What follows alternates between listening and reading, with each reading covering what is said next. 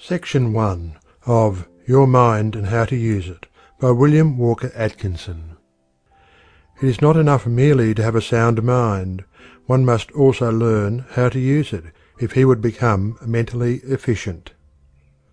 Published by the Elizabethtown Company, Holyoke, Massachusetts. Chapter 1. What is the Mind? Psychology is generally considered to be the science of mind, although more properly it is the science of mental states, thoughts, feelings, and acts of volition.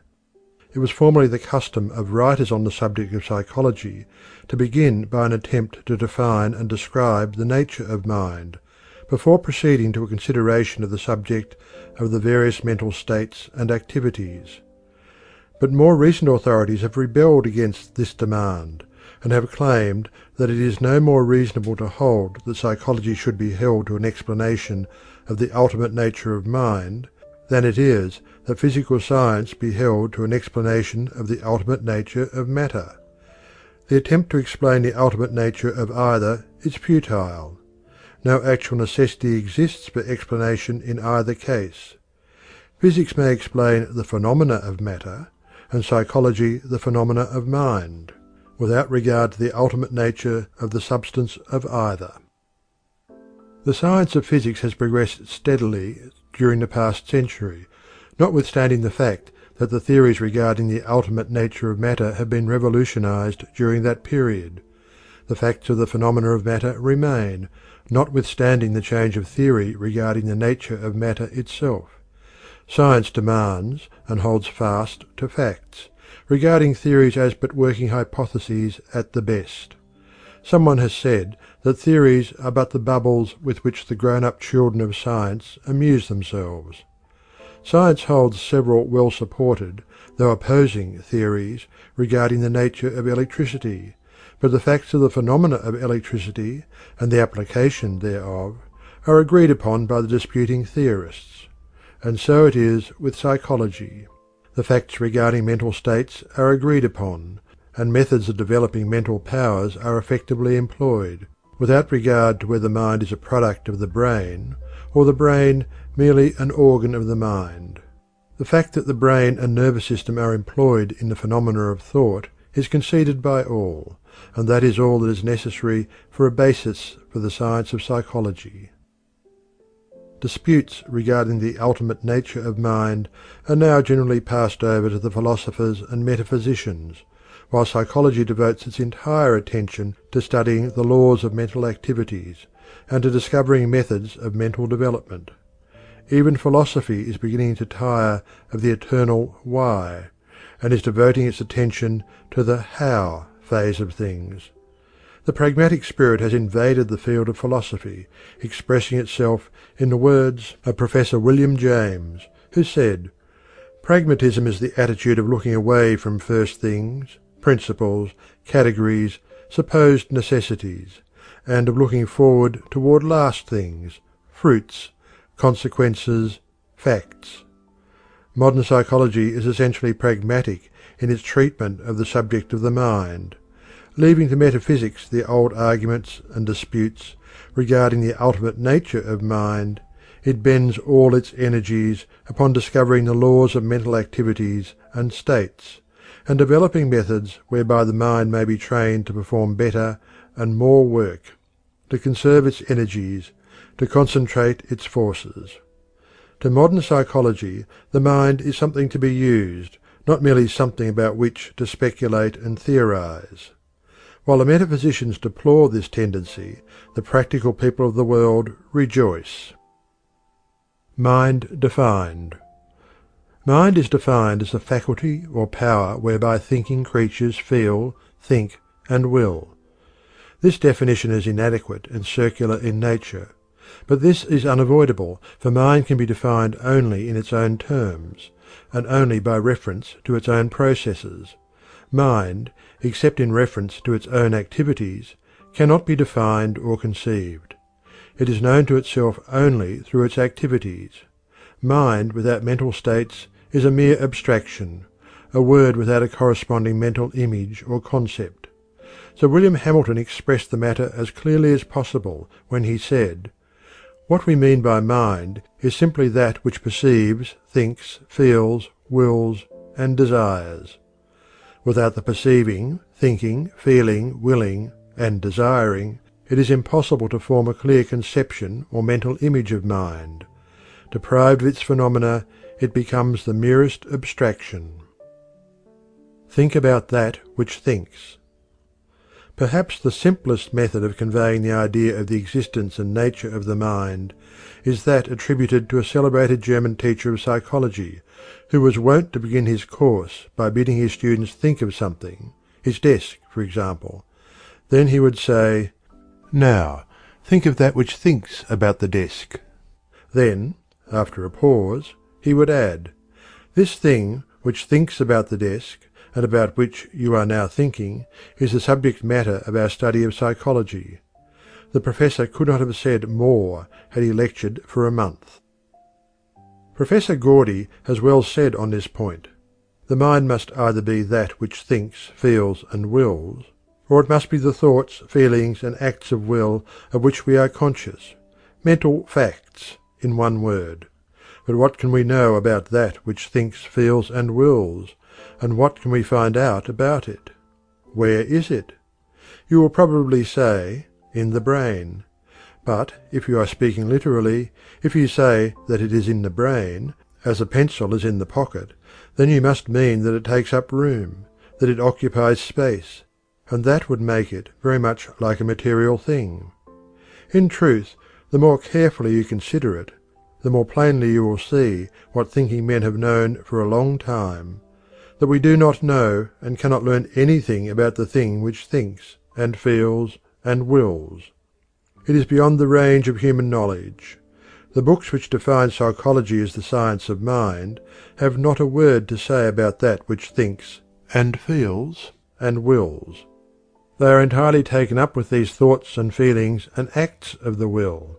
Mental facts, in a word, trying to tell us what they are, and to arrange them in classes, and tell us the circumstances or conditions under which they exist. It seems to me that it would be better to define psychology as the science of the experiences, phenomena, or facts of the mind, soul, or self; of mental facts, in a word. In view of the facts of the case, and following the example of the best of the modern authorities, in this book we shall leave the consideration of the question of the ultimate nature of mind to the metaphysicians, and shall confine ourselves to the mental facts, the laws governing them, and the best methods of governing and using them in the business of life. The classification and method of development to be followed in this book is as follows. 1. The mechanism of mental states, that is, the brain, nervous system, sense organs, etc. 2. The fact of consciousness and its planes. 3. Mental processes or faculties, that is, 1. Sensation and perception, 2. Representation or imagination and memory, 3. Feeling or emotion, 4. Intellect or reason and understanding, 5. Will or volition. Mental states depend upon the physical mechanism for manifestation, whatever may be the ultimate nature of mind. Mental states, whatever their special character, will be found to fit into one of the above 5 general classes of mental activities.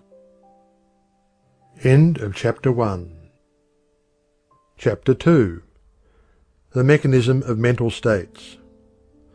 The mechanism of mental states, the mental machinery by means of which we feel, think, and will, consists of the brain, nervous system, and the organs of sense.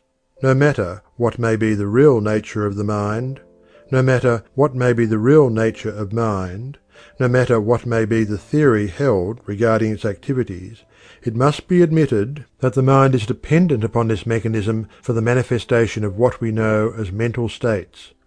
Wonderful as is the mind, it would seem to be dependent upon this physical mechanism for the expression of its activities, And this dependence is not upon the brain alone, but also upon the entire nervous system. The best authorities agree that the higher and more complex mental states are but an evolution of simple sensation, and that they are dependent upon sensation for their raw material of feeling and thought. Therefore, it is proper that we begin by a consideration of the machinery of sensation. This necessitates a previous consideration of the nerves. The nerves.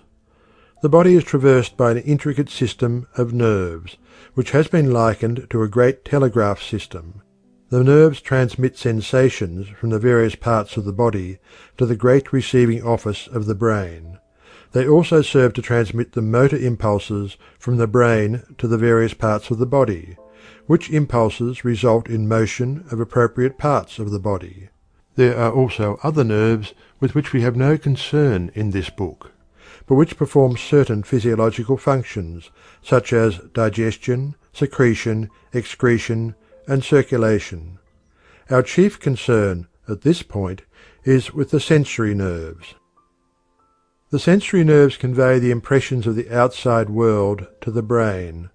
The brain is the great central station of the sensory nerves, the latter having countless sending stations in all parts of the body, the wires terminating in the skin. When these nervous terminal stations are irritated or excited, they send to the brain messages calling for attention. This is true not only of the nerves of touch or feeling, but also of those concerned with the respective senses of sight, smell, taste, and hearing. In fact, the best authorities hold that all the five senses are but an evolution of the primary sense of touch or feeling. The sense of touch. The nerves of the sense of touch have their ending in the outer covering or skin of the body. They report contact with other physical objects. By means of these reports, we are aware not only of contact with the outside object, but also of many facts concerning the nature of that object, as, for instance, its degree of hardness, roughness, etc., and its temperature. Some of these nerve ends are very sensitive, as for example those of the tip of the tongue and finger ends, while others are comparatively lacking in sensitiveness, as, for illustration, those of the back. Certain of these sensory nerves confine themselves to reporting contact and degrees of pressure, while others concern themselves solely with reporting the degrees of temperature of the objects with which their ends come in contact. Some of the latter respond to the higher degrees of heat, while others respond only to the lower degrees of cold. The nerves of certain parts of the body respond more readily and distinctly to temperature than do those of other parts. To illustrate, the nerves of the cheek are quite responsive to heat impressions. The sense of sight. The nerves of the sense of sight terminate in a complex optical apparatus which, in popular terminology, is known as the eye. What is known as the retina is a very sensitive nervous membrane which lines the inner, back part of the eye, and in which the fibres of the optic nerve terminate. The optical instrument of the eye conveys the focused light vibrations to the nerves of the retina, from which the impulse is transmitted to the brain. But, contrary to the popular notion, the nerves of the eye do not gauge distances, nor form inferences of any kind. That is distinctly the work of the mind. The simple office of the optical nerves consists in reporting colour and degrees of intensity of the light waves. The sense of hearing. The nerves of the sense of hearing terminate in the inner part of the ear. The tympanum, or eardrum, receives the sound vibrations entering the cavities of the ear, and, intensifying and adapting them, it passes them on to the ends of the auditory nerve in the internal ear, which conveys the sensation to the brain. The auditory nerve reports to the brain the degrees of pitch, intensity, quality, and harmony, respectively, of the sound waves reaching the tympanum. As is well known, there are certain vibrations of sound which are too low for the auditory nerve to register, and others too high for it to record. Both classes, however, capable of being recorded by scientific instruments. It is also regarded as certain that some of the lower animals are conscious of sound vibrations which are not registered by the human auditory nerves. The sense of smell. The nerves of the sense of smell terminate in the mucous membrane of the nostrils. In order that these nerves report the odour of outside objects, actual contact of minute particles of the object with the mucous membrane of the nostrils is necessary. This is possible only through the passage through which the nostrils of air containing these particles. Mere nearness to the nostril will not suffice. These particles are, for the most part, composed of tenuous gases. Certain substances affect the olfactory nerves much more than do others, the difference arising from the chemical composition of the substance. The olfactory nerves convey the report to the brain. The sense of taste. The nerves of the sense of taste terminate in the tongue, or rather, in the tiny cells of the tongue which are called taste buds.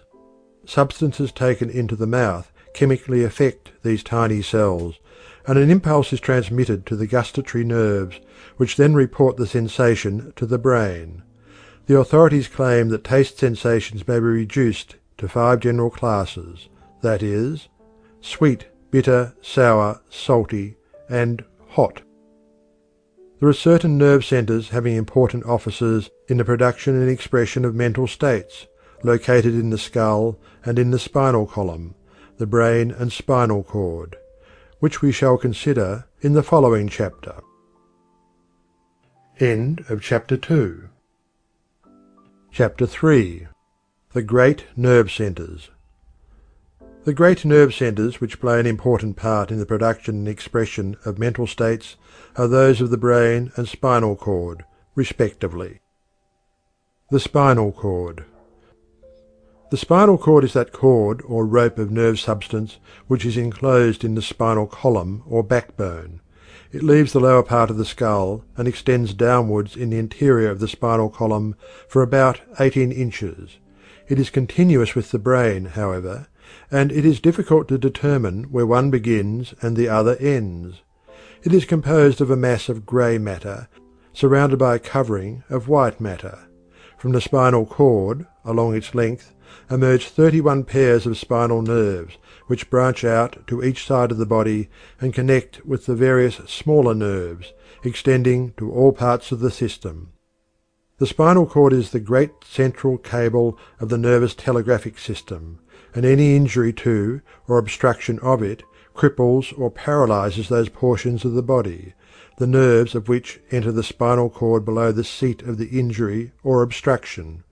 Injuries or obstructions of this kind not only inhibit the sensory reports from the affected area, but also inhibit the motor impulses from the brain which are intended to move the limbs or parts of the body. The ganglia, or tiny brains. What are known as ganglia, or tiny bunches of nerve centres, are found in various parts of the nervous system, including the spinal nerves. These groups of nerve cells are sometimes called little brains, and perform quite important offices in the mechanism of thought and action.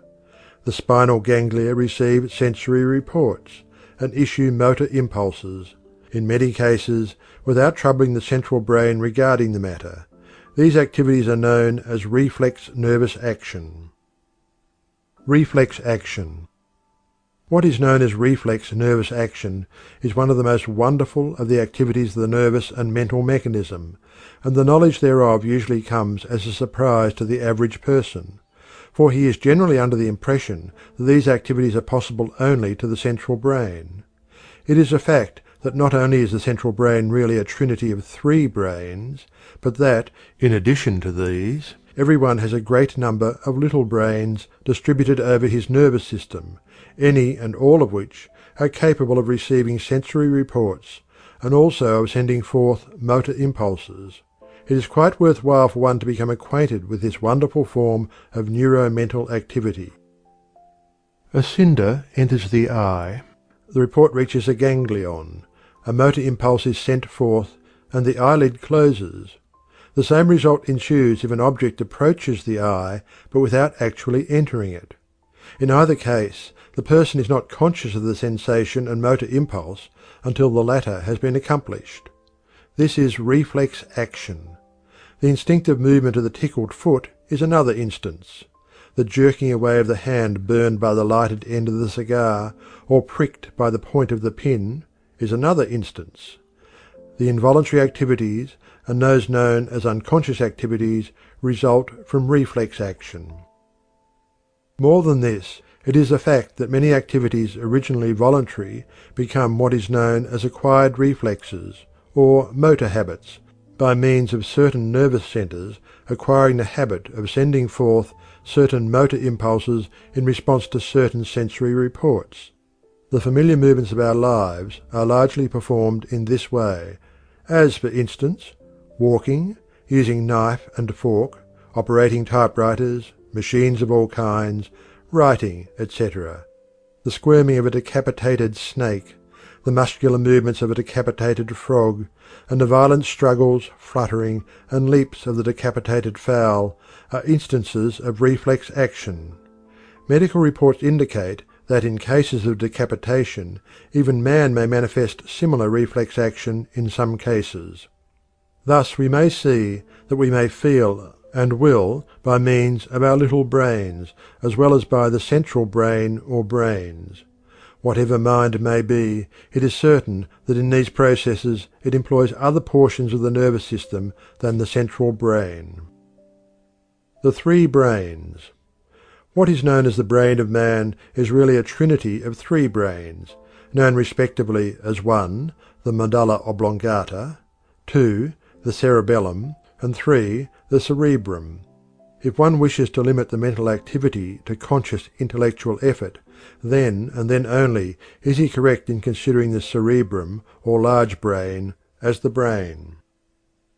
The medulla oblongata. The medulla oblongata is the enlargement of the spinal cord at the base of the brain.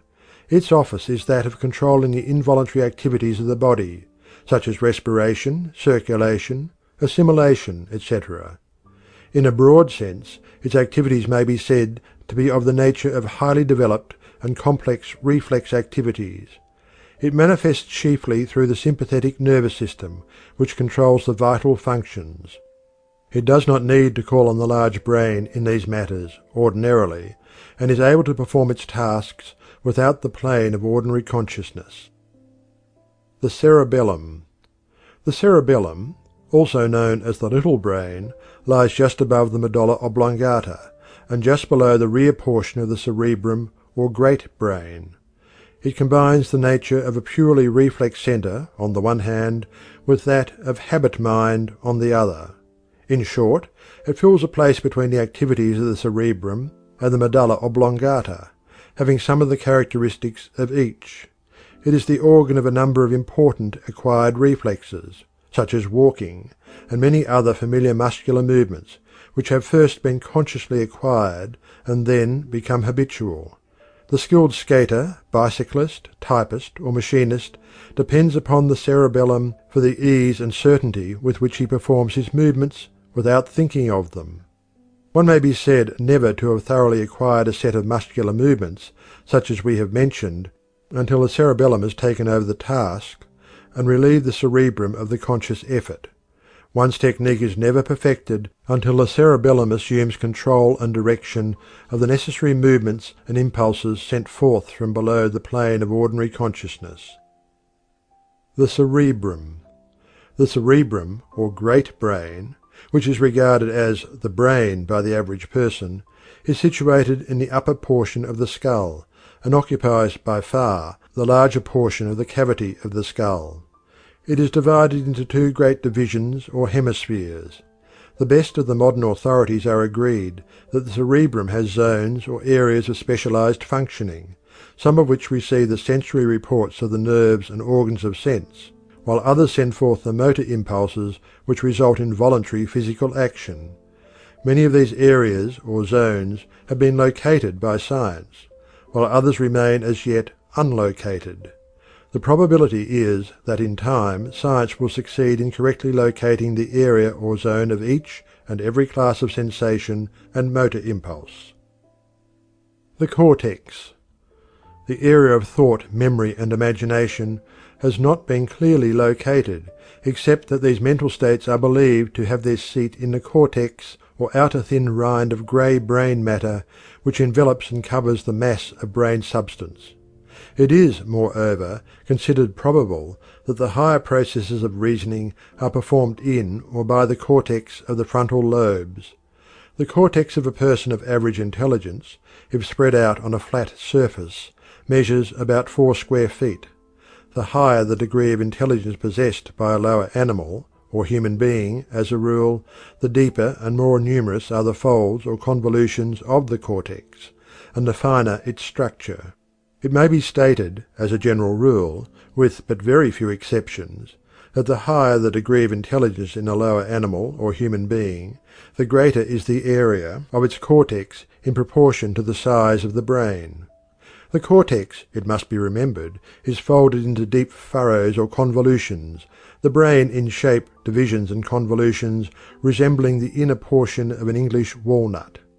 The interior of the 2 hemispheres of the cerebrum is composed largely of connective nerves which, doubtless, serve to produce and maintain the unity of function of the mental processes. While physiological psychology has performed great work in discovering brain centers and explaining much of the mechanism of mental processes, it has but touched the most elementary and simple of the mental processes. The higher processes have so far defied analysis or explanation in the terms of physiology. End of chapter 3. End of section 1. Section 2 of Your Mind and How to Use It by William Walker Atkinson. Chapter 4. Consciousness. The fact of consciousness is the great mystery of psychology. It is difficult even to define the term, although every person of average intelligence understands what is sought to be conveyed by it. Webster defines it as knowledge of one's own existence, sensations, mental operations, etc. Immediate knowledge or perception of any object, state, or sensation. Being aware. Being sensible of. Another authority defines the term as the state of being aware of one's sensations, the power, faculty, or mental image of being aware of one's own existence, condition at the moment, thoughts, feelings, and actions. Halleck's definition is that indefinable characteristic of mental states which causes us to be aware of them. It will be seen that the idea of awareness is the essence of the idea of consciousness, but, at the last, we are compelled to acknowledge that it is impossible to closely define consciousness, for it is something so entirely unique and different from anything else that we have no other terms at all synonymous to it. We can define it only in its own terms, as we have seen by reference to the definitions above given, and it is equally impossible to clearly account for its appearance and being. Huxley has well said, "How it is that anything so remarkable as a state of consciousness comes about by the result of irritating nervous tissue is just as unaccountable as the appearance of the Jinnee when Aladdin rubbed his lamp." All that we can ever know regarding the nature of consciousness must be learned from turning the consciousness in ourselves back upon itself, by focusing consciousness upon its own mental operations by means of introspection. By turning inward the conscious gaze, we may perceive the flow of the stream of thought from its rise from the subconscious regions of the mind to its final disappearance in the same region. It is a common error to suppose that we are directly conscious of objects outside of ourselves. This is impossible, for there is no direct knowledge of such outside objects. We are conscious merely of our sensations of, or mental images of, the outside objects. All that is possible for us to be directly conscious of are our own mental experiences or states. We cannot be directly conscious of anything outside of our own minds. We are not directly conscious of the tree which we see. We are directly conscious merely of the sensation of the nerves arising from the impact of the light waves carrying the image of the tree. We are not directly conscious of the tree when we touch it and perceive its character in that way. We are directly conscious merely of the sensation reported by the nerves in the fingertips which have come in contact with the tree. We are directly conscious even of our own bodies only in the same way. It is necessary for the mind to experience that of which it may become conscious. We are conscious only of 1. That which our mind is experiencing at this moment, or 2. That which it has experienced in the past, and which is being re-experienced this moment by the process of the memory, or which is being recombined or rearranged this moment by the imagination. Subconscious planes. But it must not be thought that every mental state or mental fact is in the field of consciousness. This error has been exploded for many years. The fact is now recognized that the field of consciousness is a very narrow and limited one, and that the great field of mental activity lies outside its narrow limit. Beyond and outside of the narrow field of consciousness lies the great subconscious storehouse of memory, in which are stored the experiences of the past, to be drawn again into the field of consciousness by an effort of the will in the act of recollection, or by association in ordinary remembrance. In that great region also the mind manifests many of its activities and performs much of its work. In that great region are evolved the emotions and feelings which play such an important part in our lives, and which often manifest a vague disturbing unrest long before they rise to the plane of consciousness. In that great region are produced the ideas, feelings, and conceptions which rise to the plane of consciousness and manifest that which men call genius. On the subconscious plane, the imagination does much of its work, and startles its owner by presenting him with the accomplished result in the field of consciousness.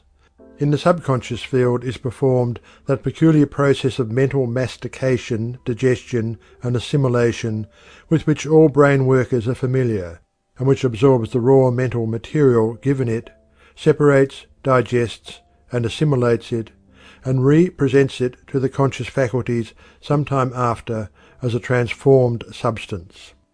It has been estimated that at least 85% of our mental activities are performed below or outside of the field of consciousness. The psychology of today is paying much attention to this formerly neglected great area or areas of the mind. The psychology of tomorrow will pay still greater attention to it. The best of the modern authorities agree that in the great field of subconscious mentation is to be found the explanation of much that is unexplainable otherwise. In fact, it is probable that before long consciousness will be regarded as a mere focusing of attention upon mental states, and the objects of consciousness merely as that portion of the contents of the mind in the field of mental vision created by such focusing. End of chapter 4. Chapter 5. Attention. Intimately connected with the object of consciousness is that process of the mind which we call attention. Attention is generally defined as the application of the mind to a mental state. It is often referred to as concentrated consciousness, but others have ventured the somewhat daring conjecture that consciousness itself is rather the result of attention, instead of the latter being an incident of consciousness. We shall not attempt to discuss this question here, except to state that consciousness depends very materially upon the degree of attention bestowed upon its object. The authorities place great importance upon the intelligent direction of the attention, and hold that without this the higher forms of knowledge are impossible. It is the common belief that we feel, see, hear, taste, and smell whenever objects affecting those senses come in contact with the organs of sense governing them. But this is only a partial truth. The real truth is that we become conscious of the report of these senses only when the attention is directed toward the sensation, voluntarily or involuntarily. That is to say, that in many cases, although the sense nerves and organs report a disturbance, the mind does not become consciously aware of the report unless the attention is directed toward it either by an act of will or else by reflex action. For instance, the clock may strike loudly, and yet we may not be conscious of the fact, for we are concentrating our attention upon a book. Or we may eat the choicest food without tasting it, We are listening intently to the conversation of our charming neighbour. We may fail to perceive some startling occurrence happening under our very eyes, for we are buried in deep thought concerning something far removed from the present scene. There are many cases on record showing that one may be so interested in speaking, thinking, or acting that he will not experience pain that would otherwise be intolerable. Writers have forgotten their pain in the concentrated interest bestowed upon their work. Mothers have failed to feel pain when their infants required urgent attention. Orators have been so carried away by their own eloquence that they have failed to feel the pricking of the pin by means of which their friends have sought to attract their attention. Not only perception and feeling depend largely upon attention, but the processes of reasoning, memory, and even of will depend upon attention for much of their manifestation. Psychologists divide attention into two general classes, that is, 1. Voluntary attention, and 2. Involuntary attention. Voluntary attention is attention directed by the will to some object of our own more or less deliberate selection. It requires a distinct effort of the will in order to focus the attention in this way, and many persons are scarcely aware of its existence, so seldom do they manifest it. Voluntary attention is the result of training and practice, and marks the man of strong will, concentration, and character. Some authorities go so far as to say that much of that which is commonly called willpower is really but a developed form of voluntary attention, the man of strong will holding before him the one idea which he wishes to realize. Involuntary attention, often called reflex attention, is attention called forth by a nervous response to some sense stimulus. This is the common form of attention, and is but the same form which is so strongly manifested by children whose attention is caught by every new object, but which cannot be held for any length of time by a familiar or uninteresting one. It is of the utmost importance that one should cultivate his power of voluntary attention. Not only is the willpower strengthened and developed in this way, but every mental faculty is developed by reason thereof. The training of the voluntary attention is the first step in mental development. Training the attention. That the voluntary attention may be deliberately trained and developed is a fact which many of the world's greatest men have proved for themselves. There is only one way to train and develop any mental power or faculty, and that is by practice and use. By practice, interest may be given to objects previously uninteresting, and thus the use of the attention develops the interest which further holds it. Interest is the natural road over which attention travels easily, but interest itself may be induced by concentrated attention. By studying and examining an object, the attention brings to light many new and novel features regarding the thing, and these produce a new interest, which in turn attracts further and continued attention. There is no royal road to the development of voluntary attention. The only true method is work, practice, and use. You must practice on uninteresting things, the primary interest being your desire to develop the power of voluntary attention. But as you begin to attend to the uninteresting thing, you will become interested in the task for its own sake. Take some object and place your mind upon it. Think of its nature, where it came from, its use, its associations, its probable future, of things related to it, etc., etc. Keep the attention firmly upon it, and shut out all outside ideas. Then, after a little practice of this kind, lay aside the object for the time being, and take it up again the next day, endeavouring to discover new points of interest in it.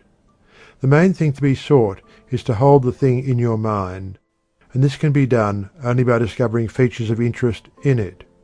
The interest-loving attention may rebel at this task at first, and will seek to wander from the path into the green pastures which are found on either side thereof.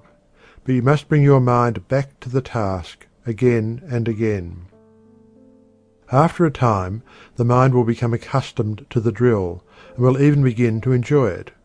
Give it some variety by occasionally changing the objects of examination. The object need not always be something to be looked at. Instead, select some subject in history or literature, and run it down, endeavouring to bring to light all the facts relating to it that are possible to you. Anything may be used as the subject or object of your inquiry. But what is chosen must be held in the field of conscious attention firmly and fixedly. The habit once acquired, you'll find the practice most fascinating.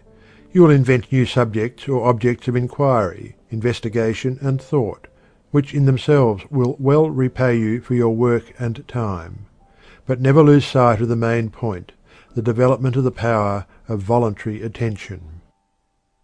In studying the methods of developing and training the voluntary attention, the student should remember that any exercise which develops the will result in developing the attention, and likewise any exercise which develops the voluntary attention will tend to strengthen the will.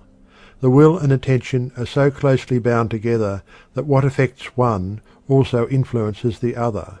This fact should be borne in mind, and the exercises and practices based upon it. In practicing concentration of voluntary attention, it should be remembered that concentration consists not only of focusing the attention upon a given object or subject, but also of the shutting out of impressions from other objects or subjects. Some authorities advise that the student endeavour to listen to one voice among many, or one instrument among the many of a band or orchestra. Others advise the practice of concentrating on the reading of a book in a room filled by persons engaged in conversation, and similar exercises. Whatever aids in narrowing the circle of attention at a given moment tends to develop the power of voluntary attention. The study of mathematics and logic is also held to be an excellent practice in a concentration of voluntary attention, inasmuch as these studies require close concentration and attention. Attention is also developed by any study or practice which demands analysis of a whole into its parts, and then the synthesis or building up of a whole from its scattered parts. Each of the senses should play a part in the exercises, and in addition to this, the mind should be trained to concentrate upon some one idea held within itself, some mental image or abstract idea existing independently of any object of immediate sense report. End of chapter 5. Chapter 6. Perception. It is a common mistake that we perceive everything that is reported to the mind by the senses. As a matter of fact, we perceive but a very small portion of the reports of the senses. There are thousands of sights reported by our eyes, sounds reported by our ears, smells reported by our nostrils, and contacts reported by our nerves of touch, every day of our lives, but which are not perceived or observed by the mind. We perceive and observe only when the attention, reflex or voluntary, is directed to the report of the senses, and when the mind interprets the report.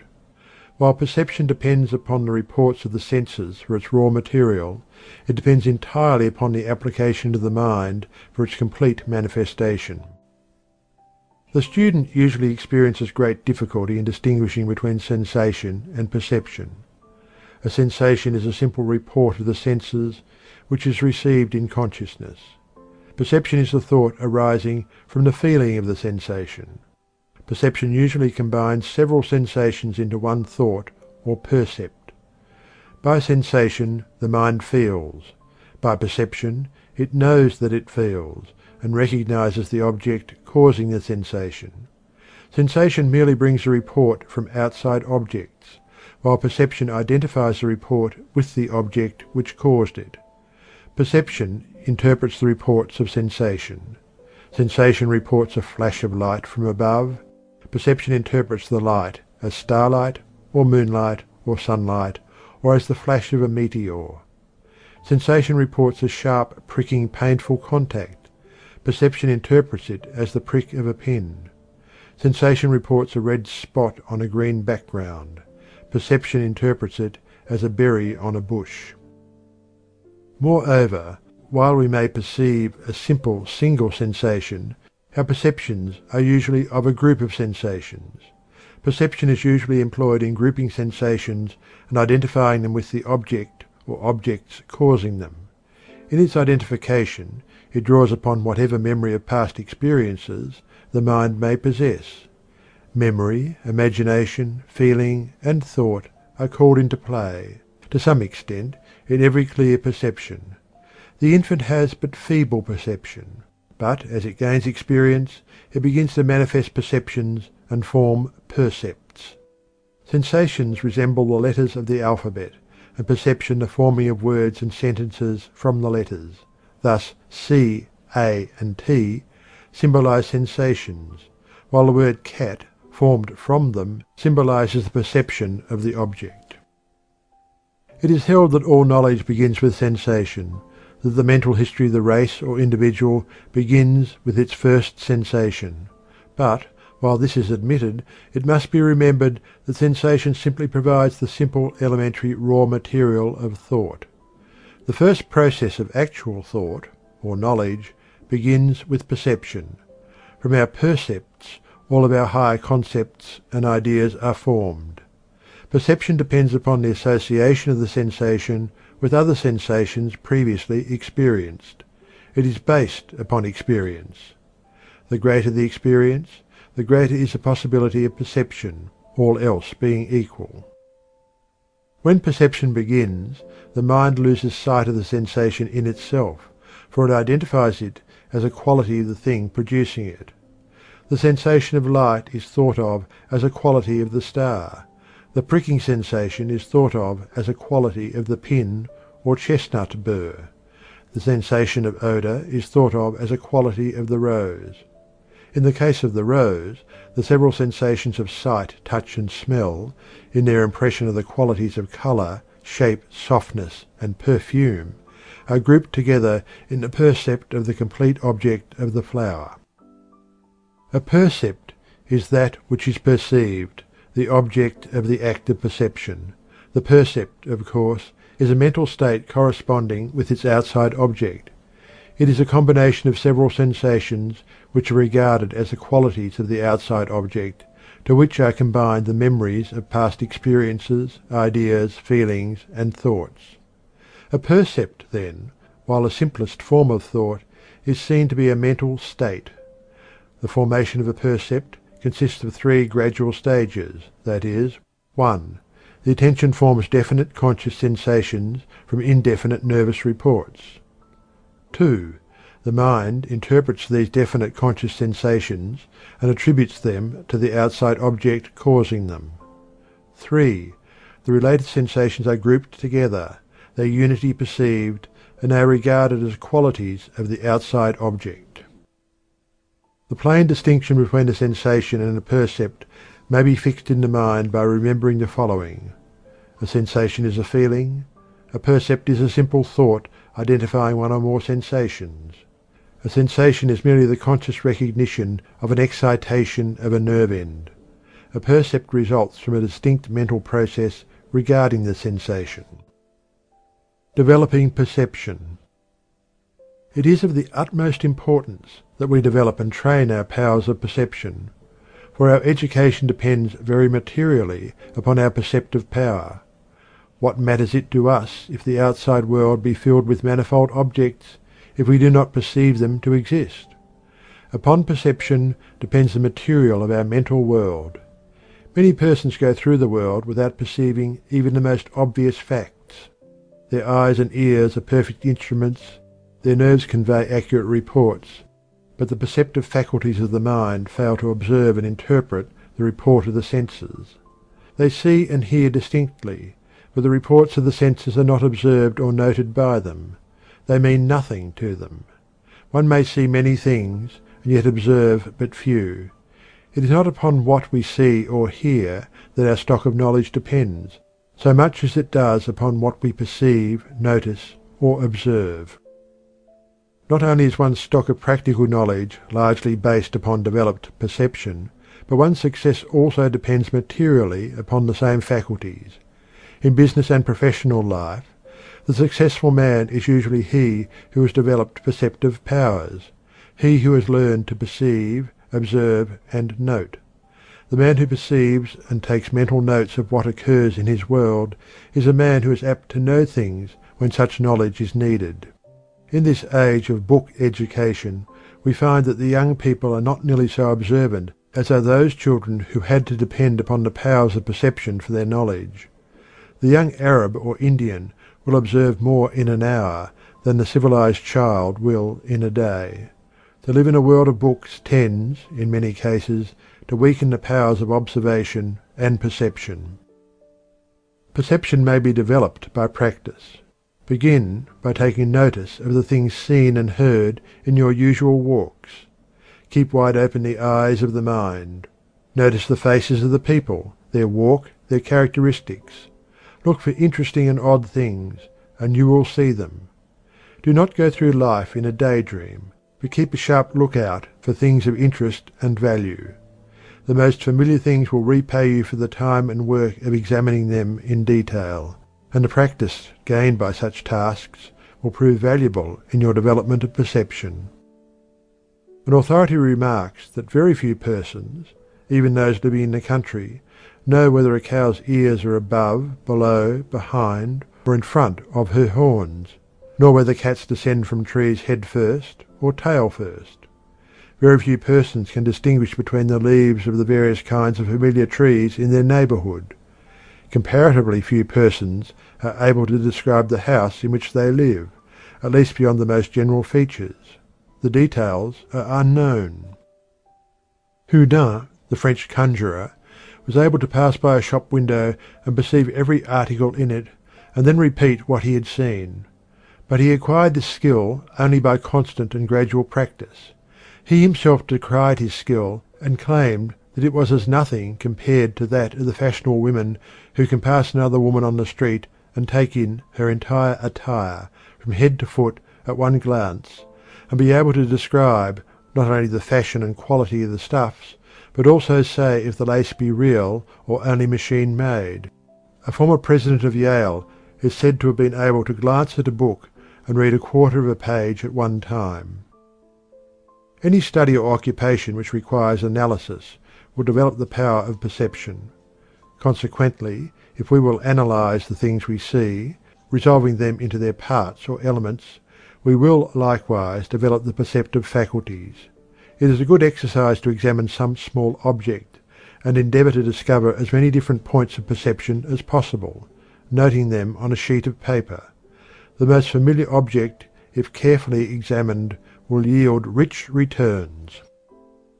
If two persons will enter into a contest of this kind, the spirit of rivalry and competition will quicken the powers of observation.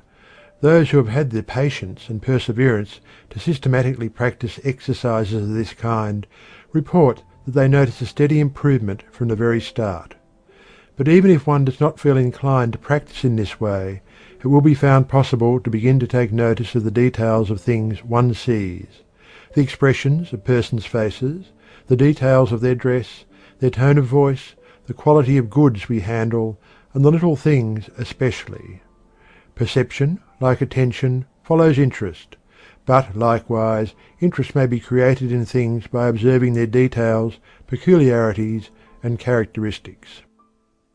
The best knowledge gained by one is that resulting from his own personal perception. There is a nearness and trueness about that which is lacking in that he merely believes because he has read or heard it. One can make such knowledge a part of himself. Not only is one's knowledge dependent upon what he perceives, but his very character also results from the character of his percepts. The influence of environment is great. And what is environment but things perceived about one? It is not so much what lies outside of one, as what part of it gets inside of one by perception. By directing his attention to desirable objects, and perceiving as much of them as is possible, one really builds his own character at will. The world needs good perceivers in all the walks of life. It finds a shortage of them, and is demanding them loudly, being willing to pay a good price for their services. The person who can voluntarily perceive and observe the details of any profession, business, or trade will go far in that vocation. The education of children should take the faculty of perception into active consideration. The kindergarten has taken some steps in this direction, but there is much more to be done. End of chapter 6. End of section 2. Section 3. Of Your Mind and How to Use It, by William Walker Atkinson. Chapter 7. Memory. Psychologists class as representative mental processes those known as memory and imagination, respectively.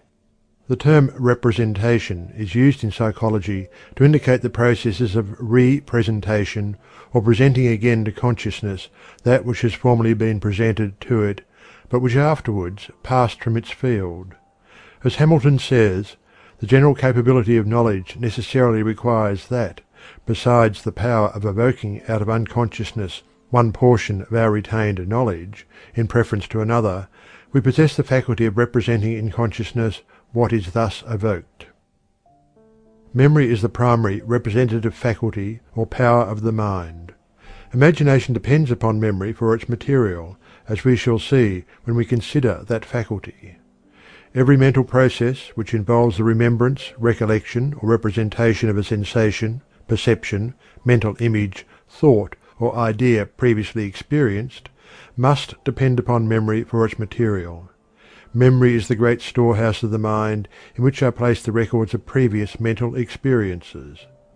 It is a part of the great subconscious field of mental activity, and the greater part of its work is performed below the plane of consciousness. It is only when its results are passed into the field of consciousness that we are aware of its existence. We know memory only by its works. Of its nature we know but little, although certain of its principal laws and principles have been discovered. It was formerly customary to class memory with the various faculties of the mind, but later psychology no longer so considers it. Memory is now regarded as a power of the general mind, manifesting in connection with every faculty of the mind. It is now regarded as belonging to the great subconscious field of mentation, and its explanation must be sought there. It is utterly unexplainable otherwise. The importance of memory cannot be overestimated. Not only does a man's character and education depend chiefly upon it, but his very mental being is bound up with it. If there were no memory, man would never progress mentally beyond the mental state of the newborn babe. He would never be able to profit by experience. He would never be able to form clear perceptions. He would never be able to reason or form judgments. The processes of thought depend for material upon the memory of past experiences. This material lacking, there can be no thought. Memory has two important general functions. Those are: 1. The retention of impressions and experiences, and 2. The reproduction of the impressions and experiences so retained. It was formerly held that the memory retained only a portion of the impressions and experiences originally noted by it, but the present theory is that it retains every impression and experience which is noted by it. It is true that many of these impressions are never reproduced in consciousness, but experiments tend to prove, nevertheless, that the records are still in the memory, and that appropriate and sufficiently strong stimuli will bring them into the field of consciousness. The phenomena of somnambulism, dreams, hysteria, delirium, approach of death, etc., show that the subconscious mind has an immense accumulation of apparently forgotten facts, which unusual stimuli will serve to recall. The power of the memory to reproduce the retained impressions and experiences is variously called remembrance, recollection, or memory. This power varies materially in various individuals, but it is an axiom of psychology that the memory of any person may be developed and trained by practice. The ability to recall depends to a great extent upon the clearness and depth of the original impression, which in turn depends upon the degree of attention given to it at the time of its occurrence. Recollection is also greatly aided by the law of association, or the principle whereby one mental fact is linked to another. The more facts to which a given fact is linked, the greater the ease by which it is recalled or remembered. Recollection is also greatly assisted by use and exercise. Like the fingers, the memory cells of the brain become expert and efficient by use and exercise, or stiff and inefficient by lack of the same. In addition to the phases of retention and reproduction, there are two important phases of memory, that is, 3. Recognition of the reproduced impression or experience, and 4. Localization of the impression or its reference to a more or less definite time and place. The recognition of the recalled impression is quite important. It is not enough that the impression be retained and recalled. If we are not able to recognize the recalled impression as having been experienced before, the recollection will be of but little use to us in our thought processes. The purposes of thought demand that we shall be able to identify the recalled impression with the original one. Recognition is really recognition, re-knowing. Recognition is akin to perception. The mind becomes conscious of the recalled impression just as it becomes conscious of the sensation. It then recognizes the relation of the recalled impression to the original one, just as it realizes the relation of the sensation to its object. The localization of the recalled and recognized impression is also important. Even if we recognize the recalled impression, it will be of comparatively little use to us unless we are able to locate it as having happened yesterday, last week, last month, last year, 10 years ago, or at some time in the past, and as having happened in our office, house, or in such and such a place in the street, or in some distant place. Without the power of localization, we should be unable to connect and associate the remembered fact with the time, place, and persons with which it should be placed to be of use and value to us in our thought processes. Retention.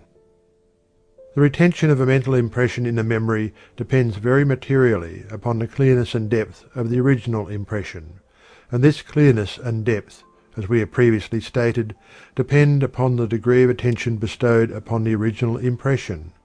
Attention, then, is the important factor in the forming and recording of impressions. The rule is: slight attention, faint record; marked attention, clear and deep record. To fix this fact in the mind, the student may think of the retentive and reproductive phases of memory as a phonographic record. The receiving diaphragm of the phonograph represents the sense organs, and the recording needle represents the attention. The needle makes the record on a cylinder deep or faint according to the condition of the needle. A loud sound may be recorded but faintly if the needle is not properly adjusted. And further, it must be remembered that the strength of the reproduction depends almost entirely upon the clearness and depth of the original impression on the cylinder. As is the record, so is the reproduction. It will be well for the student to carry this symbol of the phonograph in his mind. It will aid him in developing his powers of memory. In this connection, we should remember that attention depends largely upon interest. Therefore, we would naturally expect to find that we remember interesting things far more readily than those which lack interest. This supposition is borne out in actual experience. This accounts for the fact that everyone remembers a certain class of things better than he does others. One remembers faces, another dates, another spoken conversation, another written words, and so on. It will be found, as a rule, that each person is interested in the class of things which he most easily remembers. The artist easily remembers faces and details of faces, or scenery and details thereof. The musician easily recalls passages or bars of music, often of a most complicated nature. The speculator easily recalls the quotations of his favourite stocks. The racing man recalls, without difficulty, the odds posted on a certain horse on a certain day, or the details of a race which was run many years ago. The moral is: arouse and induce an interest in the things which you wish to remember. This interest may be aroused by studying the things in question, as we have suggested in a preceding chapter. Visualization in memory. Many of the best authorities hold that original impressions may be made clear and deep, and the process of reproduction accordingly rendered more efficient by the practice of visualizing the thing to be remembered. By visualizing is meant the formation of a mental image of the thing in the imagination. If you wish to remember the appearance of anything, look at it closely, with attention, and then, turning away from it, endeavour to reproduce its appearance as a mental picture in the mind. If this is done, a particularly clear impression will be made in the memory, and when you recall the thing you will find that you will also recall the clear mental image of it. Of course, the greater the number of details observed and included in the original mental image, the greater the remembered detail. Perception in memory. Not only is attention necessary in forming clear memory records, but careful perception is also important. Without clear perception, there is a lack of detail in the retained record, and the element of association is lacking. It is not enough to merely remember the thing itself. We should also remember what it is and all about it. The practice of the methods of developing perception, given in a preceding lesson, will tend to develop and train the retentive, reproductive, recognitive, and locative powers of the memory. The rule is, the greater the degree of perception accorded a thing, the greater the detail of the retained impression, and the greater the ease of the recollection. Understanding and memory. Another important point in acquiring impressions in memory is this, that the better the understanding of the subject or object, the clearer the impressions regarding it, and the clearer the recollection of it. This fact is proved by experiment and experience. A subject which will be remembered only with difficulty under ordinary circumstances will be easily remembered if it is fully explained to the person and accompanied by a few familiar illustrations or examples. It is very difficult to remember a meaningless string of words, while a sentence which conveys a clear meaning may be memorized easily. If we understand what a thing is for, its uses and employment, we remember it far more easily than if we lack this understanding. Elbringhaus, who conducted a number of experiments along this line, reports that he could memorize a stanza of poetry in about 1/10 the time required to memorize the same amount of nonsense syllables. Gordy states that he once asked a capable student of the Johns Hopkins University to give him an account of the lecture to which he had just listened. "I cannot do it," replied the student. "It was not logical." The rule is, the more one knows about a certain thing, the more easily is that thing remembered. This is a point worth noting. End of chapter 7. Chapter 8. Memory continued. The subject of memory cannot be touched upon intelligently without a consideration of the law of association, one of the important psychological principles. The law of association.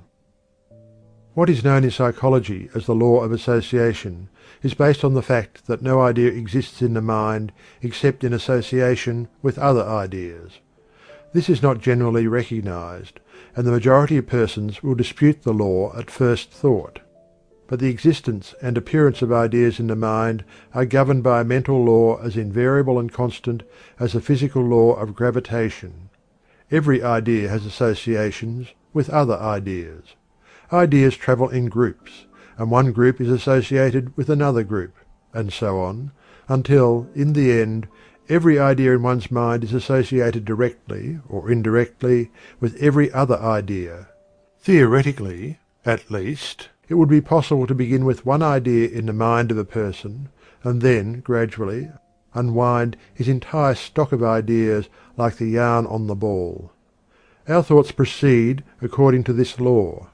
We sit down in a brown study, and proceed from one subject to another, until we are unable to remember any connection between the first thought and the last. But each step of the reverie was connected with the one preceding and the one succeeding it. It is interesting to trace back these connections. Poe based one of his celebrated detective stories on this law. The reverie may be broken into by a sudden impression from outside, and we will then proceed from that impression, connecting it with something else already in our experience, and starting a new chain of sequence. Often we fail to trace the associations governing our ideas, but the chain is there nevertheless. One may think of a past scene or experience without any apparent cause. A little thought will show that something seen, or a few notes of a song floating to the ears, or the fragrance of a flower, has supplied the connecting link between the past and the present. A suggestion of mignonette will recall some past event in which the perfume played a part. Someone's handkerchief, perhaps, carried the same odour.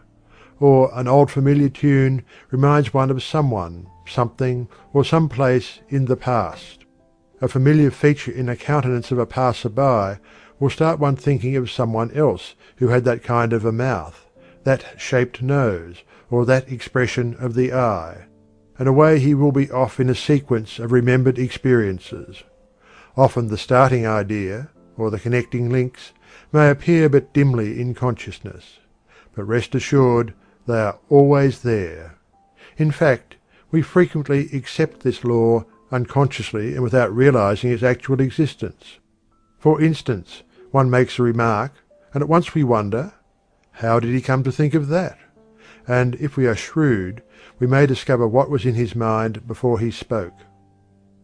There are two general classes of association of ideas in memory. Those are 1. Association of contiguity, and 2. Logical association. Association of contiguity is that form of association depending on the previous association in time or space of ideas which have been impressed on the mind. For instance, if you met Mr. and Mrs. Wetterhorn and were introduced to them one after the other, thereafter you will naturally remember Mr. W when you think of Mrs. W, and vice versa. You will naturally remember Napoleon when you think of Wellington, or Benedict Arnold when you think of Major Andre, for the same reason. You will also naturally remember B and C when you think of A. Likewise, you will think of abstract time when you think of abstract space, of thunder when you think of lightning, of colic when you recall green apples, of love-making and moonlit nights when you think of college days. In the same way, we remember things which occurred just before or just after the event in our mind at the moment, of things near in space to the thing of which we are thinking. Logical association depends upon the relation of likeness or difference between several things thought of. Things thus associated may have never come into the mind at the same previous time, nor are they necessarily connected in time and space.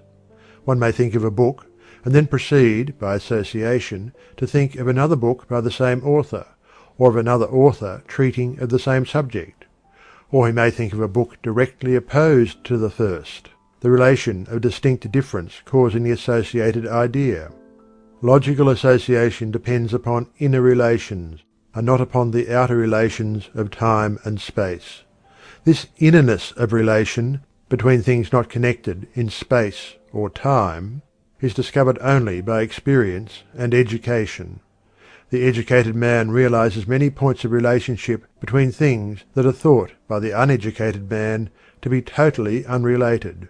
Wisdom and knowledge consist largely in the recognition of relations between things. Association in memory.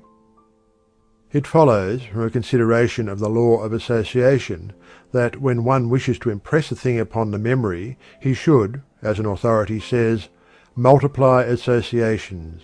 Entangle the fact you wish to remember in a net of as many associations as possible, especially those that are logical. Hence the advice to place your facts in groups and classes in the memory. As Blackie says, nothing helps the mind so much as order and classification. Classes are always few, individuals many. To know the class well is to know what is most essential in the character of the individual, and what burdens the memory least to retain. Repetition in memory. Another important principle of memory is that the impressions acquire depth and clearness by repetition. Repeat a line of poetry once, and you may remember it. Repeat it again, and your chances of remembering it are greatly increased. Repeat it a sufficient number of times, and you cannot escape remembering it.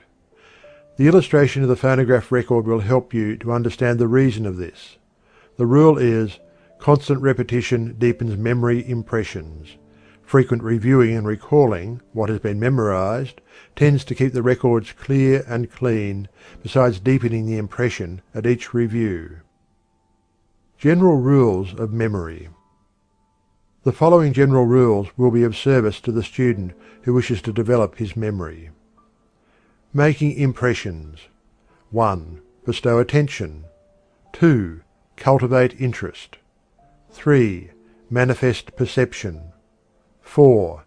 Cultivate understanding. 5. Form associations. 6. Repeat and review. Recalling impressions. 1. Endeavour to get hold of the loose end of association and then unwind your memory ball of yarn. 2. When you recall an impression, send it back with energy to deepen the impression and attach it to as many new associations as possible. 3. Practice a little memorizing and recalling each day, if only a line of verse. The memory improves by practice and deteriorates by neglect and disuse. 4. Demand good service of your memory, and it will learn to respond. Learn to trust it, and it will rise to the occasion. How can you expect your memory to give good service when you continually abuse it and tell everyone of the wretched memory I have? I can never remember anything. Your memory is very apt to accept your statements as truth. Our mental faculties have an annoying habit of taking us at our word in these matters. Tell your memory what you expect it to do, then trust it and refrain from abusing it and giving it a bad name. Final advice. Finally, remember this rule. You get out of your memory only that which you place in it. Place in it good, clear, deep impressions, and it will reproduce good, clear, strong recollections. Think of your memory as a phonographic record, and take care that you place the right kind of impressions upon it. In memory you reap that which you have sown. You must give to the memory before you can receive from it. Of one thing you may rest assured, namely, that unless you take sufficient interest in the things to be remembered, you will find that the memory does not take sufficient interest in them to remember them. Memory demands interest before it will take interest in the task. It demands attention before it will give attention. It demands understanding before it will give understanding. It demands association before it will respond to association. It demands repetition before it will repeat. The memory is a splendid instrument, but it stands on its dignity and asserts its rights. It belongs to the old dispensation. It demands compensation and believes in giving only in equal measure to what it receives. Our advice is to get acquainted with your memory and make friends with it. Treat it well, and it will serve you well, but neglect it, and it will turn its back on you. End of chapter 8. End of section 3. Section 4 of Your Mind and How to Use It by William Walker Atkinson. Chapter 9. Imagination. The imagination belongs to the general class of mental processes called the representative faculties, by which is meant the processes in which there are represented, or presented again, to consciousness impressions previously presented to it. As we have indicated elsewhere, the imagination is dependent upon memory for its materials, its records of previous impressions.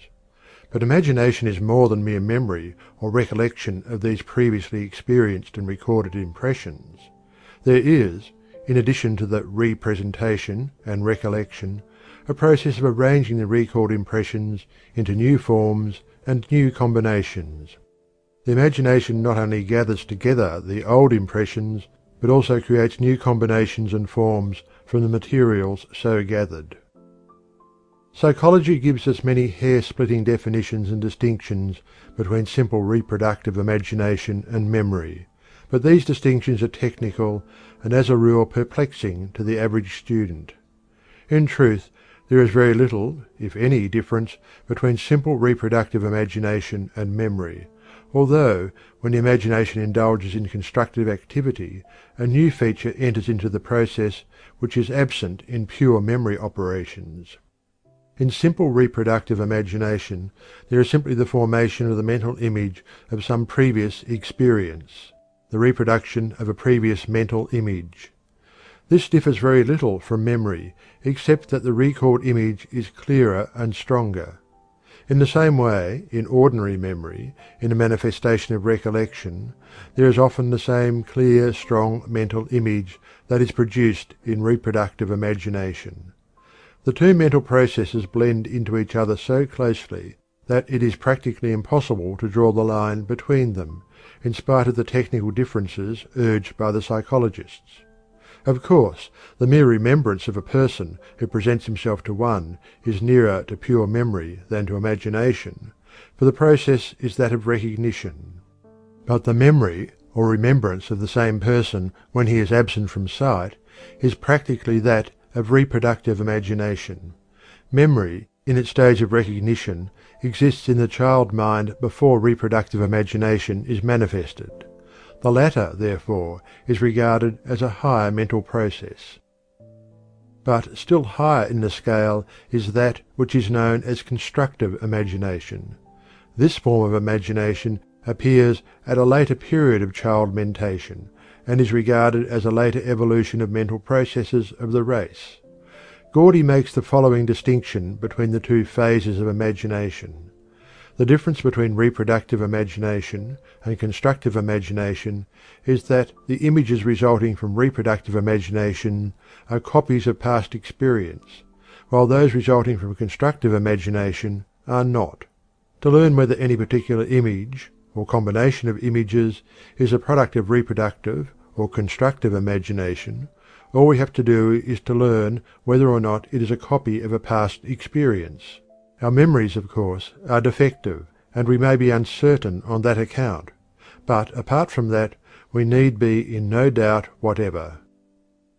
Many persons, hearing for the first time the statement of psychologists that the imaginative faculties can represent and reproduce, or recombine, only the images which have previously been impressed upon the mind, are apt to object that they can, and frequently do, image things which they have not previously experienced. But can they, and do they? Is it not true that what they believe to be original creations of the imagination are merely new combinations of original impressions?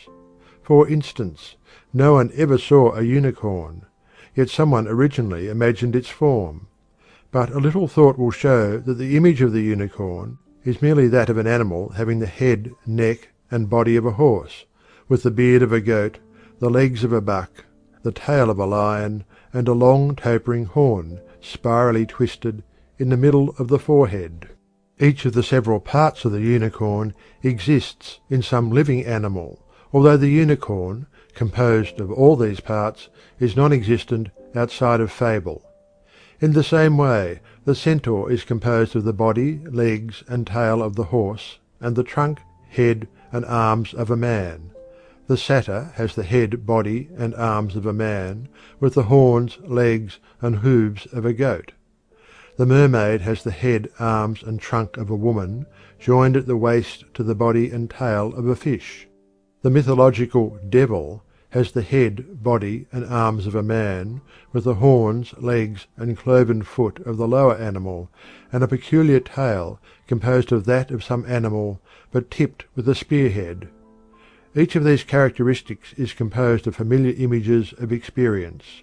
The imagination may occupy itself for a lifetime turning out impossible animals of this kind, but every part thereof will be found to correspond to something existent in nature and experienced by the mind of the person creating the strange beast.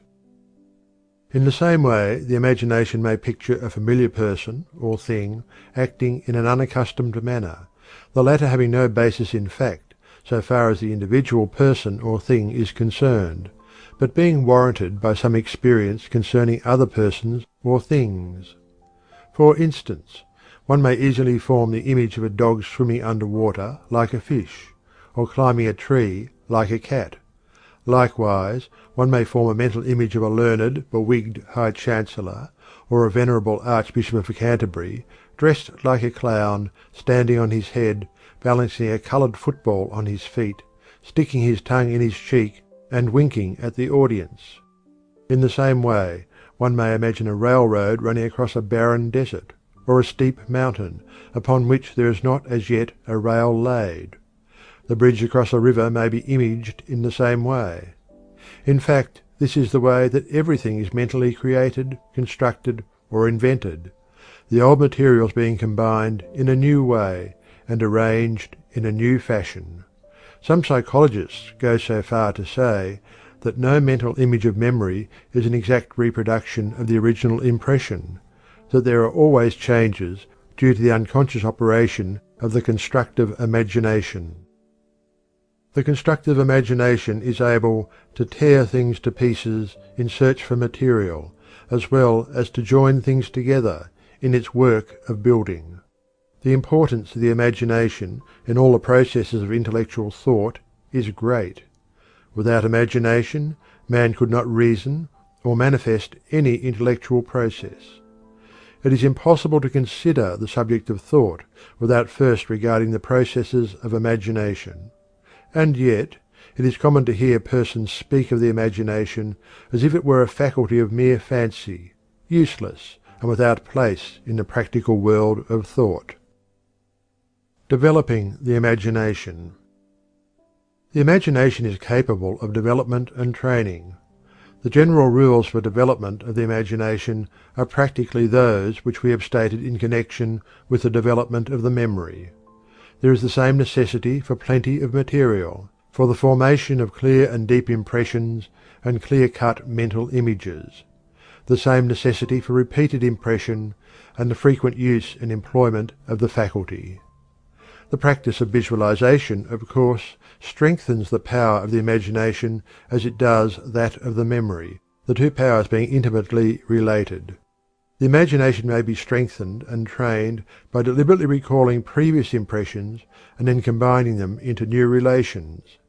The materials of memory may be torn apart and then recombined and regrouped. In the same way, one may enter into the feelings and thoughts of other persons by imagining one's self in their place and endeavouring to act out in imagination the life of such persons. In this way one may build up a much fuller and broader conception of human nature and human motives. In this place, also, we should caution the student against the common waste of the powers of the imagination and the dissipation of its powers in idle fancies and daydreams. Many persons misuse their imagination in this way, and not only weaken its power for effective work, but also waste their time and energy. Daydreamers are notoriously unfit for the real practical work of life. Imagination and ideals. And finally, the student should remember that in the category of the imaginative powers must be placed that phase of mental activity which has so much to do with the making or marring of one's life, the formation of ideals. Our ideals are the patterns after which we shape our life. According to the nature of our ideals is the character of the life we lead. Our ideals are the supports of that which we call character. It is a truth, old as the race, and now being perceived most clearly by thinkers, that indeed, as a man thinketh in his heart, so is he. The influence of our ideals is perceived to affect not only our character, but also our place and degree of success in life. We grow to be that of which we have held ideals. If we create an ideal, either of general qualities, or else these qualities as manifested by some person living or dead, and keep that ideal ever before us, we cannot help developing traits and qualities corresponding to those of our ideal. Careful thought will show that character depends greatly upon the nature of our ideals. Therefore we see the effect of the imagination in character building. Moreover, our imagination has an important bearing on our actions. Many a man has committed an imprudent or immoral act which he would not have done had he been possessed of an imagination which showed him the probable results of the action. In the same way, many men have been inspired to great deeds and achievements by reason of their imagination picturing to them the possible results of certain action. The big things in all walks of life have been performed by men who had sufficient imagination to picture the possibilities of certain courses or plans. The railroads, bridges, telegraph lines, cable lines, and other works of man are the results of the imagination of some men. The good fairy godmother always provides a vivid and lively imagination among the gifts she bestows upon her beloved godchildren. Well did the old philosopher pray to the gods, "And withal, give unto me a clear and active imagination." The dramatic values of life depend upon the quality of the imagination. Life without imagination is mechanical and dreary. Imagination may increase the susceptibility to pain, but it pays for this by increasing the capacity for joy and happiness. The pig has but little imagination, little pain, and little joy. But who envies the pig? The man with a clear and active imagination is in a measure a creator of his world, or at least a re-creator. He takes an active part in the creative activities of the universe, instead of being a mere pawn pushed here and there in the game of life. Again, the divine gift of sympathy and understanding depends materially upon the possession of a good imagination. One can never understand the pain or problems of another unless he first can imagine himself in the place of the other. Imagination is at the very heart of sympathy. One may be possessed of great capacity for feeling, but owing to his lack of imagination may never have this feeling called into action. The person who would sympathize with others must first learn to understand them and feel their emotions. This he can do only if he has the proper degree of imagination. Those who reach the heart of the people must first be reached by the feelings of the people, and this is possible only to him whose imagination enables him to picture himself in the same condition as others, and thus awaken his latent feelings and sympathies and understanding. Thus it is seen that the imagination touches not only our intellectual life, but also our emotional nature. Imagination is the very life of the soul. End of chapter 9. Chapter 10. The Feelings. In thinking of the mind and its activities, we are accustomed to the general idea that the mental processes are chiefly those of intellect, reason, thought. But, as a fact, the greater part of the mental activities are those concerned with feeling and emotion. The intellect is the youngest child of the mind, and while making its presence strenuously known in the manner of all youngest children, so that one is perhaps justified in regarding it as the whole thing in the family, nevertheless it plays but a comparatively small part in the general work of the mental family. The activities of the feeling side of life greatly outnumber those of the thinking side, are far stronger in their influence and effect as a rule, and, in fact, so colour the intellectual processes, unconsciously, so as to constitute their distinctive quality, except in the case of a very few advanced thinkers. But there is a difference between feeling and emotion, as the terms are employed in psychology. The former is the simple phase, the latter the complex. Generally speaking, the resemblance or difference is akin to that existing between sensation and perception, as explained in a previous chapter. Beginning with the simple, in order later on to reach the complex, we shall now consider that which is known as simple feeling. The term feeling, as used in this connection in psychology, has been defined as the simple agreeable or disagreeable side of any mental state. These agreeable or disagreeable sides of mental states are quite distinct from the act of knowing which accompanies them. One may perceive and thus know that another is speaking to him, and be fully aware of the words being used and of their meaning. Ordinarily, and so far as pure thought processes are concerned, this would complete the mental state. But we must reckon on the feeling side as well as on the thinking side of the mental state. Accordingly, we find that the knowledge of the words of the other person, and the meaning thereof, results in a mental state agreeable or disagreeable. In the same way, the reading of the words of a book, the hearing of a song, or a sight or scene perceived, may result in a more or less strong feeling, agreeable or disagreeable. This sense of agreeable or disagreeable consciousness is the essential characteristic of what we call feeling. It is very difficult to explain feeling except in its own terms. We know very well what we mean, or what another means, when it is said that we or he feels sad, or has a joyous feeling, or a feeling of interest.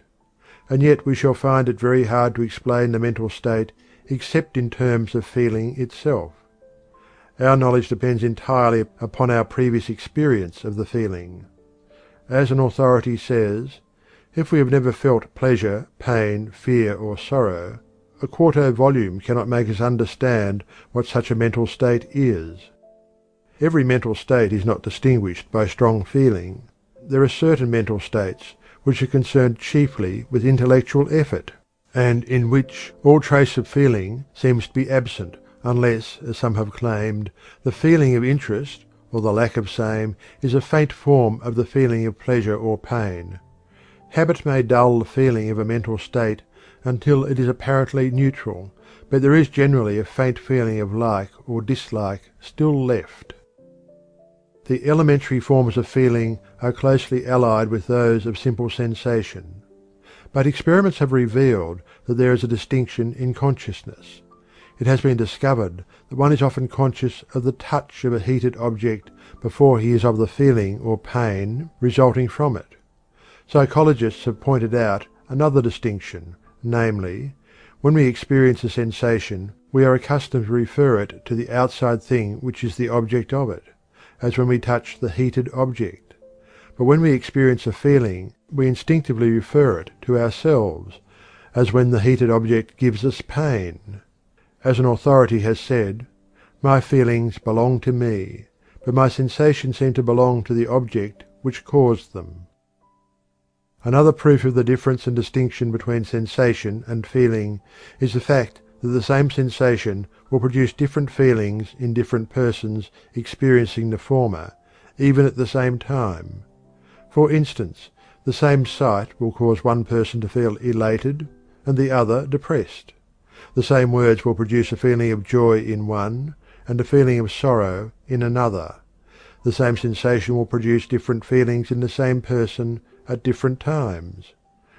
An authority well says, "You drop your purse, and you see it lying on the ground as you stoop to pick it up, with no feeling either of pleasure or pain.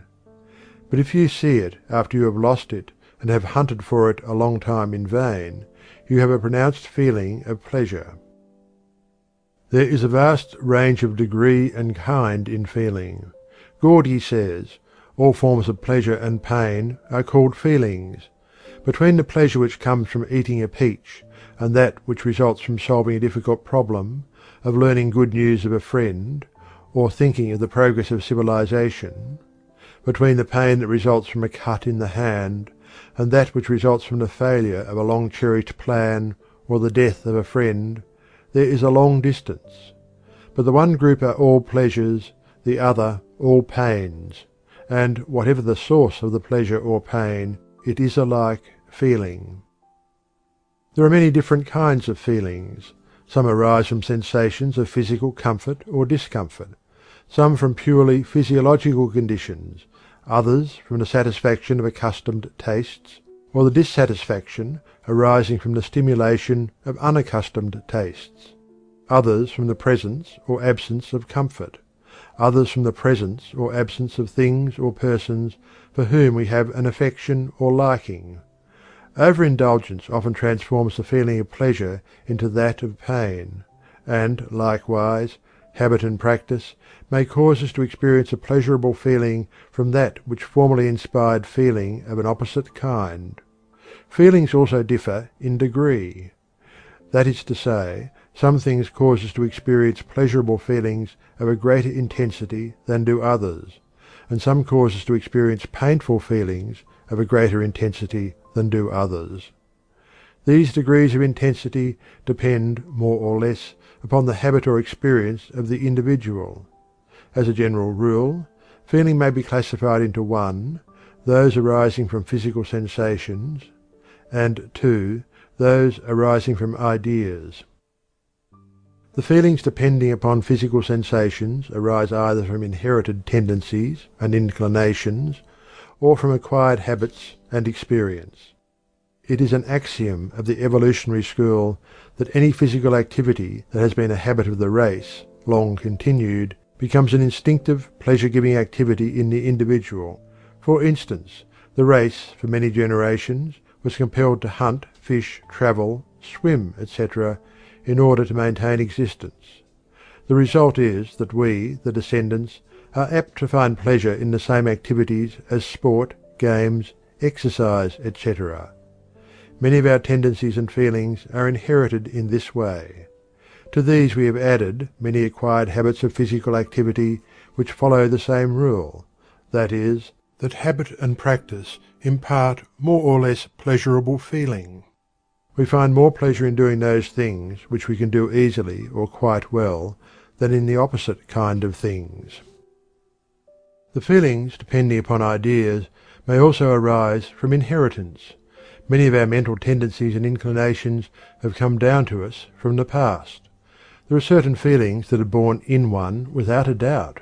That is to say, there is a great capacity for such feelings which will be transformed into manifestation upon the presentation of the proper stimulus. Other mental feelings depend upon our individual past experience, association, or suggestions from others, upon our past environment, in fact. The ideals of those around us will cause us to experience pleasure or pain, as the case may be, under certain circumstances. The force of suggestion along these lines is very strong indeed. Not only do we experience feelings in response to present sensations, but the recollection of some previous experience will also arouse feeling.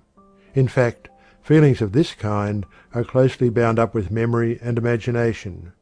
Persons of vivid imagination are apt to feel far more than others.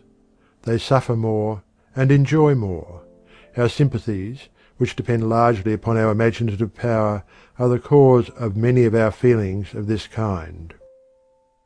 Many of the facts which we generally ascribe to feeling are really part of the phenomena of emotion, the latter being the more complex phase of feeling.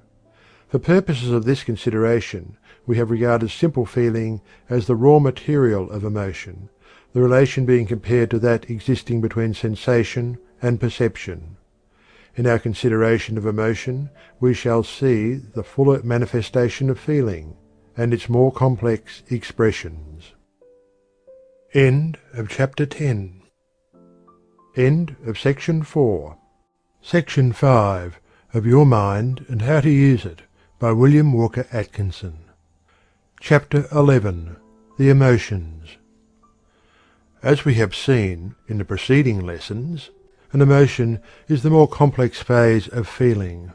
As a rule, an emotion arises from a number of feelings. Moreover, it is of a higher order of mental activity. As we have seen, a feeling may arise either from a physical sensation or from an idea. Emotion, however, as a rule, is dependent upon an idea for its expression, and always upon an idea for its direction and its continuance. Feeling, of course, is the elemental spirit of all emotional states, and, as an authority has said, is the thread upon which the emotional states are strung. Halleck says, "When representative ideas appear, the feeling in combination with them produces emotion. After the waters of the Missouri combine with another stream, they receive a different name, although they flow toward the Gulf in as great volume as before. Suppose we liken the feeling due to sensation to the Missouri River, the train of representative ideas to the Mississippi before its junction with the Missouri. Emotion may then be likened to the Mississippi after its junction, after feeling has combined with representative ideas. The emotional stream will not be broader and deeper than before. This analogy is employed only to make the distinction clearer. The student must remember that mental powers are never actually as distinct as two rivers before their union. The student must beware of thinking that we have done with feeling when we consider emotion. Just as the waters of the Missouri flow on until they reach the Gulf, so does feeling run through every emotional state. In the above analogy, the term representative ideas, of course, means the ideas of memory and imagination, as explained in previous chapters. There is a close relation between emotion and the physical expression thereof, a peculiar mutual action and reaction between the mental state and the physical action accompanying it. Psychologists are divided regarding this relation. One school holds that the physical expression follows and results from the mental state. For instance, we hear or see something, and thereupon experience the feeling or emotion of anger. This emotional feeling reacts upon the body and causes an increased heartbeat, a tight closing of the lips, a frown and lowered eyebrows, and clenched fists. Or we may perceive something which causes the feeling or emotion of fear, which reacts upon the body and produces pallor, raising of the hair, dropping of the jaw, opening of the eyelids, trembling of the legs, etc. According to this school, and the popular idea, the mental state precedes and causes the physical expression. But another school of psychology, of which the late Professor William James is a leading authority, holds that the physical expression precedes and causes the mental state. For instance, in the cases above cited, the perception of the anger-causing or fear-causing sight first causes a reflex action upon the muscles, according to inherited race habits of expression. This muscular expression and activity, in turn, is held to react upon the mind, and to cause the feeling or emotion of anger or fear, as the case may be. Professor James, in some of his works, makes a forcible argument in support of this theory, and his opinions have influenced the scientific thought of the day upon this subject. Others, however, have sought to combat his theory by equally forcible argument, and the subject is still under lively and spirited discussion in psychological circles. Without taking sides in the above controversy, many psychologists proceed upon the hypothesis that there is a mutual action and reaction between emotional mental states and the appropriate physical expression thereof, each in a measure being the cause of the other, and each, likewise, being the effect of the other. For instance, in the cases above cited, the perception of the anger-producing or fear-producing sight causes, almost or quite simultaneously, the emotional mental state of anger or fear, as the case may be, and the physical expression thereof. Then rapidly ensues a series of mental and physical reactions. The mental state acts upon the physical expression and intensifies it. The physical expression in turn reacts upon the mental state and induces a more intense degree of the emotional feeling. And so on, until the mental state and physical expression reach their highest point, and then begin to subside from exhaustion of energy. This middle ground conception meets all the requirements of the facts, and is probably more nearly correct than either extreme theory. Darwin, in his classic work, The Expression of the Emotions in Man and Animals, has thrown a great light on the subject of the expression of emotion in physical motions. The Florentine scientist, Paolo Mantegazza, added to Darwin's work with ideas of his own, and countless examples drawn from his own experience and observation. The work of François Delsarte, the founder of the school of expression which bears his name, is also a most valuable addition to the thought on this subject. The subject of the relation and reaction between emotional feeling and physical expression is a most fascinating one, and one in which we may expect interesting and valuable discoveries during the next 20 years. The relation and reaction above mentioned are interesting, not only from the viewpoint of theory, but also because of their practicable application in emotional development and training. It is an established truth of psychology that each physical expression of an emotional state serves to intensify the latter. It is pouring oil on the fire. Likewise, it is equally true that the repression of the physical expression of an emotion tends to restrain and inhibit the emotion itself. Halleck says, If you watch a person growing angry, we shall see the emotion increase as he talks loud, frowns deeply, clenches his fist, and gesticulates wildly.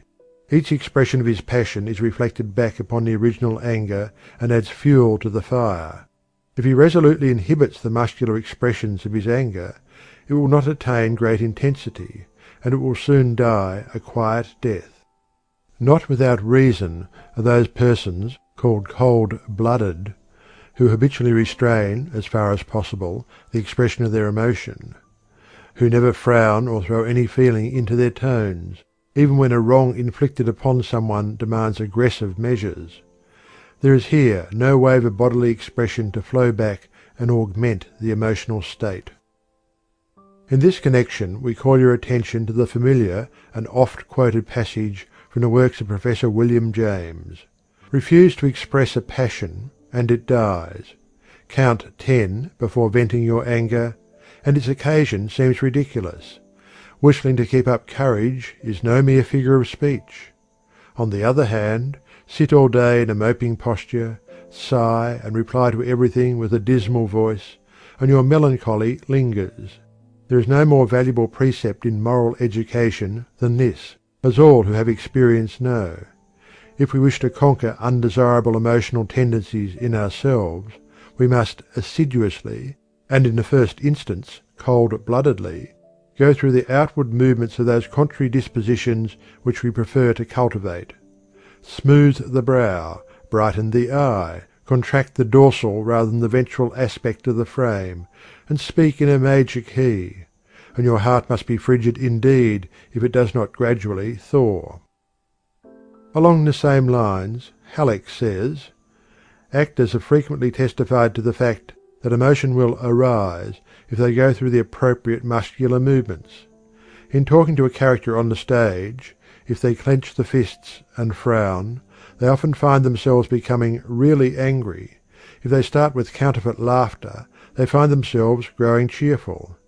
A German professor says that he cannot walk with a schoolgirl's mincing step and air without feeling frivolous." The wise student will acquire a great control over his emotional nature if he will reread and study the above statements and quotations until he has grasped their spirit and essence. In those few lines he is given a philosophy of self-control and self-mastery that will be worth much to him if he will but apply it in practice. Patience, perseverance, practice, and will are required, but the reward is great. Even to those who have not the persistency to apply this truth fully, there will be a partial reward if they will use it to the extent of restraining, so far as possible, any undue physical expression of undesirable emotional excitement. Some writers seem to regard capacity for great emotional excitement and expression as a mark of a rich and full character or noble soul. This is far from being true. While it is a fact that the cultivation of certain emotions tends to create a noble character and a full life, it is equally true that the tendency to gush and indulge in hysterical or sentimental excesses is a mark of an ill-controlled nature and a weak rather than strong character. Moreover, it is a fact that excess in emotional excitement and expression tends toward the dissipation of the finer and nobler feelings which otherwise would seek an outlet in actual doing and practical action. In the language of the old Scotch engineer in the story, they are like the old locomotive which spends so much steam at the whistle that she has naething to gae by. Emotional excitement and expression are largely dependent upon habit and indulgence, although there is a great difference, of course, in the emotional nature and tendencies of various persons. Emotions, like physical actions or intellectual processes, become habitual by repetition, and habit renders all physical or mental actions easy of repetition. Each time one manifests anger, the deeper the mental path is made, and the easier it is to travel that path the next time. In the same way, each time that anger is conquered and inhibited, the easier will it be to restrain it the next time. In the same way, desirable habits of emotion and expression may be formed. Another point in the cultivation, training, and restraint of the emotions is that which has to do with the control of the ideas which we allow to come into the mind. Ideative habits may be formed, are formed, in fact, by the majority of persons. We may cultivate the habit of looking on the bright side of things, of looking for the best in those we meet, of expecting the best things instead of the worst. By resolutely refusing to give welcome to ideas calculated to arouse certain emotions, feelings, passions, desires, sentiments, or similar mental states, we may do much to prevent the arousing of the emotion itself. Emotions usually are called forth by some idea, and if we shut out the idea, we may prevent the emotional feeling from appearing. In this connection, the universal rule of psychology may be applied. A mental state may be inhibited or restrained by turning the attention to the opposite mental state. The control of the attention is really the control of every mental state.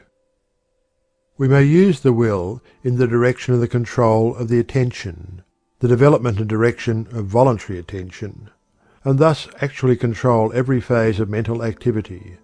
The will is nearest to the ego, or central being of man, and the attention is the chief tool and instrument of the will. This fact cannot be repeated too often.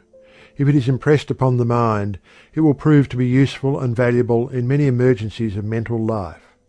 He who controls his attention controls his mind, and in controlling his mind controls himself. End of chapter 11. Chapter 12. The instinctive emotions. Many attempts to classify the emotions have been made by the psychologists, but the best authorities hold that beyond the purpose of ordinary convenience in considering the subject, any classification is scientifically useless by reason of its incompleteness. As James cleverly puts it, any classification of the emotions is seen to be as true and as natural as any other, if it only serves some purpose. The difficulty attending the attempted classification arises from the fact that every emotion is more or less complex, and is made up of various feelings and shades of emotional excitement. Each emotion blends into others. Just as a few elements of matter may be grouped into hundreds of thousands of combinations, so the elements of feeling may be grouped into thousands of shades of emotion. It is said that the two elements of carbon and hydrogen form combinations resulting in 5,000 varieties of material substance, from anthracite to marsh gas, from black coke to colourless naphtha. The same thing may be said of the emotional combinations formed from two principal elements of feeling. Moreover, the close distinction between sensation and feeling on the one hand, and between feeling and emotion on the other, serves to further complicate the task. For the purposes of our consideration, let us divide the emotions into 5 general classes, as follows: 1. Instinctive emotions. 2. Social emotions. 3. Religious emotions. 4. Aesthetic emotions. 5. Intellectual emotions. We shall now consider each of the above 5 classes in turn. The instinctive emotions. Instinct is defined as unconscious, involuntary, or unreasoning prompting to any action, or the natural, unreasoning impulse by which an animal is guided to the performance of any action, without thought of improving the method. An authority says, "Instinct is a natural impulse leading animals, even prior to all experience, and to perform certain actions tending to the welfare of the individual or the perpetuation of the species, apparently without understanding the object at which they may be supposed to aim, or deliberating as to the best methods to employ. In many cases, as in the construction of the cells of the bee, there is a perfection about the result which reasoning man could not have equalled, except by an application of the higher mathematics to direct the operations carried out. Mr. Darwin considers that animals, in time past as now, have varied in their mental qualities, and that those variations are inherited. Instincts also vary slightly in a state of nature. This being so, natural selection can ultimately bring them to a high degree of perfection. It was formerly the fashion to ascribe instinct in the lower animals, and in man, to something akin to innate ideas implanted in each species and thereafter continued by inheritance. But the application of the idea of evolution to the science of psychology has resulted in brushing away these old ideas. Today it holds that that which we call instinct is the result of gradual development in the course of evolution, the accumulated experience of the race being stored away in the race memory, each individual adding a little thereto by his acquired habits and experiences. Psychologists now hold that the lower forms of these race tendencies are closely akin to purely reflex actions, and the higher forms, which are known as instinctive emotions, are phenomena of the subconscious mind resulting from race memory and race experience. Clodd says, "Instinct is the higher form of reflex action. The salmon migrates from sea to river. The bird makes its nest, or migrates from one zone to another by an unvarying route, even leaving its young behind to perish. The bee builds its six-sided cell. The spider spins its web. The chick breaks its way through the shell, balances itself, and picks up grains of corn. The newborn babe sucks its mother's breast. All in virtue of like acts on the part of their ancestors, which, arising in the needs of the creature, and gradually becoming automatic, have not varied during long ages, the tendency to repeat them being transmitted within the germ from which insect, fish, bird, and man have severally sprung." Schneider says, "It is a fact that men, especially in childhood, fear to go into a dark cavern or a gloomy wood. This feeling of fear arises, to be sure, partly from the fact that we easily suspect that dangerous beasts may lurk in these localities, a suspicion due to stories we have heard and read. But, on the other hand, it is quite sure that this fear at a certain perception is also directly inherited. Children who have been carefully guarded from all ghost stories are nevertheless terrified and cry if led into a dark space, especially if sounds are made there. Even an adult can easily observe that an uncomfortable timidity steals over him in a lonely wood at night, although he may have the fixed conviction that not the slightest danger is near. This feeling of fear occurs in many men even in their own houses after dark, although it is much stronger in a dark cavern or forest. The fact of such instinctive fear is easily explicable when we consider that our savage ancestors, through immemorial generations, were accustomed to meet with dangerous beasts in caverns, especially bears, and were, for the most part, attacked by such beasts during the night and in the woods, and that thus an inseparable association between the perceptions of darkness, caverns, woods, and fear took place, and was inherited." James says, "Nothing is commoner than the remark that man differs from lower creatures by the almost total absence of instincts, and the assumption of their work in him by reason. We may confidently say that however uncertain man's reactions upon his environment may sometimes seem in comparison with those of the lower mammals, the uncertainty is probably not due to their possession of any principles of action which he lacks. On the contrary, man possesses all the impulses that they have, and a great many more besides. High places cause fear of a peculiarly sickening sort, though here again individuals differ. The utterly blind instinctive character of the motor impulses here is shown by the fact that they are almost always entirely unreasonable, but that reason is powerless to suppress them. Certain ideas of supernatural agency, associated with real circumstances, produce a peculiar kind of horror. This horror is probably explicable as a result of a combination of simple horrors. To bring the ghostly terror to its maximum, many unusual elements of the dreadful must combine, such as loneliness, darkness, inexplicable sounds, especially of a dismal character, moving pictures half discerned, or, if discerned, of dreadful aspect, and a vertiginous baffling of the expectation. In view of the fact that cadaveric, reptilian, and underground horrors play so specific and constant a part in many nightmares and forms of delirium, it seems not altogether unwise to ask whether these forms of dreadful circumstance may not, at a former period, have been more normal objects of the environment than now. The evolutionist ought to have no difficulty in explaining these terrors and the scenery that provokes them, as relapses into the consciousness of the cave men, a consciousness usually overlaid in us by experiences of a more recent date. Instinctive emotion manifests as an impulse arising from the dim recesses of the feeling or emotional nature, an incentive toward a dimly conscious end. It differs from the almost purely automatic nature of certain forms of reflex process, for its beginning is a feeling arising from the subconscious regions, which strives to excite an activity of conscious volition. The feeling is from the subconscious, but the activity is conscious. The end may not be perceived in consciousness, or at least is but dimly perceived, but the action leading to the end is in full consciousness.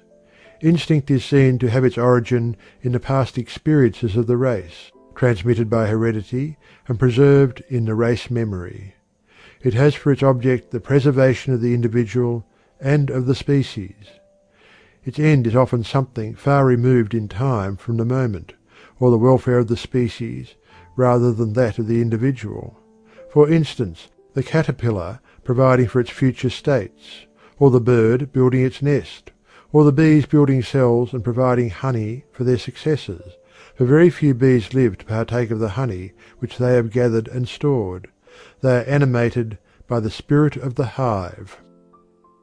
The most elementary forms of the instinctive emotions are those which have to do with the preservation of the individual, his comfort, and purely physical welfare.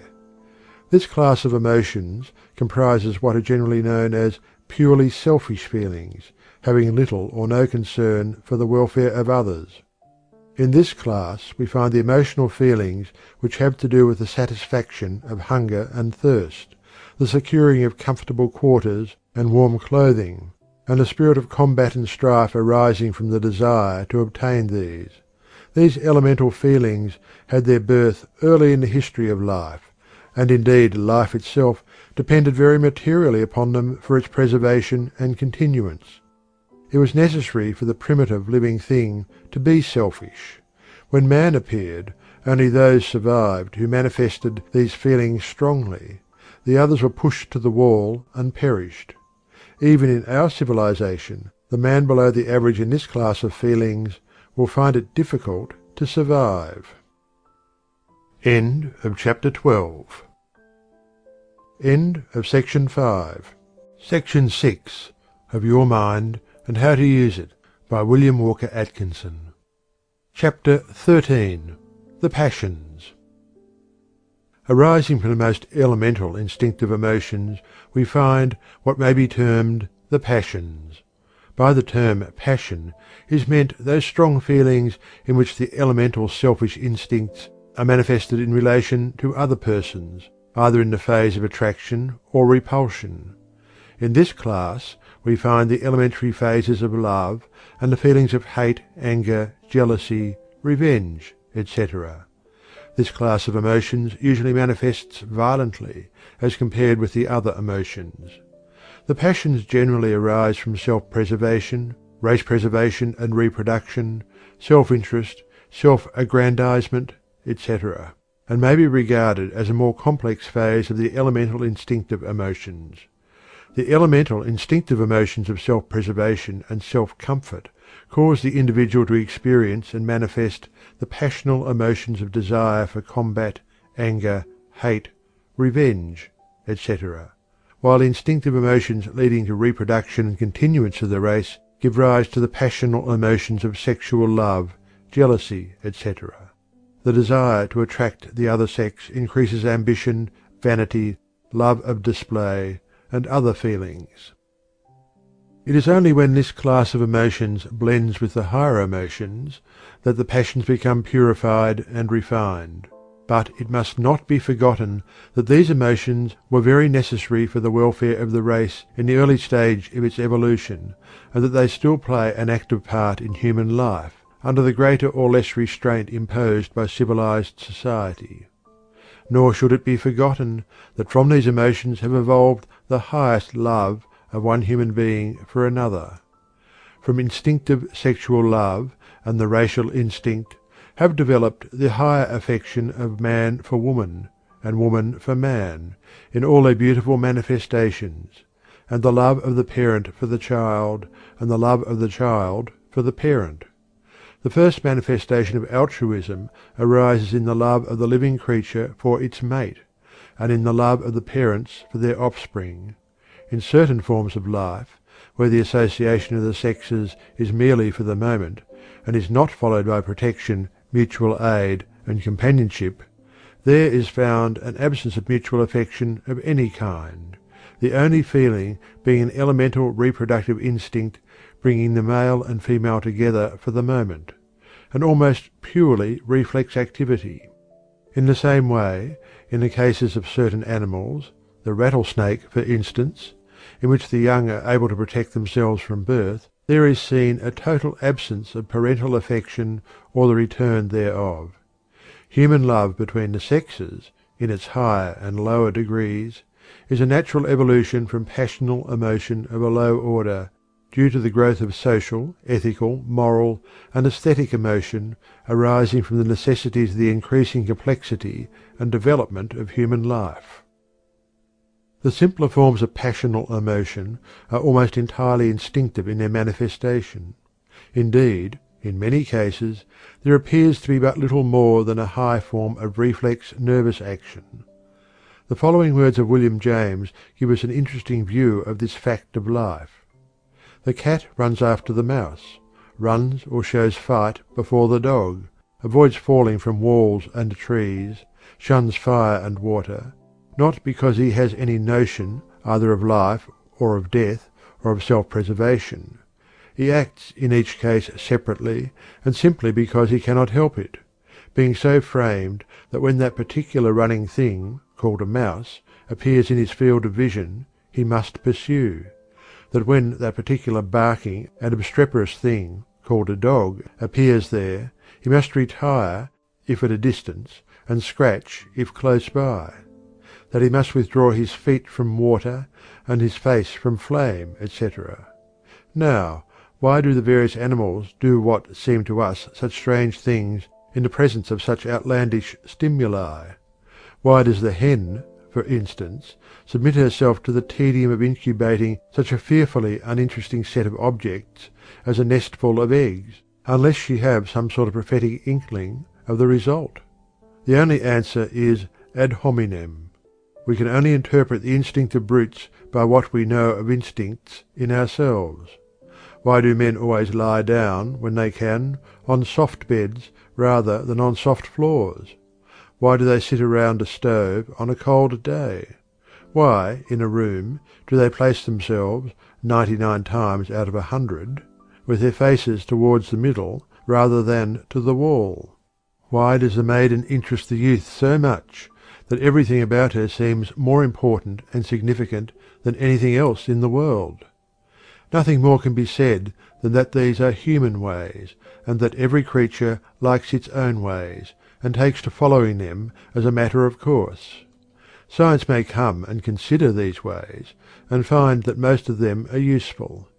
But it is not for the sake of their utility that they are followed, but because at the moment of following them we feel that it is the only appropriate and natural thing to do. Not one man in a million, when taking his dinner, ever thinks of its utility. He eats because the food tastes good, and makes him want more.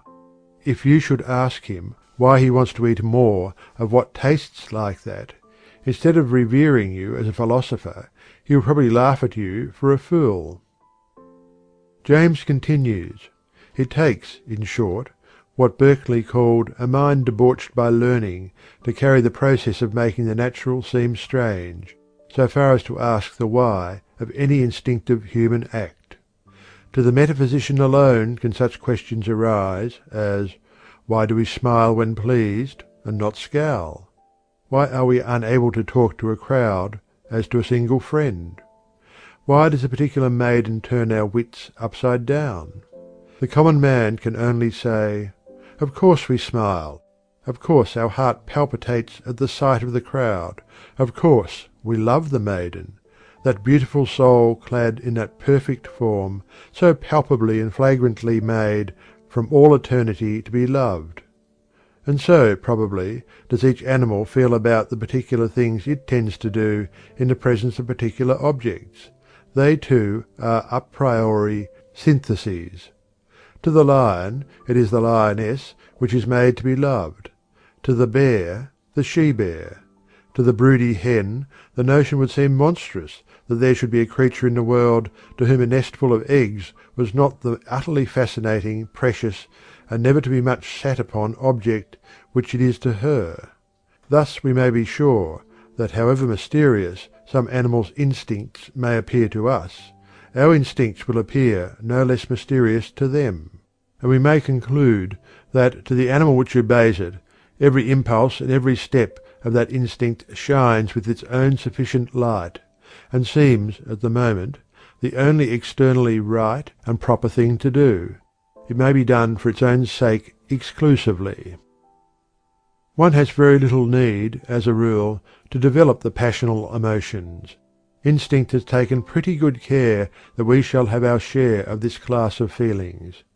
But there is a need to train, restrain, govern, and control these emotions, for the conditions which brought about their original being have changed. Our social conventions require that we should subordinate these passional feelings, to some extent at least. Society insists that we must restrict our love impulses to certain limits and to certain quarters, and that we subdue our anger and hate except toward the enemies of our land, the disturbers of public peace, and the menaces of the social conventions of our time and land. The public welfare requires that we inhibit our fighting impulses, except in cases of self-defence or war. Public policy requires that we keep our ambitions within reasonable limits, which limits change from time to time, of course. In short, society has stepped in and insisted that man, as a social being, must not only acquire a social conscience, but must also develop sociable emotions and inhibit his unsociable ones. The evolution of man's nature has caused him unconsciously to modify his elemental, instinctive, passional emotions, and subordinate them to the dictates of social, ethical, moral, and aesthetic feelings and ideals, and to intellectual considerations.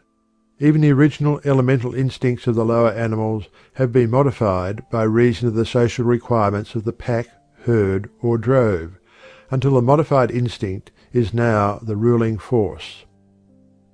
The general principles of emotional control, restraint, and mastery, as given in a preceding chapter, are applicable to the particular class of emotions now under consideration here. 1. By refraining from the physical expression, one may, at least partially, inhibit the emotion. 2. By refusing to create the habit, one may more easily manifest control. 3. By refusing to dwell upon the idea or mental picture of the exciting object, one may lessen the stimulus. 4. By cultivating the opposite class of emotions, one may inhibit any class of feeling. 5. And finally, by acquiring a control of the attention, by means of the will, one has the reins firmly in hand, and may drive or hold back the steeds of passion as he wills. The passions are like fiery horses, useful if well under control, but most dangerous if the control is lost. The ego is the driver, the will his hands, attention the reins, habit the bit, and the passions the horses. To drive the chariot of life under social conditions, the ego must have strong hands, will, to tighten or loosen the reins of attention. He must also employ a well-designed and shaped bit of habit. Without strong hands, good reins, and well-adjusted bit, the fiery steeds of passion may gain control, and, running away, dash the chariot and its driver over the precipice, and on to the jagged rocks below. End of chapter 13. Chapter 14. The social emotions. As man became a social animal, he developed new traits of character, new habits of action, new ideals, new customs, and consequently new emotions.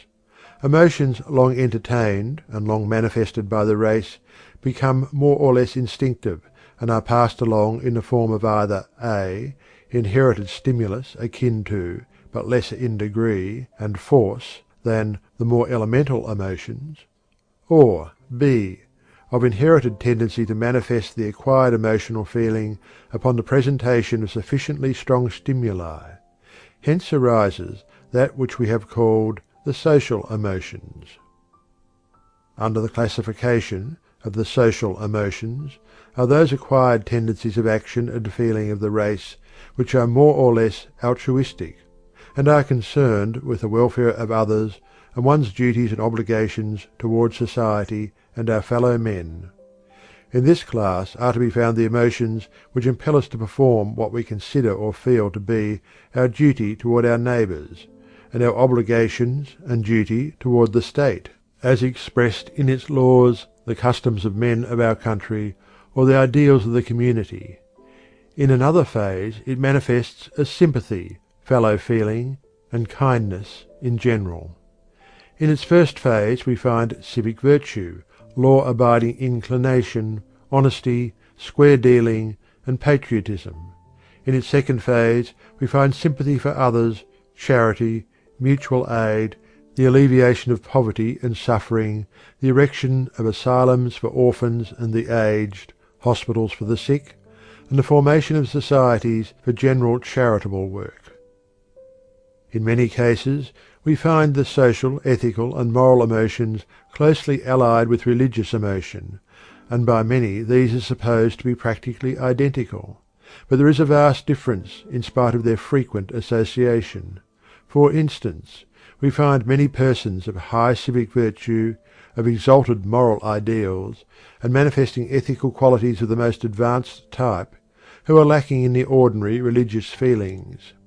On the other hand, we too frequently find persons professing great religious zeal, and apparently experiencing the most intense religious emotional feeling, who are deficient in social, civic, ethical, and moral qualities, in the best sense of these terms. The aim of all religion worthy of the name, however, is to encourage ethical and moral as well as religious emotions. We must here make the distinction between those manifesting the actions termed ethical and moral, because they feel that way, and those who merely comply with the conventional requirements because they fear the consequences of their violation. The first class have the true social, ethical, and moral feelings, tastes, ideals, and inclinations, while the second manifest merely the elementary feelings of self-preservation and selfish prudence. The first class are good because they feel that way and find it natural to be so, while the others are good merely because they have to be, or be punished by legal penalty or public opinion, loss of prestige, loss of financial support, etc. The social, moral, and ethical emotions are believed to have arisen in the race by reason of the association of individuals and communities and the rise of the necessity for mutual aid and forbearance. Even many of the species of the lower animals have social, moral, or ethical codes of their own, based on the experience of the species or family, infractions of which they punish severely. In the same way, sympathy and the altruistic feelings are supposed to have arisen. The community of interest and understanding in the tribe, family, or clan brought not only the feeling of natural defence and protection, but also the finer, inner sympathetic feeling of the pains and sufferings of their associates. This, in the progress of the race, has developed into broader and more complex ideals and feelings.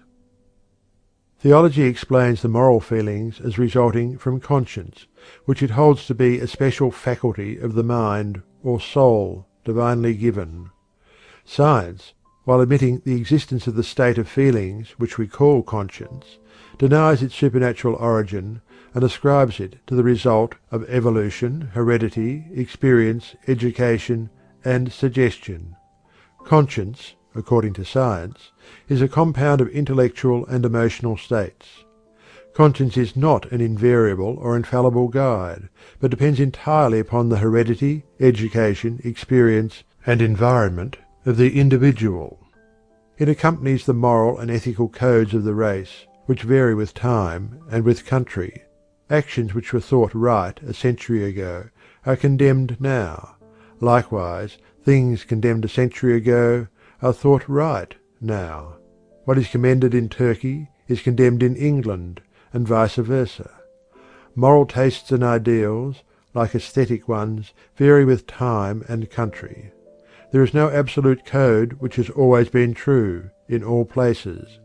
There is an evolution in the ideals of morals and ethics as in everything else, and conscience and the moral and ethical emotions accompany the changing ideals.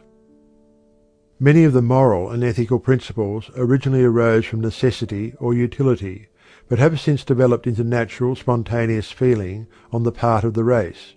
It is held that the race is rapidly developing a social conscience, which will cause the wiping out of many social conditions which are now the disgrace of civilization.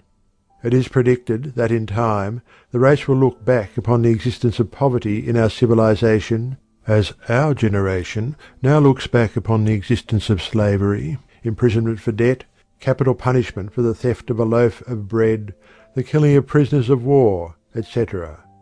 It is thought that, in time, wars of conquest will be deemed as utterly immoral as today is regarded the murder of a body of men by a band of pirates or bandits. In the same way, the economic slavery of today will be seen as immoral as now seems the physical slavery of the past. In not far distant time it will seem incredible that society could ever have allowed one of its members to die of hunger in the streets, or of poverty and inattention in the sick room of the hovel.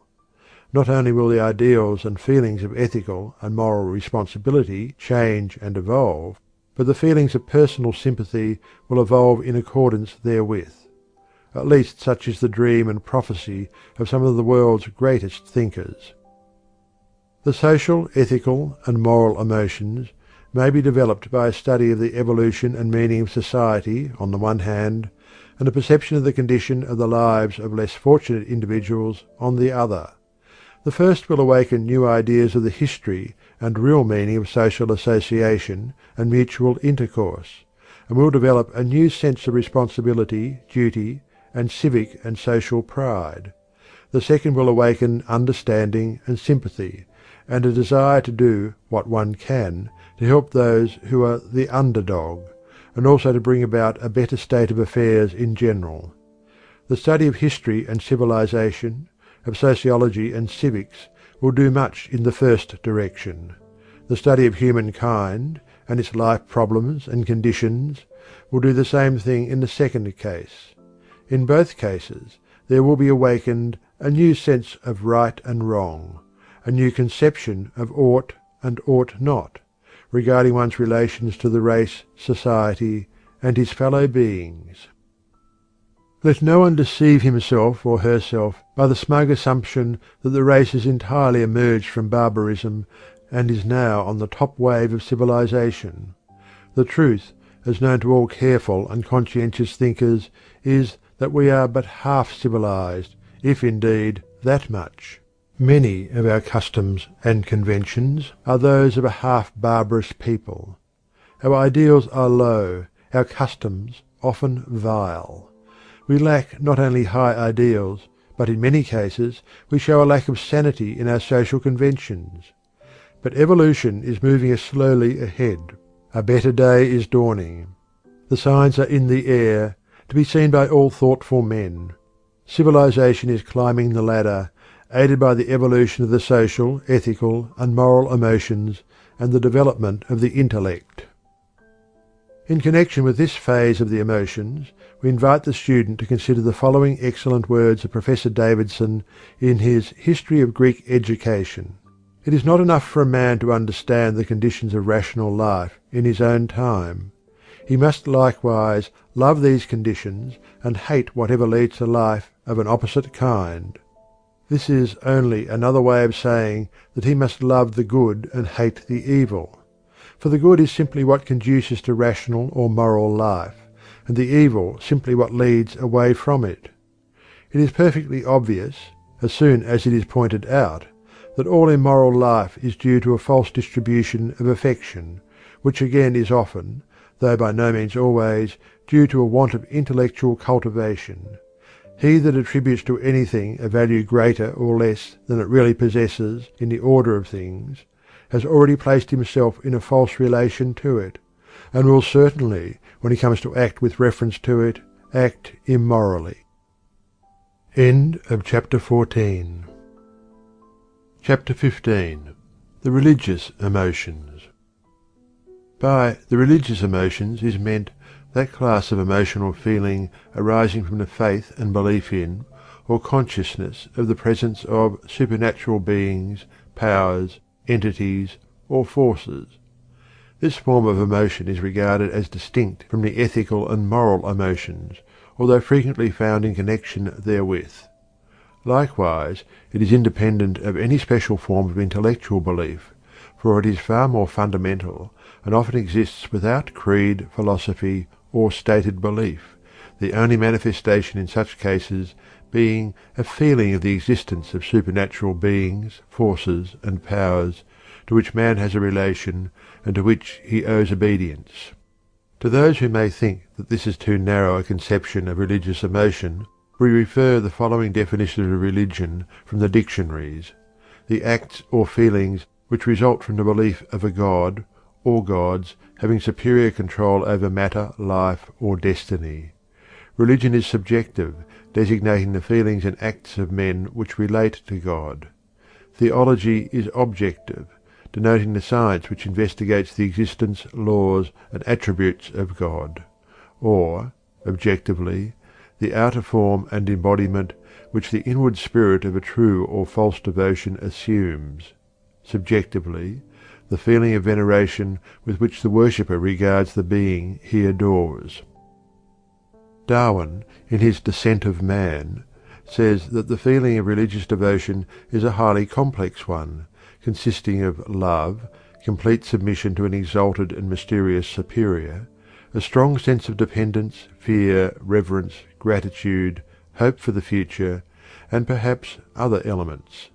He is of the opinion that no man can experience so complex an emotion until advanced in his intellectual and moral faculties to at least a moderately high level. The authorities generally agree with Darwin, although the most recent study of the history of religion has shown that religious feeling has a far more primitive origin than that indicated by Darwin. It is true that the lower animals are not deemed capable of anything approaching religious feeling, unless there is a feeling approaching it in the attitude of the dog and horse and other domestic animals toward their masters. But man, as soon as he is able to attribute natural phenomena to a supernatural cause and power, manifests a crude religious feeling and emotion. He begins by believing in, fearing, and worshipping natural forces and objects, such as the sun, the moon, the wind, thunder and lightning, the ocean, rivers, mountains, etc. It is claimed that there is no natural object that has not been deified and worshipped by some people at some time in the history of the race. Later, man acquired the anthropomorphic conception of deities and created many gods in his own image, endowing them with his own attributes, qualities, and characteristics. The mental characteristics and morals of a people can always be ascertained by a knowledge of the average conception of deity held by them. Polytheism, or the belief in many gods, was succeeded by monotheism, or belief in one god. Monotheism ranges from the crudest conception of a man-like god to the highest conception of a spiritual being transcending all human qualities, attributes, or characteristics. Man began by believing in many god things, then in many god persons, then in one god person, then in one God who is a spirit, then in one universal spirit which is God. It is a far cry from the savage, man-like God of old to the conception of universal spirit of the God-drunken philosopher Spinoza. The extreme of religious belief is that which holds that there is nothing but God; all else is illusion, a pantheistic idealism. Buddhism, at least in its original form, discarded the idea of a supreme being, and held that ultimate reality is but universal law. Hence the accusation that Buddhism is an atheistic religion, although it is one of the world's greatest religions, having over 400 million followers. But the beliefs of the religious person may be considered as resulting from intellectual processes. His religious feelings and emotions arise from another part of his mental being. It is the testimony of the authorities of all religions that religious conviction is an inner experience rather than an intellectual conception. The emotional element is always active in religious manifestations everywhere. The purely intellectual religion is naught but a philosophy. Religion without feeling and emotion is an anomaly. In all true religion there exists a feeling of inner assurance and faith, love, awe, dependence, submission, reverence, gratitude, hope, and perhaps fear. The emotional element must always be present, not necessarily in the form of emotional excess, as in the case of revival hysteria or the dance of the whirling dervishes, but at least in the form of the calm, fervent feeling of that peace which passeth understanding. When religion departs from the emotional phase, it becomes merely a school of philosophy or an ethical culture society. The student must not lose sight of the uplifting influence of true religious emotion by reason of his knowledge of its lowly origin. Like the lotus, which has its roots in the slimy, filthy mud of the river, and its stem in the muddy, stagnant, and foul waters thereof, but its beautiful flower unfolded in the clear air and facing the sun, so is religious feeling responsible for some of the most beautiful and uplifting ideals and actions of the race. If its origin and history contain much that is not consistent with the highest ideals of the race today, it is not the fault of religion, but of the race itself. Religion, like all else in the universal manifestation, is under the laws of evolution, growth, and development. What the religion of the future may be, we know not. But the prophets of the race are dreaming visions of a religion as much higher than that of today as the latter is higher than the crude fetishism of the savage. The following quotation from John Fiske's Through Nature to God is appropriate in this place. Fiske says, "My aim is to show that other influence, that inward conviction, the craving for a final cause, the theistic assumption, is itself one of the master facts of the universe, and as much entitled to respect as any fact in physical nature can possibly be."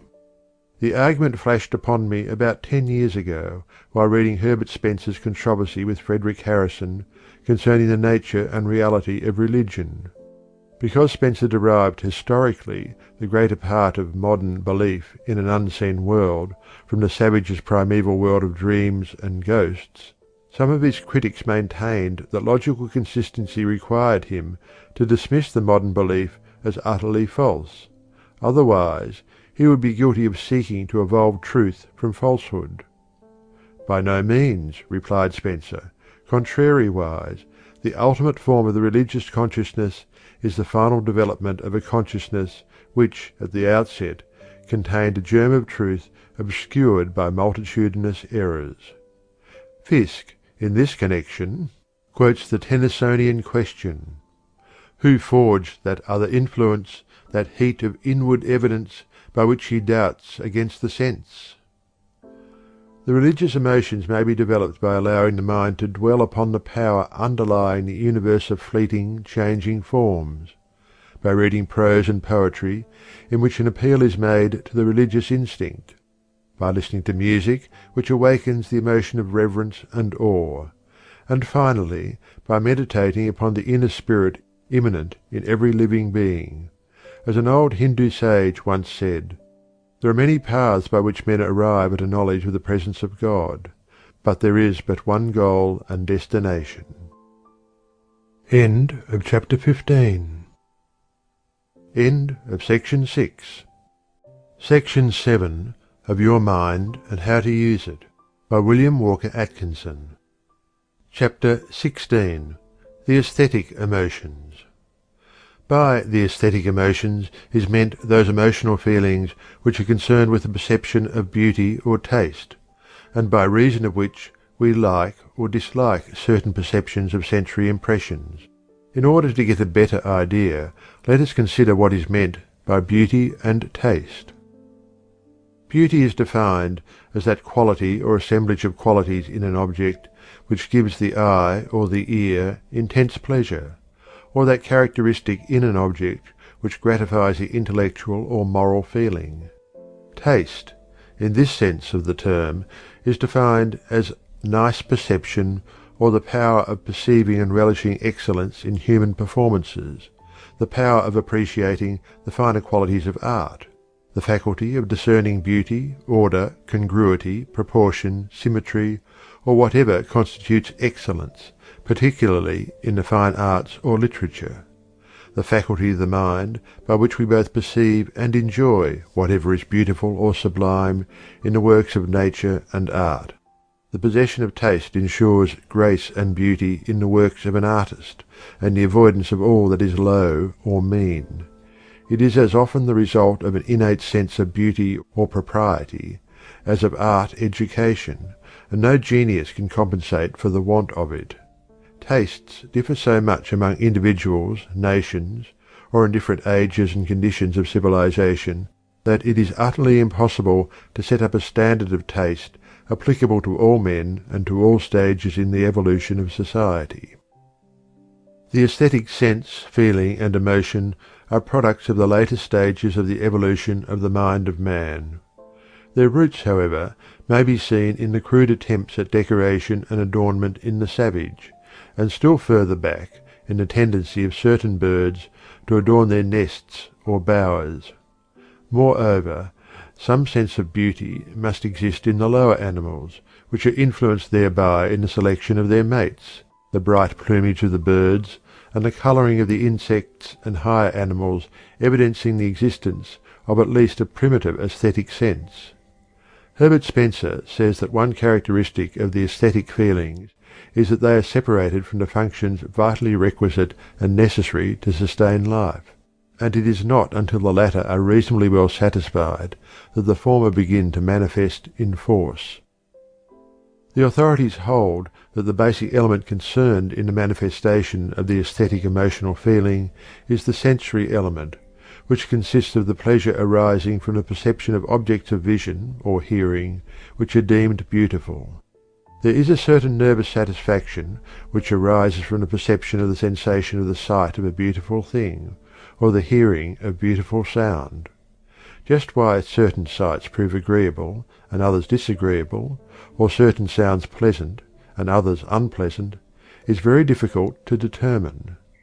Association and habit may have something to do with the beauty of sight object, and there may be natural harmony of vibration in colours as there is in sound. In the case of sounds, there is undoubtedly a natural harmony between the vibrations of certain notes of the scale, and inharmony between others. Some have held that the secret of the enjoyment of music is found in the natural appreciation of rhythm, as rhythm is a cosmic manifestation evident in everything from great to small. But these theories do not account for the differences existing in the tastes regarding colour and music manifested by different individuals, races, and classes of people. Grant Allen says, "The vulgar are pleased with great masses of colour, especially red, orange, and purple, which give their coarse nervous organisation the requisite stimulus. The refined, with nerves of less calibre but greater discriminativeness, require delicate combinations of complementaries and prefer neutral tints to the glare of the primary hues. Children and savages love to dress in all the colours of the rainbow. In the same way, persons of certain types of taste are pleased with ragtime and cheap rollicking songs or dances, while others shudder at these and find delight in the classic productions of the great composers." There is also the intellectual element to be reckoned with in the aesthetic emotions. The intellect must discover the beauty in certain objects before the emotion is aroused by the perception. Halleck says, "Every time the mind discerns unity amid variety, order, rhythm, proportion, or symmetry, an aesthetic emotion arises." The traveller with a trained intellect will see far more beauty than an ignorant one. In looking at a cathedral, a large part of the aesthetic enjoyment comes from tracing out the symmetry, from comparing part with part. Not until this process is complete will the full beauty of the structure as a whole be perceived. If the traveller knows something of the medieval architecture before starting on his European trip, he will see far more beauty. The opposite of the aesthetic, which we call the ugly, is the unsymmetrical, the disorderly, that in which we can discover no rhythm, plan, or beauty. The element of associative suggestion also enters into the manifestation of aesthetic emotional feeling. The mind accepts the suggestion of the beauty of certain styles of art, or the excellence of certain classes of music. There are fashions in art and music as in clothes, and what is thought beautiful today may be deemed hideous tomorrow. This is not entirely due to the evolution of taste, for in many cases the old fashions are revived and again deemed beautiful. There is, moreover, the effect of the association of the object of emotion with certain events or persons. This association renders a thing popular, and therefore agreeable and beautiful for the time being. The suggestion in a story will often cause the beauty of a certain scene, or the harmony of a certain piece of music, to dawn upon thousands of persons.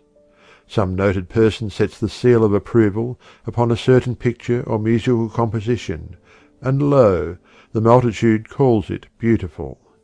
It must not be supposed, however, that the crowd always counterfeits this sense of beauty and excellence which has been suggested to it. On the contrary, genuine aesthetic feeling often results from the discovery so made. There is style and fashion in the use of words, resulting from fashion, which gives rise to aesthetic feelings regarding them. These feelings do not arise from the consideration of the nature of the object expressed by the word. Of two words designating the same thing, one causes disgust, and the other at least passive tolerance. For instance, in speaking of the sensible moisture which is emitted from the pores of the skin, we may use either of the respective terms sweat or perspiration. Both mean the same thing, and have an equally respectable origin, but to many persons the word sweat causes an unpleasant aesthetic emotion, while the word perspiration is accepted without remonstrance. Some persons abhor the term victuals, while viands or food are accepted without protest. There is often an unpleasant, low, vulgar association connected with some words, which accounts for the disfavour with which they are received, and which association is absent from the more polite terms employed to indicate the same thing. But in other cases there is nothing but the simple suggestion of fashion and style to account for the aesthetic acceptance or rejection. It is possible that some psychologist of the future will establish the truth of the theory now tentatively advanced by a few investigators, namely, that taste and the sense of beauty depend almost entirely upon the element of suggestion, manifested as association, influence of authority, habit, fashion, imitation, etc. It is known that the emotional nature is peculiarly liable to suggestion, and that taste may be created or destroyed by repeated suggestion under the most favourable circumstances. It is thought likely that if we could trace back to its roots every emotion of taste, we would find it arising from some associative, suggestive influence connected with another and more elemental class of emotions. Regarding the fact that there is no universal standard of taste or beauty, Halleck says, "It has been said that aesthetics cannot be created in a scientific way, because there is no standard of taste. De gustibus non est disputandum. There is no disputing about tastes," is an old proverb. Of two equally intelligent persons, one may like a certain book, the other dislike it. While it is true that the standard of taste is a varying one within certain limits, it is no more so than that of morals. As men's nervous systems, education, and associations differ, we may scientifically conclude that their tastes must differ. The greater the uniformity in the factors, the less does the product vary. On the other hand, within certain limits, the standard of aesthetics is relatively uniform. It is fixed by the majority of intelligent people of any age and country. To estimate the standard by which to judge of the correctness of a language, or of the literary taste of any era, we examine the conversations of the best speakers, the works of the standard writers. The aesthetic emotions may be developed and cultivated by exercise and practice, and particularly by association and familiarity with beautiful things, and with those who have good taste. Appreciation of beauty is more or less contagious, up to a certain point of development at least, and if one wishes to recognize, understand, and appreciate beauty, he should go where beauty is, and where its votaries are gathered. The study of standard works of art, or objects of nature, or the best productions of the composers of music, will do much to develop and unfold one's higher aesthetic feelings and understanding. It is claimed by some of the best authorities that to develop the finer and higher aesthetic feelings and understanding, we must learn to find beauty and excellence in things removed from ourselves or our selfish interests. The narrow selfish emotions kill the aesthetic feelings. The two cannot exist together.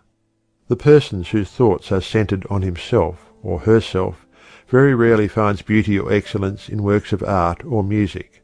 Grant Allen well sums up the subject in the following words: "Good taste is the progressive product of progressing fineness and discrimination in the nerves, educated attention, high and noble emotional constitution, and increasing intellectual faculties." End of chapter 16. Chapter 17. The Intellectual Emotions. By the intellectual emotions is meant that class of emotional feeling resulting from the presence of objects of intellectual interest. This class of emotions depends for its satisfaction upon the exercise of the intellectual faculties, from the most simple to the most complex, and including perception, memory, imagination, reason, judgment, and all the logical faculties. Those who are accustomed to employing the mind through voluntary attention, particularly in the direction of creative ideation or constructive imagination, experience these emotions to a greater or less degree. The exercise of perception, if we are skilled therein, gives us a pleasurable feeling, and if we succeed in making an interesting or important discovery by reason thereof, we experience a strong degree of emotional satisfaction. Likewise, we experience agreeable feelings when we are able to remember distinctly something which might well have been forgotten, or when we succeed in recalling something which had escaped our memory for the moment. In the same way, the exercise of the imagination is a source of great pleasure in many cases, in the direction of writing, planning, inventing, or other creative processes, or even in the building of air castles. The exercise of the logical faculties gives great pleasure to those in whom these faculties are well developed. Halleck well says, "There is probably not a happier moment in Newton's life than when he has succeeded in demonstrating that the same power which caused the apple to fall held the moon and the planets in their orbits.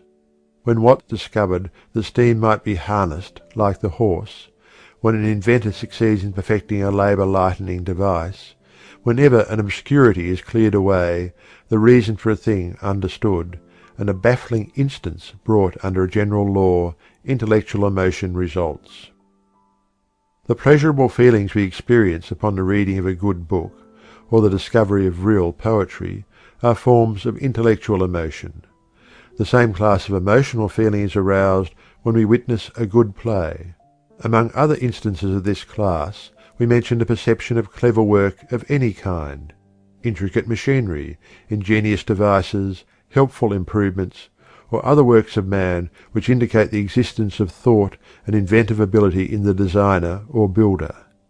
To appreciate mental work of this kind, we must bring a mind developed along the same or similar lines. It has well been said that before one can take away anything from a book, he must bring something to it. It takes mentality to recognize and appreciate mentality, or the work of mentality. The study of scientific subjects is a source of great pleasure to those who are inclined to such pursuits. To the scientific mind, the study of the latest work on a favourite branch gives a joy which nothing else is capable of arousing. To the philosopher, the works of other philosophers of the same school give intense satisfaction. It is claimed that the sense of humour and wit is an intellectual emotion, for it depends upon the detection of the ludicrous features of a happening. Certain psychologists have held that the distinctive element of humour is a feeling attendant upon the perception of incongruity, while that of wit is the feeling of superiority on the part of the witty person, and a corresponding chagrin of the object of his wit. It would seem, however, that the appreciation of wit must depend upon the intellectual perception of cleverness of expression, and the pleasure resulting from the discovery thereof, and that the feeling of humour is aroused principally by reason of the incongruous element. The feeling of self-satisfaction, as contrasted with the discomfiture of the other person, belongs to the more selfish emotions.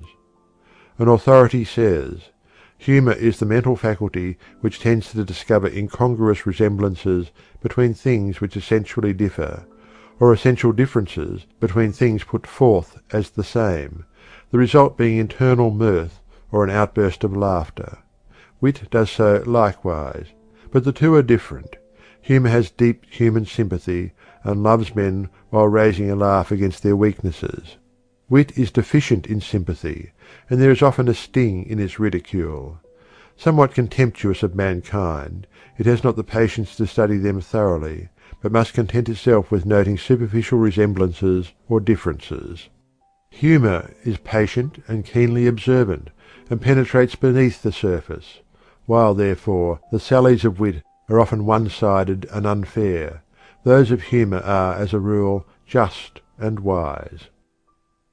The development and cultivation of the intellectual emotions depend, of course, upon education, training, exercise, and practice.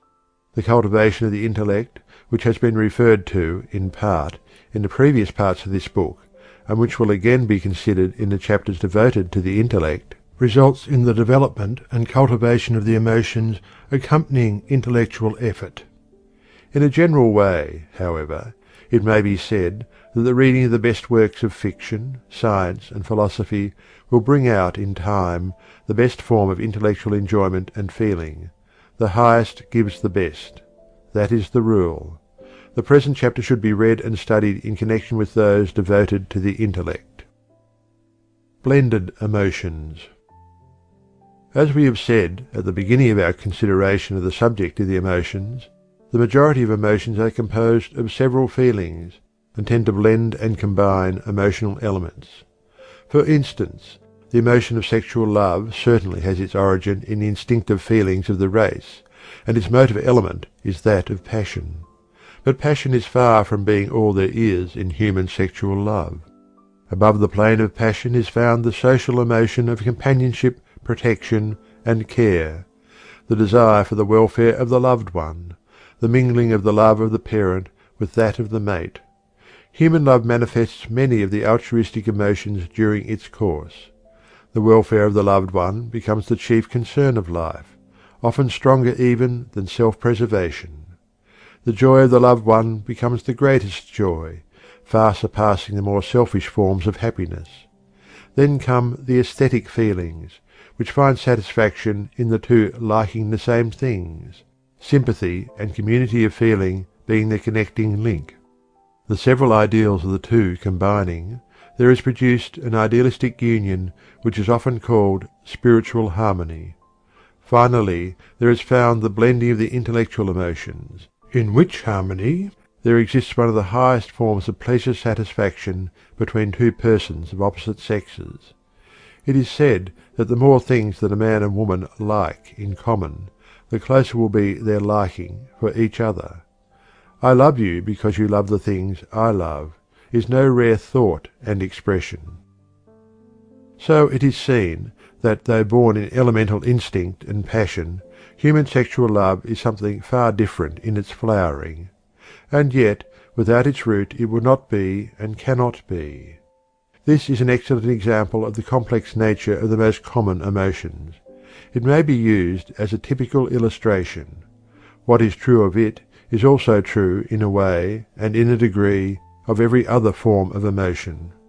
Therefore, in studying a particular emotion, be not too quick to cry, "It is this, it is that," but rather seek to say, "It is composed of this and that." Few, if any, emotions are simple. The majority are very complex. Hence the difficulty of satisfactory classification, and the danger of dogmatic definition.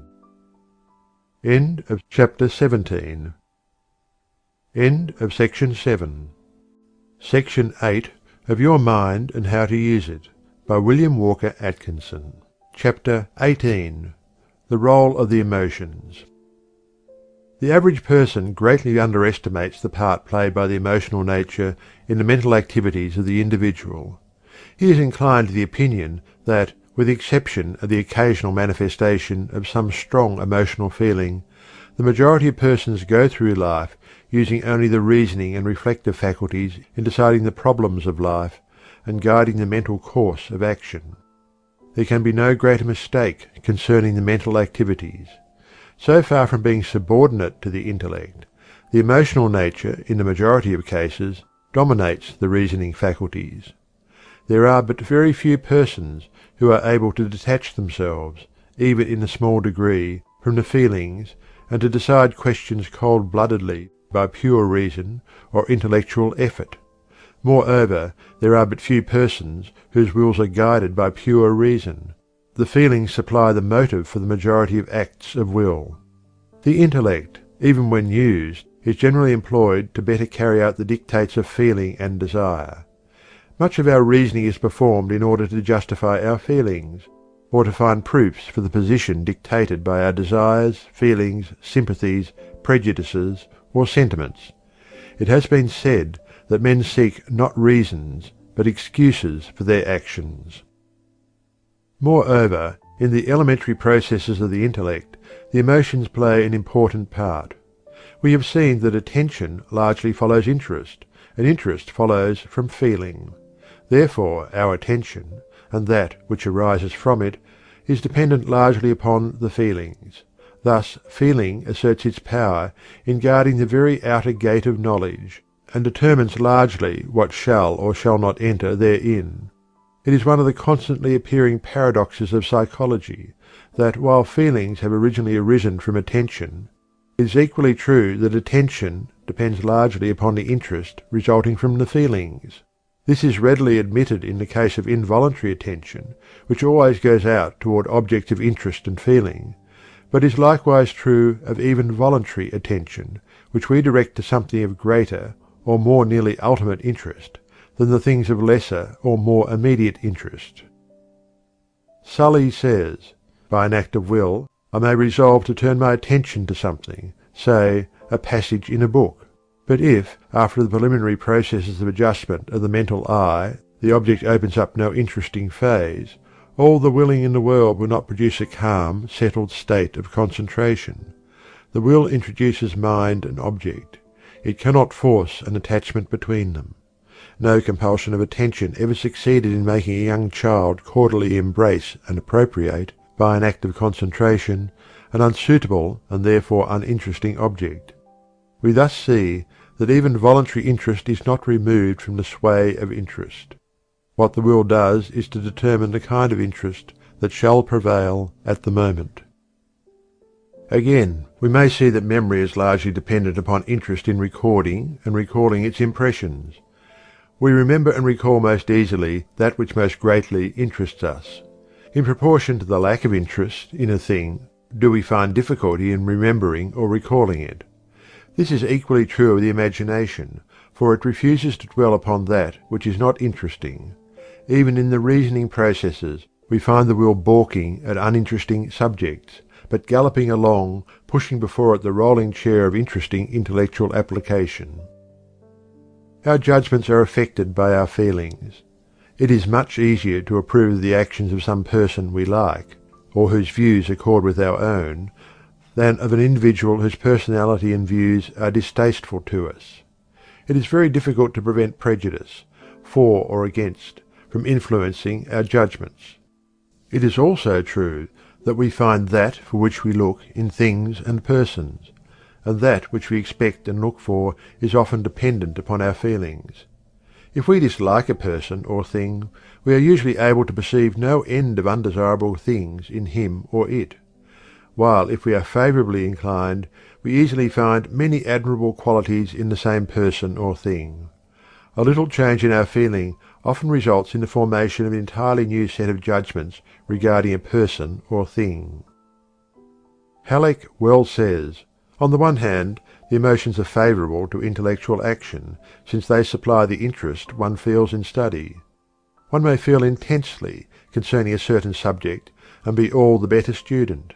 Hence the emotions are not, as was formerly thought, entirely hostile to intellectual action. Emotion often quickens the perception, burns things indelibly into the memory, and doubles the rapidity of thought. On the other hand, strong feelings often vitiate every operation of the intellect. They cause us to see only what we wish to remember only what interests our narrow feeling at the time, and to reason from selfish data only. Emotion puts the magnifying end of the telescope to our intellectual eyes where our own interests are concerned, the minimizing end when we are looking at the interest of others. Thought is deflected when it passes through an emotional medium, just as a sunbeam is when it strikes water."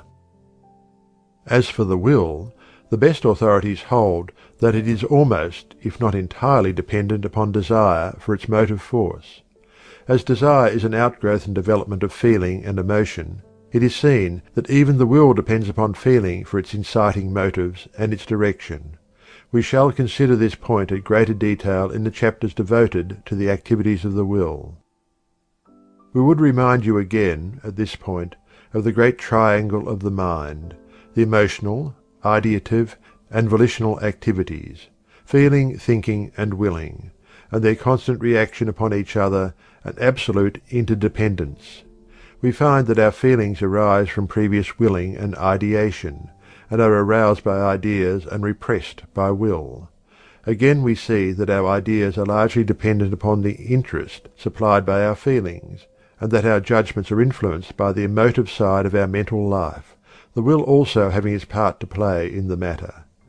We also see that the will is called into activity by the feelings, and often guided or restrained by our thoughts, the will indeed being considered as moved entirely by our feelings and ideas. Thus is the trinity of mental forces seen ever in mutual relation, constant action and reaction ever existing between them.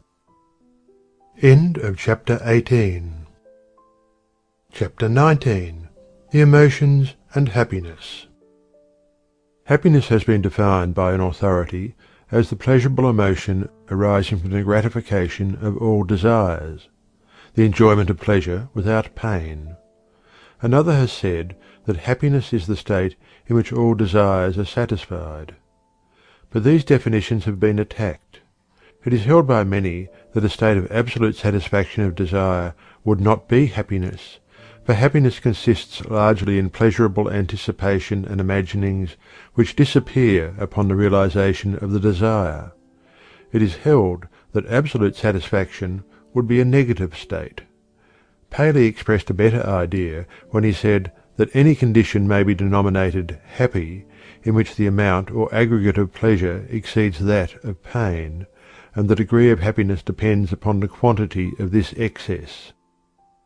Some have held that an existing contrast between pain and pleasure, the balance being in favour of the latter, is necessary to establish happiness.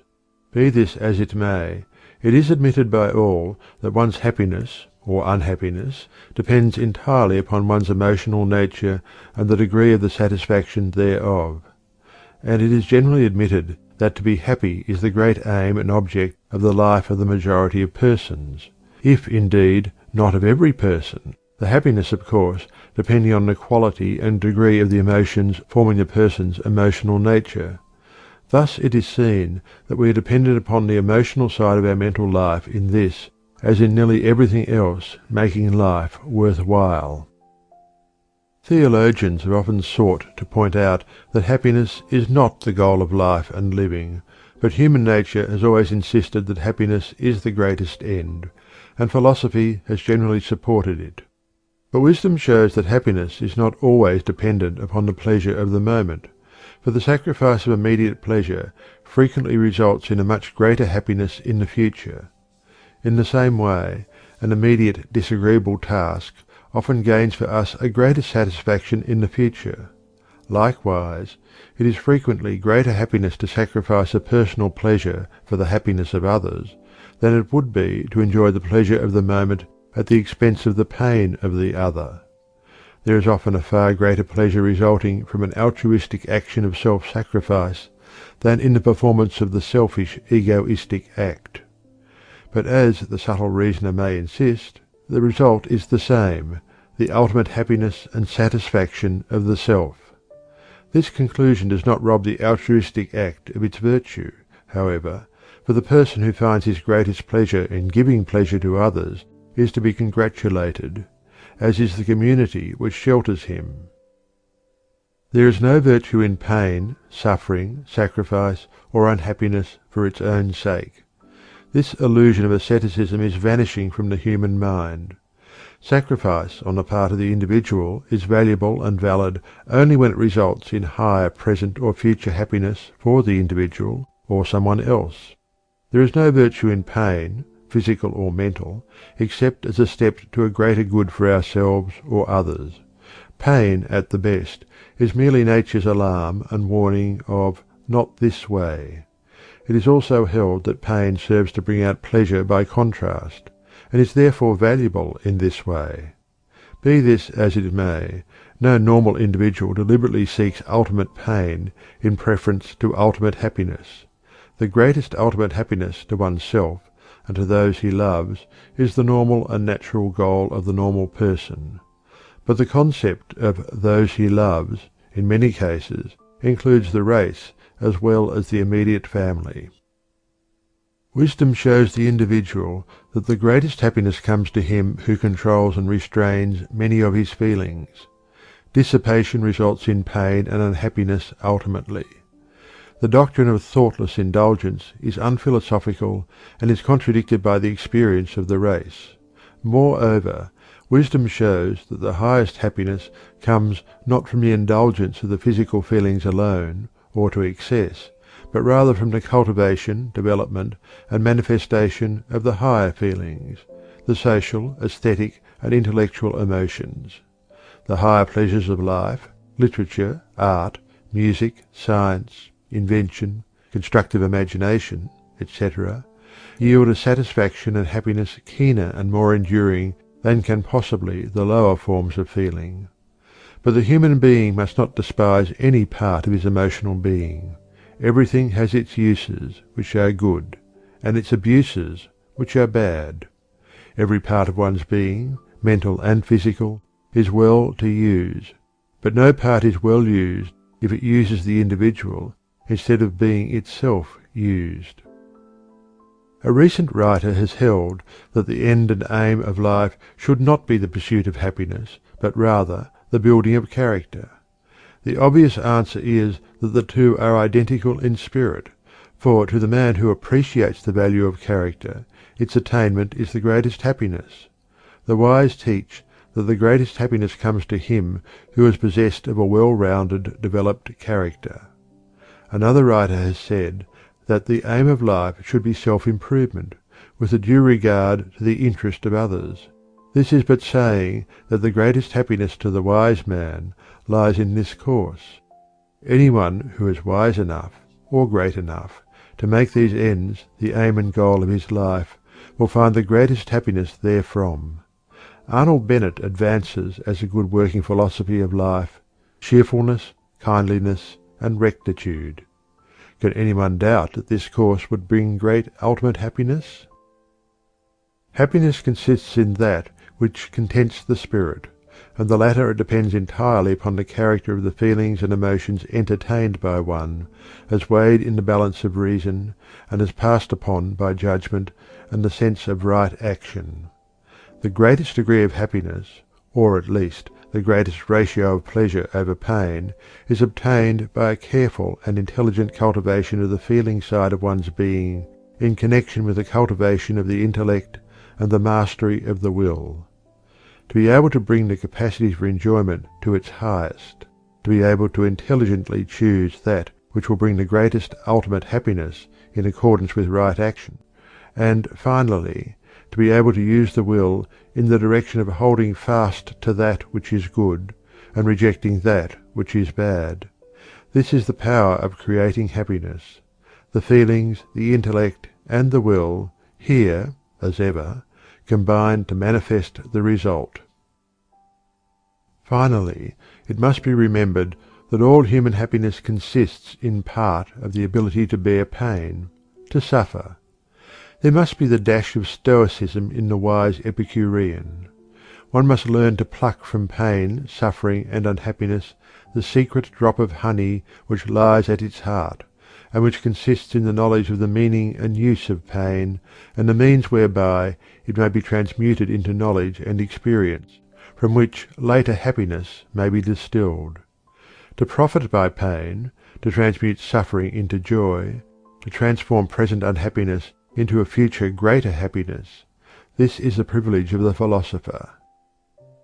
The mental states and activities known as desire are a direct development of the feeling and emotional phase of the mind, and form the motive power of the will. Desire, in fact, may be said to be composed of feeling on one side and will on the other. But the influence of the intellect, or reasoning faculties, has a most important part to play in the evolution of feeling into desire, and in the consequent action of the will by the presentation and weighing of conflicting desires. Therefore, the logical place for the consideration of the activities of the intellect is at this point, between emotion and will. Accordingly, we shall leave the subject of feeling and emotion for the present, to be taken up again in connection with the subject of desire, after we have considered the intellectual processes of the mind. But, as has been indicated, we shall see the presence and influence of the feelings and emotions even in the activities of the intellect. End of chapter 19. End of section 8. Section 9 of Your Mind and How to Use It by William Walker Atkinson. Chapter 20. The Intellect. The class of mental states or processes grouped together under the name of intellectual processes form the second great division of the mental states, the two others being feeling and will respectively. Intellect has been defined as follows: the part or faculty of the human mind by which it knows, as distinguished from the power to feel and to will; the thinking faculty, the understanding; also as that faculty of the human mind by which it receives or comprehends the ideas communicated to it by the senses or the perception or other means, as distinguished from the power to feel and to will; the power or faculty to perceive objects in their relations; the power to judge and comprehend; also the capacity for higher forms of knowledge, as distinguished from the power to perceive and imagine. In the preceding chapters we have seen that the individual is able to experience sensations in consciousness, and that he is able to perceive them mentally, the latter being the first step in intellectual activity. We have also seen that he is able to reproduce the perception by means of memory and imagination, and that by means of the latter he is able to recombine and rearrange the objects of perception. We have also seen that he has what are known as feelings, which depend upon his previous experience and that of his progenitors. So far, the mind has been considered merely as a receiving and reproducing instrument, with the added attachment of the recombining power of the imagination. Up to this point, the mind may be compared to the phonographic cylinder, with an attachment capable of recombining its recorded impressions. The impressions are received and perceived, are stored away, are reproduced, and by the use of the imagination are recombined. Up to this point, the mind is seen to be more or less of an automatic instinctive faculty. It may be traced from the purely reflex activity of the lowest forms of life up through the lower animals, step by step, until a very high degree of mental power is perceived in animals like the horse, dog, or elephant. But there is something lacking. There is missing that peculiar power of thinking in symbols and abstract conceptions which distinguishes the human race, and which is closely bound up with the faculty of language or expressing thoughts in words. The comparatively high mental process of the lower animals is dwarfed by the human faculty of thinking, and thinking is a manifestation of the intellect. What is it to think? Strange to say, very few persons can answer this question correctly at first. They find themselves inclined to answer the inquiry in the words of the child. Why, to think is to think. Let us see if we can make it plain. The dictionary definition is a little too technical to be of much use to the beginner, but here it is. To employ any of the intellectual powers except that of simple perception through the senses. But what are the intellectual powers so employed, and how are they employed? Let us see. Stating the matter plainly in common terms, we may say that thinking is the mental process of 1. Comparing our perceptions of things with each other, noting the points of likeness and of difference. 2. Classifying them according to the ascertained likeness or difference, and thus tying them up in mental bundles, with each set of things of a kind in its own bundle. 3. Forming the abstract symbolic mental idea, concept, of each class of things so grouped, that we may afterward use as we use figures in mathematical calculations. 4. Using these concepts in order to form inferences, that is, to reason from the known to the unknown, and to form judgments regarding things. 5. Comparing these judgments, and deducing higher judgments from them, and so on. Without thinking, man will be dependent upon each particular experience for his knowledge, except so far as memory and imagination could instinctively aid him. By thought processes, he is enabled to infer that if certain things be true of one of a certain kind of things, the same thing may be expected from others of the same class. As he is able to note points of likeness or difference, he is able to form clearer and truer inferences. In addition, he is able to apply his constructive imagination to the rearrangement and recombination of things whose nature he has discovered, and thus progress along the line of material achievement as well as of knowledge. It must be remembered, however, that the intellect depends entirely for its material upon the perception, which, in turn, receives its raw material from the senses. The intellect merely groups together the material of perception, makes inferences, draws conclusions from, and forms conclusions regarding them, and in the case of constructive imagination, recombines them in effective forms and arrangement. The intellect is the last in order of the course of mental evolution. It appears last in order in the mind of the child, but it often persists in old age after the feelings have grown dim and the memory weak. Concepts. What is known as the concept is the first fruit of the elemental processes of thought. The various images of outside objects are sensed, then perceived, and then grouped according to their likenesses and differences, and the result is the production of concepts. It is difficult to define a concept so as to convey any meaning to the beginner. For instance, the dictionaries give the definition as an abstract general conception, idea, or notion formed in the mind. Not very clear this, is it? Perhaps we can understand it better if we say that the terms dog, cat, man, horse, house, etc. each expresses a concept. Every term expresses a concept. Every general name of a thing or quality is a term applied to the concept. We shall see this a little clearer as we proceed. We form a concept in this way. 1. We perceive a number of things. 2. Then we notice certain qualities possessed by things, certain properties, attributes, or characteristics which make the thing what it is. 3. Then we compare these qualities of the thing with the qualities of other things and see that there is a likeness in some cases, in various degrees, and a difference in other cases, in various degrees. 4. Then we generalize or classify the perceived things according to their ascertained likenesses and differences. 5. Then we form a general idea or concept embodying each class of thing, and finally we give to the concept a term, or name, which is its symbol. The concept is a general idea of a class of things. The term is the expression of that general idea. The concept is the idea of a class of things. The term is the label affixed to the thing. To illustrate this last distinction, let us take the concept and term of bird, for instance.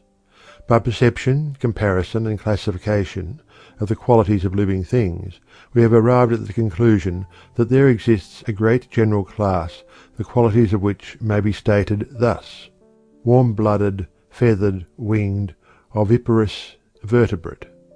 To this general class of quality-possessing animals we apply the English term bird. The name is merely a symbol.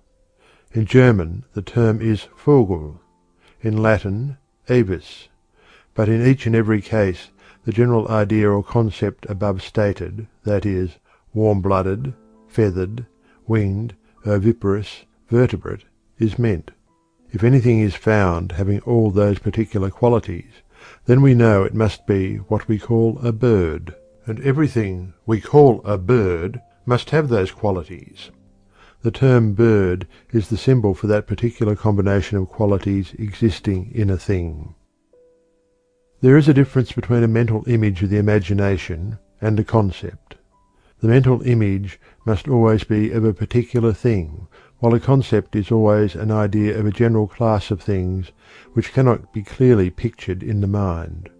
For instance, the imagination may form the mental picture of any known bird, or even of an imaginary bird, but that bird always will be a distinct, particular bird. Try to form a mental image of a general class of birds. How would you do it? Do you realize the difficulty? First, such an image would have to include the characteristics of the large birds, such as the eagle, ostrich, and condor, and of the small birds, such as the wren and hummingbird. It must be a composite of the shape of all birds, from the ostrich, swan, eagle, crane, down to the sparrow, swallow, and hummingbird. It must picture the particular qualities of birds of prey, water birds, and domestic fowls, as well as the grain eaters. It must exhibit all the colours found in bird life, from the brightest reds and greens down to the sober greys and browns. A little thought will show that a clear mental image of such a concept is impossible. What the most of us do when we think of bird is to picture a vague flying shape of dull colour. But when we stop to think that the term must also include the waddling duck and the scratching barnyard chicken, we see that our mental image is faulty. The trouble is that the term bird really means all bird, and we cannot picture an all bird from the very nature of the case. Our terms, therefore, are like mathematical figures or algebraic symbols, which we use for ease, speed, and clearness of thinking. The trouble does not end here. Concepts not only include the general idea of things, but also the general idea of the qualities of things. Thus, sweetness, hardness, courage, and energy are concepts, but we cannot form a mental image of them by themselves. We may picture a sweet thing, but not sweetness itself. So you see that a concept is a purely abstract mental idea, a symbol, akin to the figures 1, 2, 3, etc., and used in the same way. They stand for general classes of things. A term is the verbal and written expression of the general idea or concept. The student is requested to fix these distinctions in his mind, so as to render future understanding of them easy. End of chapter 20. Chapter 21. Conception. The idea of conception has been well defined by Gordy as that act of mind by which it forms an idea of a class, or that act of the mind which enables us to use general names intelligently. He adds, "It is, of course, understood that I am using the word 'class' to denote an indefinite number of individuals that resemble each other in certain particulars." Perception. The first step in conception, as we have seen, is that of perception. It is readily perceived that the character of our intellectual processes depends materially upon the variety, clearness, and accuracy of our perceptions. Therefore, again, we would refer our students to the chapter in which we have stated the importance of clear perception. Memory. The future steps of conception depend materially upon the clearness of the memory, as we can classify objects only by remembering their qualities beyond the immediate moment of actual original perception. Therefore, the memory should be strengthened for this as well as other objects. Abstraction. The second step in conception is that of the mental abstraction of qualities from the observed thing. That is, we must perceive and then mentally set aside the observed qualities of the thing. For instance, man first perceived the existence of certain qualities in things. He found that a certain number of things possessed some of these qualities in common, while others possessed other qualities in the same way, and thus arose classification from comparison. But both comparison and classification are possible only by abstraction, or the perception of the quality as a thing. Thus, the abstraction of the idea of the quality of sweetness from the idea of sugar. Sweetness is a quality rather than a thing itself. It is something possessed by sugar, which helps to make sugar what it is. Color, shape, size, mental qualities, habits of action. These are some of the qualities first observed in things and abstracted from them in thought. Redness, sweetness, hardness, softness, largeness, smallness, fragrance, swiftness, slowness, fierceness, gentleness, warmness, coldness, etc. These are abstracted qualities of things. Of course, these qualities are never really divorced from things, but the mind divorces them in order to make thinking easier. An authority says, "Animals are incapable of making abstractions, and that is the reason why they cannot develop formal thought." Abstract thought is identical with rational thought, which is the characteristic feature of the thought of speaking beings. This is the reason why abstract thought is upon earth the exclusive property of man, and why brutes are incapable of abstract thought. The process of naming is the mechanism of abstraction, for names establish the mental independence of the objects named. The processes of abstraction depend upon attention, concentrated attention. Attention directed to the qualities of a thing tends to abstract the qualities in thought from the thing itself. Mill says, "Abstraction is primarily the result of attention." Hamilton says, "Attention and abstraction are only the same process viewed in different relations." Cultivation of the power of abstraction means principally cultivation of attention. Any mental activity which tends towards analysis or separation of a thing into its parts, qualities, or elements will serve to cultivate and develop the power of abstraction. The habit of converting qualities into concepts is acquired by transforming adjective terms into their corresponding noun terms. For instance, a piece of colored candy possesses the qualities of being round, hard, red, sweet, etc. Transforming these adjective qualities into noun terms, we have the concepts of roundness, hardness, redness, and sweetness, respectively. Comparison. The third step in conception is that of comparison, in which the qualities of several things are compared or examined for likenesses and differences. We find many qualities in which several things differ, and a few in which there is a likeness.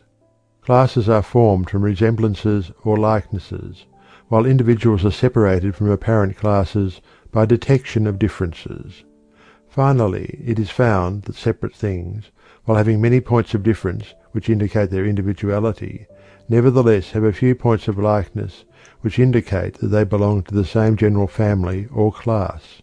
The detection of likenesses and differences in the qualities of various things is an important mental process.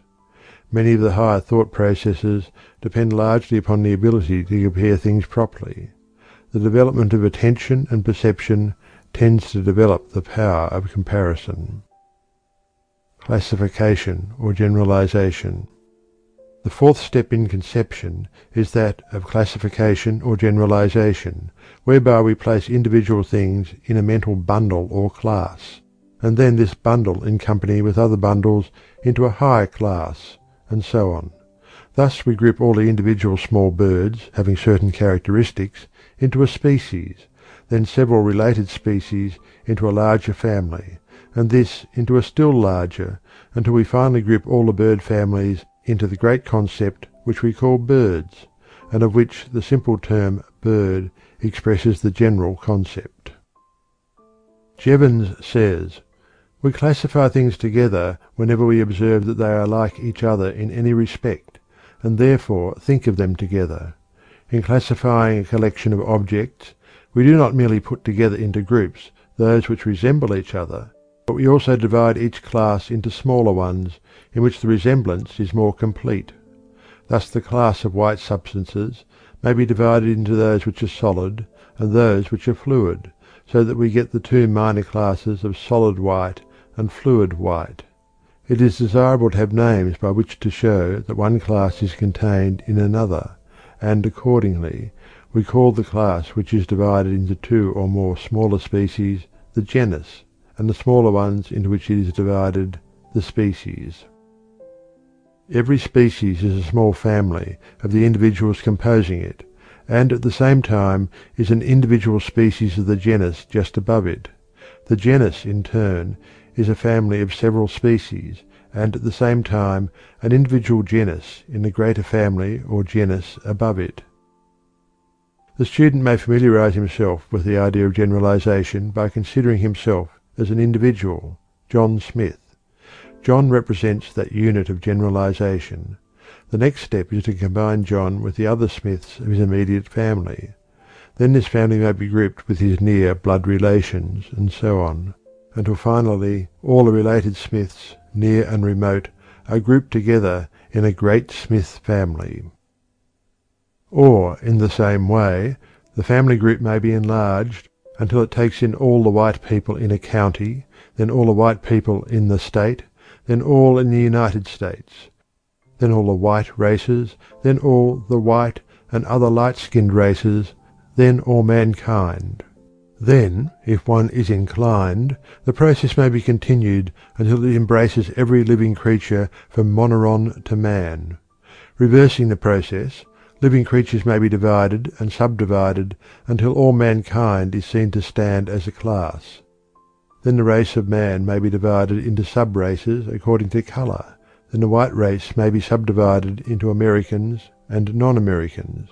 Then the Americans may be divided into the inhabitants of the several states, or into Indianans or non-Indianans, then into the inhabitants of the several counties of Indiana, and thus the Posey Countians are reached. Then the Posey County people are divided into Smiths and non-Smiths, then the Smith family into its constituent family groups, and then into the smaller families, and so on, until the classification reaches one particular John Smith, who at last is found to be an individual, in a class by himself. This is the story of the ascending and descending processes of generalization. End of chapter 21. End of section 9. Section 10 of Your Mind and How to Use It by William Walker Atkinson. Chapter 22. Classes of Concepts. In the preceding chapter we have seen the process of conception, of the forming of concepts. The idea of a general class of things or qualities is a concept. Each concept contains the qualities which are common to all the individuals composing the class, but not those qualities which pertain only to the minor classes or the individuals. For instance, the concept of bird will necessarily include the common qualities of warm-bloodedness, featheredness, wingedness, oviparousness, and vertebrateness, but it will not include colour, special shape, size, or special features or characteristics of the subfamilies or individuals composing the great class. The class comprises the individuals and subclasses composing it. The concept includes the general and common qualities which all in the class possess. A percept is the mental image of a particular thing. A concept is the mental idea of the general qualities of a class of things. A percept arises from the perception of a sensation. A concept is a purely mental, abstract creation whose only existence is in the world of ideas, and which has no corresponding individual object in the world of sense. There are two general classes of concepts, namely, 1. Concrete concepts, in which the common qualities of a class of things are combined into one conceptual idea, such as bird, of which we have spoken. 2.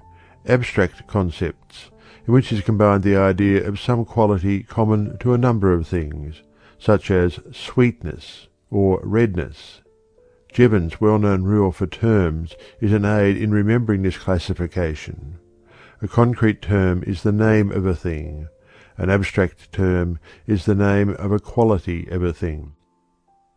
It is a peculiar fact and rule of concrete concepts that 1.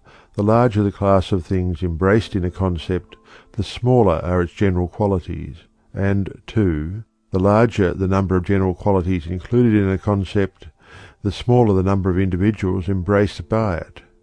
For instance, the term bird embraces a great number of individuals, all the birds that are in existence, in fact, but it has but few general qualities, as we have seen. On the contrary, the concept stork has a much larger number of general qualities, but embraces far fewer individuals. Finally, the individual is reached, and we find that it has more qualities than any class can have, but it is composed of the smallest possible number of individuals, 1. The secret is this: no two individuals can have as many qualities in common as each has individually, unless they are precisely alike, which is impossible in nature. Imperfect concepts. It is said that outside of strictly scientific definitions, very few persons agree in their concepts of the same thing. Each has his or her own concept of the particular thing which he or she expresses by the same term.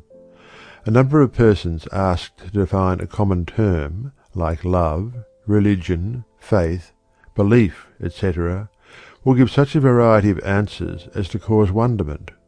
As Green says, "My idea or image is mine alone, the reward of careless observation if imperfect, of attentive, careful, and varied observation if correct.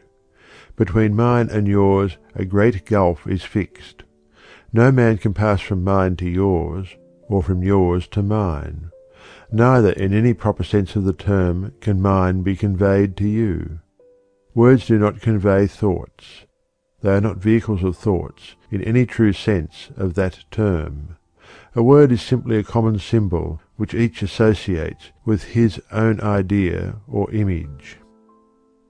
The reason of the difference in the concepts of several persons is that very few of our concepts are nearly perfect. The majority of them are quite imperfect and incomplete. Jevons gives us an idea of this in his remarks on classification. Things may seem to be very like each other which are not so. Whales, porpoises, seals, and several other animals live in the sea exactly like a fish. They have a similar shape and are usually classed among fish. People are said to go whale fishing. But these animals are not really fish at all, but are much more like dogs and horses and other quadrupeds than they are like fish. They cannot live entirely under water and breathe the air contained in the water like fish, but they have to come to the surface at intervals to take breath. Similarly, we must not class bats with birds because they fly about, although they have what would be called wings.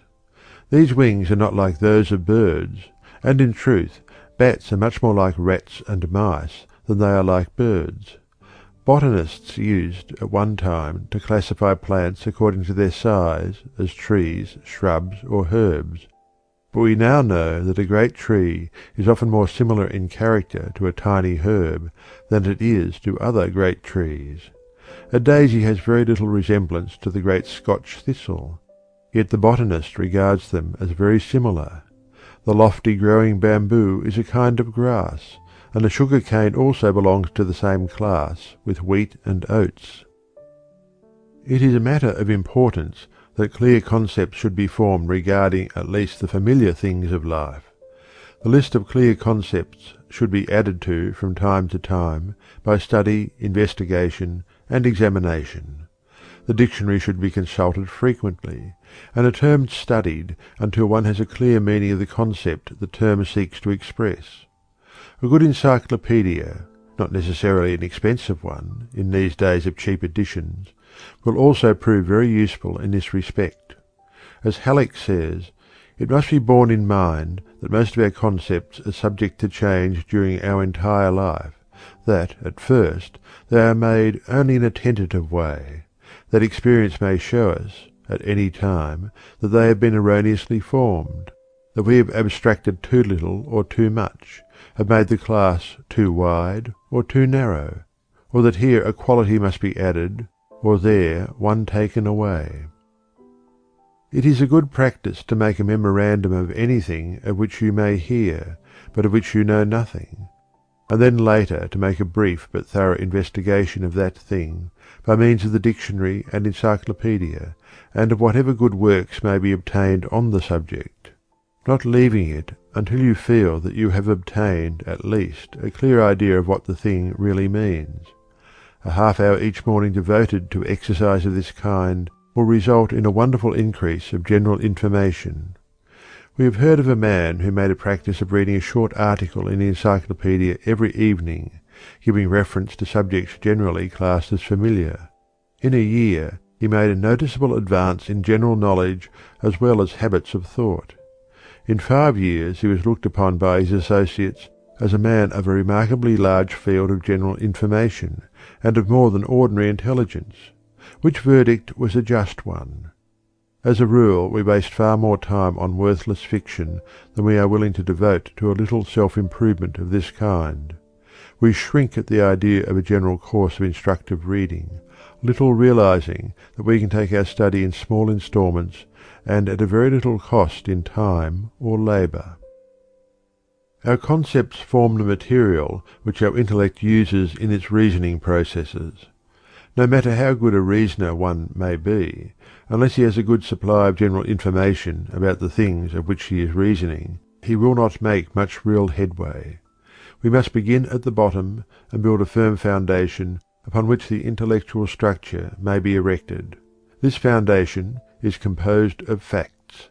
These facts are represented by our clear and correct concepts.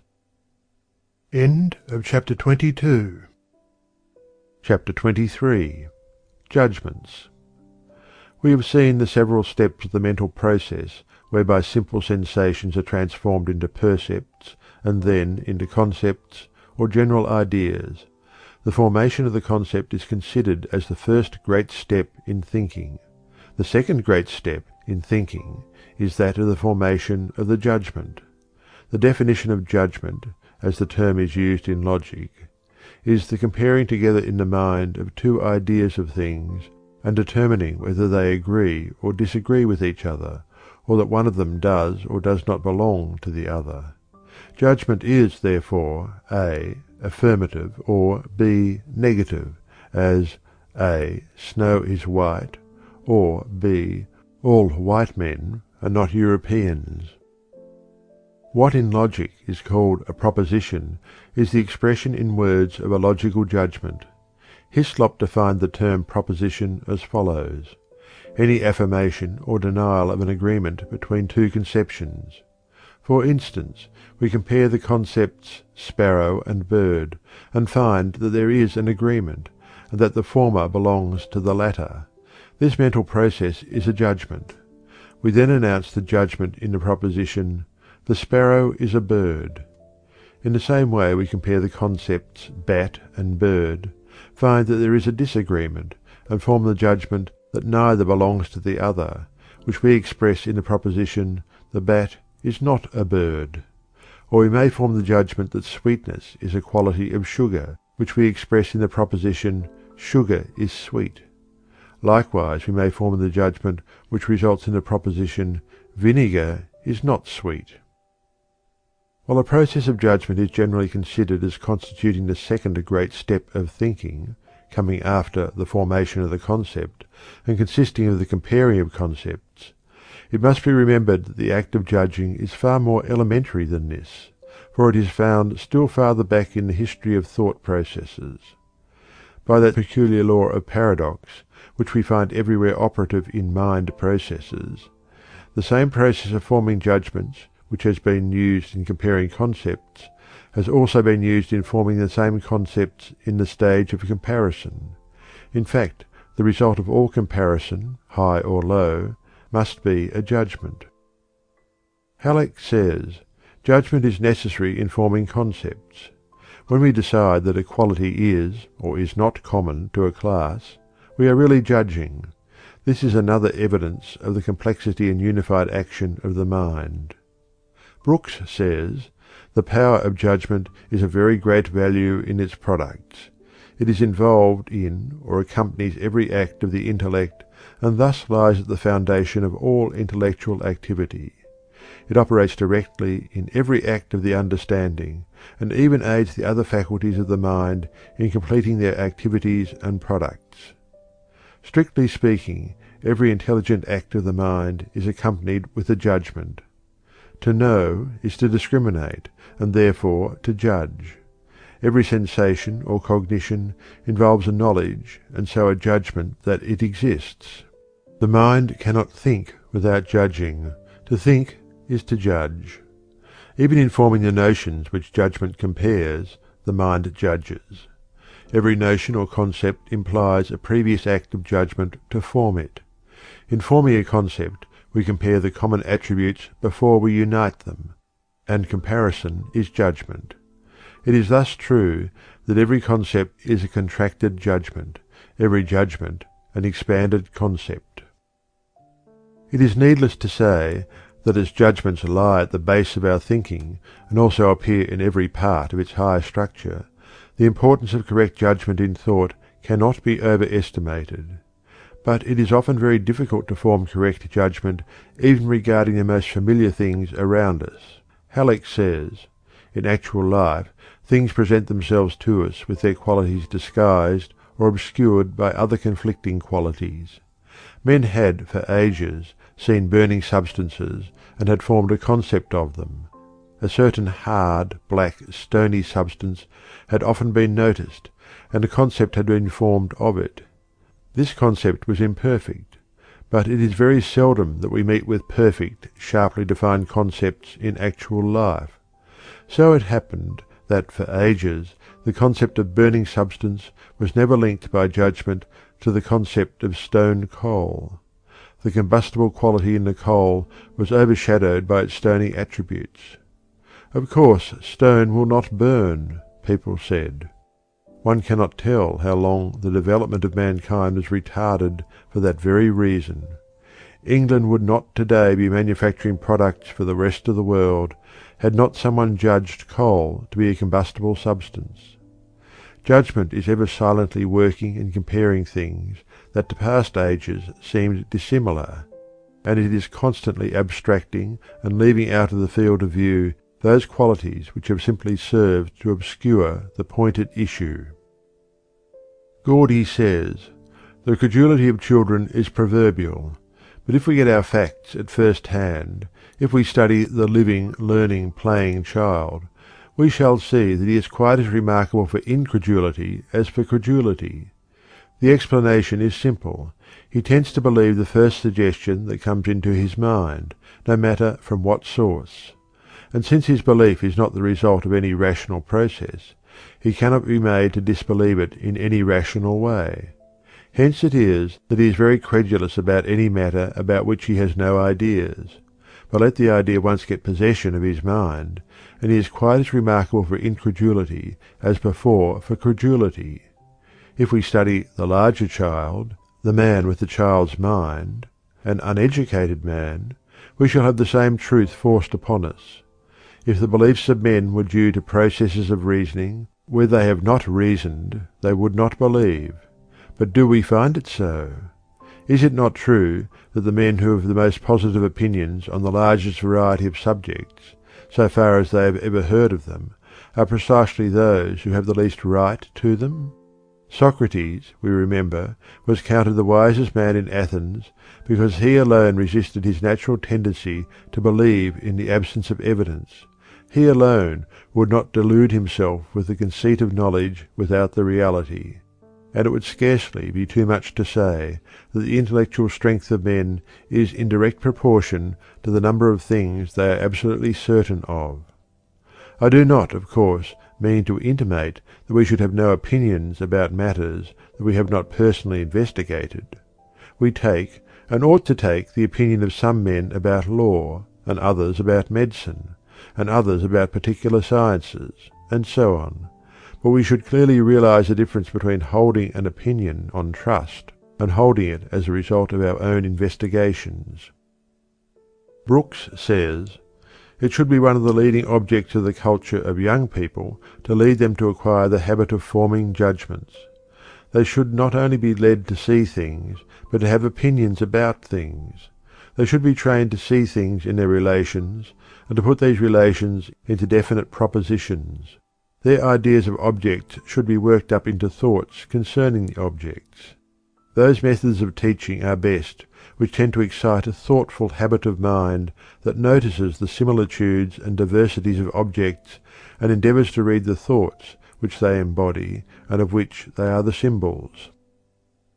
The study of logic, geometry, and the natural sciences is recommended for exercise of the faculty of judgment and the development thereof. The study and practice of even the lower branches of mathematics are also helpful in this direction. The game of checkers or chess is recommended by many authorities. Some have advocated the practice of solving enigmas, problems, rebuses, etc., as giving exercise to this faculty of the mind. The cultivation of the why attitude of mind, and the answering of one's own mental questions, is also helpful, if not carried to excess. Doubting Thomas is not always a term of reproach in these days of scientific habits of thought, and the man from Missouri has many warm admirers. End of chapter 23. End of section 10. Section 11 of Your Mind and How to Use It by William Walker Atkinson. Chapter 24. Primary Laws of Thought. In connection with this subject, we herewith call the attention of the student to the well-known primary laws of thought, which have been recognized as valid from the time of the ancient Greek logicians. These laws are self-evident and are uncontradictable. They are axiomatic. Jevons says of them, "Students are seldom able to see at first their full meaning and importance. All arguments may be explained when these self-evident laws are granted. And it is not too much to say that the whole of logic will be plain to those who will constantly use these laws as their key. Here are the three primary laws of thought. 1. Law of identity. Whatever is, is. 2. Law of contradiction. Nothing can both be and not be. 3. Law of excluded middle. Everything must either be or not be. There is no middle course. 1. The first of these laws, called the law of identity, informs us that a thing is always itself, no matter under what guise or form it is perceived or may present itself. An animal is always a bird if it possesses the general characteristics of a bird. no matter whether it exhibits the minor characteristics of an eagle, a wren, a stork, or a hummingbird. In the same way, a whale is a mammal because it possesses the general characteristics of a mammal, notwithstanding that it swims in the water like a fish. Also, sweetness is always sweetness, whether manifested in sugar, honey, flowers, or products of coal tar. If a thing is that thing, then it is, and it cannot be logically claimed that it is not. 2. The second of these laws, called the law of contradiction, informs us that the same quality or class cannot be both affirmed and denied of a thing at the same time and place. A sparrow cannot be said to be both bird and not bird at the same time. Neither can sugar be said to be sweet and not sweet at the same time. A piece of iron may be hot at one end and not hot at another, but it cannot be both hot and not hot at the same place at the same time. 3. The third of these laws, called the law of excluded middle, informs us that a given quality or class must be affirmed or denied to everything at any given time and place. Everything either must be of a certain class or not, must possess a certain quality or not, at a given time or place. There is no alternative or middle course. It is axiomatic that any statement must either be or not be true of any certain other thing at any certain time and place. There is no escape from this. Anything either must be black or not black, a bird or not a bird, alive or not alive, at any certain time or place. There is nothing else that it can be. It cannot both be and not be at the same time and place, as we have seen. Therefore, it must either be or not be that which is asserted of it. The judgment must decide which alternative, but it has only two possible choices. But the student must not confuse opposite qualities or things with notness. A thing may be black or not black, but it need not be white to be not black, for blue is likewise not black, just as it is not white. The neglect of this fact frequently causes error. We must always affirm either the existence or non-existence of a quality in a thing. But this is far different from affirming or denying the existence of the opposite quality. Thus a thing may be not hard, and yet it does not follow that it is soft. It may be neither hard nor soft. Fallacious application. There exists what are known as fallacies of application of these primary laws. A fallacy is an unsound argument or conclusion. For instance, because a particular man is found to be a liar, it is fallacious to assume that all men are liars, for lying is a particular quality of the individual man, and not a general quality of the family of men. In the same way, because a stork has long legs and a long bill, it does not follow that all birds must have these characteristics simply because the stork is a bird. It is fallacious to extend an individual quality to a class. But it is sound judgment to assume that a class quality must be possessed by all individuals in that class. It is a far different proposition which asserts that some birds are black from that which asserts that all birds are black. The same rule, of course, is true regarding negative propositions. Another fallacy is that which assumes that because the affirmative or negative proposition has not been, or cannot be proved, it follows that the opposite proposition must be true. The true judgment is simply not proven. Another fallacious judgment is that which is based on attributing absolute quality to that which is but relative or comparative. For instance, the terms hot and cold are relative and comparative, and simply denote one's relative opinion regarding a fixed and certain degree of temperature. The certain thing is the degree of temperature, say 75 degrees Fahrenheit. Of this we may logically claim that it is or is not true at a certain time and place. It either is 75 degrees Fahrenheit or it is not. But to one man this may seem warm and to another cold. Both are right in their judgments, as far as their own relative feelings are concerned. but neither can claim absolutely that it is warm or cold. Therefore, it is a fallacy to ascribe absolute quality to a relative one. The absolute fact comes under the law of excluded middle, but a personal opinion is not an absolute fact. There are other fallacies which will be considered in other chapters of this book under their appropriate heading. End of chapter 24. Chapter 25. Reasoning. Reasoning, the third great step in thinking, may be said to consist of ascertaining new truths from old ones, new judgments from old ones, unknown facts from known ones. In short, of proceeding logically from the known to the unknown, using the known as a foundation for the unknown which is sought to be known. Gordy gives us the following excellent definition of the term. Reasoning is the act of going from the known to the unknown through other beliefs, of basing judgment upon judgments, reaching beliefs through beliefs. Reasoning, then, is seen to be a process of building a structure of judgments, one resting upon the other, the topmost point being the final judgment, but the whole constituting an edifice of judgment. This may be seen more clearly when the various forms of reasoning are considered. Immediate reasoning. The simplest form of reasoning is that known as immediate reasoning, by which is meant reasoning by directly comparing two judgments without the intervention of the third judgment, which is found in the more formal classes of reasoning. This form of reasoning depends largely upon the application of the three primary laws of thought, to which we have referred in a previous chapter.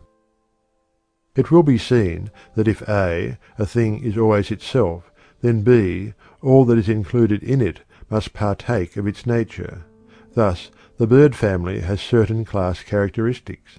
Therefore, by intermediate reasoning, we know that any member of that family must possess those class characteristics, whatever particular characteristics it may have in addition. And we likewise know that we cannot attribute these particular characteristics, as a matter of course, to the other members of the class. Thus, though all sparrows are birds, it is not true that all birds are sparrows. All biscuits are bread, but all bread is not biscuit. In the same way, we know that a thing cannot be bird and mammal at the same time, for mammals form a not-bird family. And likewise, we know that everything must be either bird or not bird, but that being not bird does not mean being a mammal, for there are many other not bird things than mammals. In this form of reasoning, distinction is always made between the universal or general class, which is expressed by the word all, and the particular or individual, which is expressed by the word some. Many persons fail to note this difference in their reasoning, and fallaciously reason, for instance, that because some swans are white, all swans must be so, which is a far different thing from reasoning that if all is so and so, then some must be so and so. Those who are interested in this subject are referred to some elementary textbook on logic, as the detailed consideration is too technical for consideration here. Reasoning by analogy. Reasoning by analogy is an elementary form of reasoning, and is a particular kind of reasoning employed by the majority of persons in ordinary thought. It is based upon the unconscious recognition by the human mind of the principle which is expressed by Jevons as, if two or more things resemble each other in many points, they will probably resemble each other in more points. The same authority says, reasoning by analogy differs only in degree from that type of reasoning called generalization. When many things resemble each other in a few properties, we argue about them by generalization. When a few things resemble each other in many properties, it is a case of analogy. While this form of reasoning is frequently employed with more or less satisfactory results, it is always open to a large percentage of error. Thus, persons have been poisoned by toadstools by reason of the false analogous reason that because mushrooms are edible, then toadstools, which resemble them, must be also fit for food. Or, in the same way, because certain berries resemble other edible berries, they must likewise be good food. As Brooks says, To infer that because John Smith has a red nose and is also a drunkard, then Henry Jones, who also has a red nose, is also a drunkard, would be dangerous inference. Conclusions of this kind, drawn from analogy, are frequently dangerous. Halleck says, "Many false analogies are manufactured, and it is excellent thought training to expose them. The majority of people think so little that they swallow these false analogies just as new-fledged robins swallow small stones dropped into their mouths." Jevons, one of the best authorities on the subject, says, "There is no way in which we can really assure ourselves that we are arguing safely by analogy. The only rule that can be given is this, that the more closely two things resemble each other, the more likely it is that they are the same in other respects, especially in points closely connected with those observed. In order to be clear about our conclusions, we ought, in fact, never to rest satisfied with mere analogy, but ought to try to discover the general laws governing the case. We find that reasoning by analogy is not to be depended upon, unless we make such an inquiry into the causes and laws of the things in question that we really employ inductive and deductive reasoning." Higher forms of reasoning. The two higher forms of reasoning are known respectively as 1. Inductive reasoning, or inference from particular facts to general laws, and 2. Deductive reasoning, or inference from general truths to particular truths. While the class distinction is made for the purpose of clear consideration, it must not be forgotten that the two forms of reasoning are generally found in combination. Thus, in inductive reasoning, many steps are taken by the aid of deductive reasoning; and likewise, before we can reason deductively from general truths to particular ones, we must have discovered the general truths by inductive reasoning from particular facts. Thus there is a unity in all reasoning processes, as there is in all mental operations. Inductive reasoning is a synthetical process, deductive reasoning an analytical one. In the first we combine and build up, in the latter we dissect and separate. End of chapter 25. Chapter 26. Inductive Reasoning.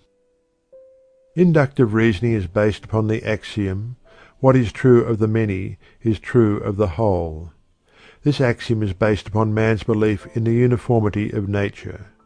Inductive reasoning is a mental ladder by which we climb from particular facts to general laws, but the ladder rests upon the belief that the universe is governed by law. The steps in inductive reasoning are as follows. 1. Observation, investigation, and examination of particular facts or things. If we wish to know the general characteristics of the bird family, we must first examine a sufficient number of birds of many kinds so as to discover the comparatively few general characteristics possessed by all of the bird family, as distinct from the particular characteristics possessed by only some of that family. The greater the number of individuals examined, the narrower becomes our list of the general qualities common to all. In the same way we must examine many kinds of flowers before we come to the few general qualities common to all flowers, which we combine in the general concept of flower. The same, of course, is true regarding the discovery of general laws from particular facts. We examine the facts and then work toward a general law which will explain them. For instance, the law of gravitation was discovered by the observation and investigation of the fact that all objects are attracted to the earth. Further investigation revealed the fact that all material objects are attracted to each other. Then the general law was discovered, or rather, the hypothesis was advanced, was found to explain the facts, and was verified by further experiments and observation. 2. The second step in inductive reasoning is the making of an hypothesis. An hypothesis is a proposition or principle assumed as a possible explanation for a set or class of facts. It is regarded as a working theory, which must be examined and tested in connection with the facts before it is finally accepted. For instance, after the observation that a number of magnets attracted steel, It was found reasonable to advance the hypothesis that all magnets attract steel. In the same way was advanced the hypothesis that all birds are warm-blooded, winged, feathered, oviparous vertebrates. Subsequent observation and experiment established the hypothesis regarding the magnet and regarding the general qualities of the bird family. If a single magnet had been found which did not attract steel, then the hypothesis would have fallen. If a single bird had been discovered which was not warm-blooded, then that quality would have been stricken from the list of the necessary characteristics of all birds. A theory is merely an hypothesis which has been verified or established by continued and repeated observation, investigation, and experiment. Hypotheses and theories arise very generally from the subconscious assimilation of a number of particular facts and the conscious flashing of a great guess or a sacred suspicion of the truth into the conscious field of attention. The scientific imagination plays an important part in this process. There is, of course, a world of difference between a blind guess based upon insufficient data and a scientific guess resulting from the accumulation of a vast store of careful and accurate information. As Brooks says, the forming of an hypothesis requires a suggestive mind, a lively fancy, a philosophic imagination that catches a glimpse of the idea through the form, or sees the law standing behind the fact. But accepted theories, in the majority of cases, arise only by testing out and rejecting many promising hypotheses, and finally settling upon the one which best answers all the requirements and best explains the facts. As an authority says, to try wrong guesses is with most persons the only way to hit upon right ones. 3. Testing the hypothesis by deductive reasoning is the third step in inductive reasoning. This test is made by applying a hypothetical principle to particular facts or things, that is, to follow out mentally the hypothetical principle to its logical conclusion. This may be done in this way. If so and so is correct, then it follows that thus and so is true, etc. If the conclusion agrees with reason, then the test is deemed satisfactory so far as it has gone. But if the result proves to be a logical absurdity or inconsistent with natural facts, then the hypothesis is discredited. 4. Practical verification of the hypothesis is the fourth step in inductive reasoning. This step consists of the actual comparison of observed facts with the logical conclusions arising from applying deductive reasoning to the general principle assumed as a premise. The greater number of facts agreeing with the conclusions arising from the premise of the hypothesis, the greater is deemed the probability of the latter. The authorities generally assume an hypothesis to be verified when it accounts for all the facts which properly are related to it. Some extremists contend, however, that before an hypothesis may be considered as absolutely verified, it must not only account for all the associated facts, but that also there must be no other possible hypothesis to account for the same facts. The facts referred to in this connection may be either 1. Observed phenomena, or 2. The conclusions of deductive reasoning arising from the assumption of the hypothesis, or 3. The agreement between the observed facts and the logical conclusions. The last combination is generally regarded as the most logical. The verification of an hypothesis must be an all-around one, and there must be an agreement between the observed facts and the logical conclusions in the case. The hypothesis must fit the facts, and the facts must fit the hypothesis. The facts are the glass slipper of the Cinderella legend. The several sisters of Cinderella were discarded hypotheses, the slipper and the sisters not fitting. When Cinderella's foot was found to be the one foot upon which the glass slipper fitted, then the Cinderella hypothesis was considered to have been proved. The glass slipper was hers, and the prince claimed his bride. End of chapter 26. End of section 11. Section 12 of Your Mind and How to Use It by William Walker Atkinson. Chapter 27. Deductive reasoning. We have seen in the preceding chapter that from particular facts we reason inductively to general principles or truths. We have also seen that one of the steps of inductive reasoning is the testing of the hypothesis by deductive reasoning. We shall now also see that the results of inductive reasoning are used as premises or bases for deductive reasoning. These two forms of reasoning are opposites, and yet complementary to each other. They are, in a sense, independent, and yet are interdependent. Brooks says, "The two methods of reasoning are the reverse of each other. One goes from particulars to generals, the other from generals to particulars. One is a process of analysis, the other is a process of synthesis. One rises from facts to laws, the other descends from laws to facts. Each is independent of the other, and each is a valid and essential method of inference."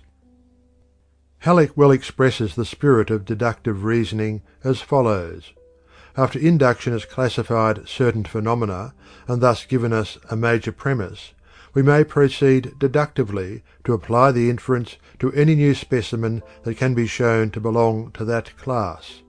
Induction hands over to deduction a ready-made premise. Deduction takes that as a fact, making no inquiry regarding its truth. Only after general laws have been laid down, after objects have been classified, after major premises have been formed, can deduction be employed. Deductive reasoning proceeds from general principles to particular facts. It is a descending process, analytical in its nature. It rests upon the fundamental axiomatic basis that whatever is true of the whole is true of its parts, or whatever is true of the universal is true of the particulars. The process of deductive reasoning may be stated briefly as follows. 1. A general principle of a class is stated as a major premise. 2. A particular thing is stated as belonging to that general class, this statement being the minor premise. Therefore, 3. The general class principle is held to apply to the particular thing, this last statement being the conclusion. A premise is a proposition assumed to be true. The following gives us an illustration of the above process. 1. Major premise. A bird is a warm-blooded, feathered, winged, oviparous vertebrate. 2. Minor premise. The sparrow is a bird, therefore 3. Conclusion. The sparrow is a warm-blooded, feathered, winged, oviparous vertebrate. Or again, 1. Major premise. Rattlesnakes frequently bite when enraged, and their bite is poisonous. 2. Minor premise. This snake before me is a rattlesnake. Therefore, 3. Conclusion. This snake before me may bite when enraged, and its bite will be poisonous. The average person may be inclined to object that he is not conscious of going through this complicated process when he reasons about sparrows or rattlesnakes, but he does, nevertheless. He is not conscious of the steps because mental habit has accustomed him to the process, and it is performed more or less automatically. But these 3 steps manifest in all processes of deductive reasoning, even the simplest. The average person is like the character in the French play, who was surprised to learn that he had been talking prose for 40 years without knowing it. Jevons says that the majority of persons are equally surprised when they find out that they have been using logical forms, more or less correctly, without having realized it. He says, "A large number, even of educated persons, have no clear idea of what logic is. Yet, in a certain way, everyone must have been a logician since he began to speak." There are many technical rules and principles of logic which we cannot attempt to consider here. There are, however, a few elementary principles of correct reasoning which should have a place here. What is known as a syllogism is the expression in words of the various parts of the complete process of reasoning or argument. Whately defines it as follows: "A syllogism is an argument expressed in strict logical form so that its conclusiveness is manifest from the structure of the expression alone, without any regard to the meaning of the term. In short, if the two premises are accepted as correct, it follows that there can be only one true logical conclusion resulting therefrom. In abstract or theoretical reasoning, the word 'if' is assumed to precede each of the two premises, the 'therefore' before the conclusion resulting from the 'if,' of course." The following are the general rules governing the syllogism. 1. Every syllogism must consist of three, and no more than three, propositions, namely: 1. The major premise; 2. The minor premise; and 3. The conclusion. 2. The conclusion must naturally follow from the premises, otherwise the syllogism is invalid, and constitutes a fallacy, or sophism. 3. One premise, at least, must be affirmative. 4. If one premise is negative, the conclusion must be negative. 5. One premise, at least, must be universal or general. 6. If one premise is particular, the conclusion also must be particular. The last two rules, 5 and 6, contain the essential principles of all the rules regarding syllogisms, and any syllogism which breaks them will be found also to break other rules, some of which are not stated here for the reason that they are too technical. These two rules may be tested by constructing syllogisms in violation of their principles. The reason for them is as follows. Rule 5. Because from two particular premises no conclusion can be drawn, as for instance, 1. Some men are mortal; 2. John is a man, we cannot reason from this either that John is or is not mortal. The major premise should read all men. Rule 6. Because a universal conclusion can be drawn only from two universal premises, an example being needless here, as the conclusion is so obvious. Cultivation of reasoning faculties. There is no royal road to the cultivation of the reasoning faculties. There is but the old familiar rule: practice, exercise, use. Nevertheless, there are certain studies which tend to develop the faculties in question. The study of arithmetic, especially mental arithmetic, tends to develop correct habits of reasoning from one truth to another, from cause to effect. Better still is the study of geometry, and best of all, of course, is the study of logic and the practice of working out its problems and examples. The study of philosophy and psychology also is useful in this way. Many lawyers and teachers have drilled themselves in geometry solely for the purpose of developing their logical reasoning powers. Brooks says, "So valuable is geometry as a discipline that many lawyers and others review their geometry every year in order to keep the mind drilled to logical habits of thinking. The study of logic will aid in the development of the power of deductive reasoning. It does this, first, by showing the method by which we reason. To know how we reason, to see the laws which govern the reasoning process, to analyze the syllogism and see its conformity to the laws of thought, is not only an exercise of reasoning, but gives that knowledge of the process that will be both a stimulus and a guide to thought. No one can trace the principles and processes of thought without receiving thereby an impetus to thought. In the second place, the study of logic is probably even more valuable because it gives practice in deductive thinking. This, perhaps, is its principal value, since the mind reasons instinctively without knowing how it reasons. One can think without the knowledge of the science of thinking, just as one can use language correctly without a knowledge of grammar. Yet as the study of grammar improves one's speech, so the study of logic can but improve one's thought. In the opinion of the writer hereof, one of the best, though simple, methods of cultivating the faculties of reasoning is to acquaint oneself thoroughly with the more common fallacies or forms of false reasoning, so thoroughly that not only is the false reasoning detected at once, but also the reason of its falsity is readily understood. To understand the wrong ways of reasoning is to be on guard against them. By guarding against them, we tend to eliminate them from our thought processes. If we eliminate the false, we have the true left in its place. Therefore, we recommend the weeding of the logical garden of the common fallacies, to the end that the flowers of pure reason may flourish in their stead. Accordingly, we think it well to call to your attention in the next chapter to the more common fallacies and the reason of their falsity. End of chapter 27. Chapter 28. Fallacious Reasoning. A fallacy is defined as an unsound argument or mode of arguing which, while appearing to be decisive of a question, is in reality not so, or a fallacious statement or proposition in which the error is not readily apparent. When a fallacy is used to deceive others, it is called sophistry. It is important that the student should understand the nature of the fallacy and understand its most common forms.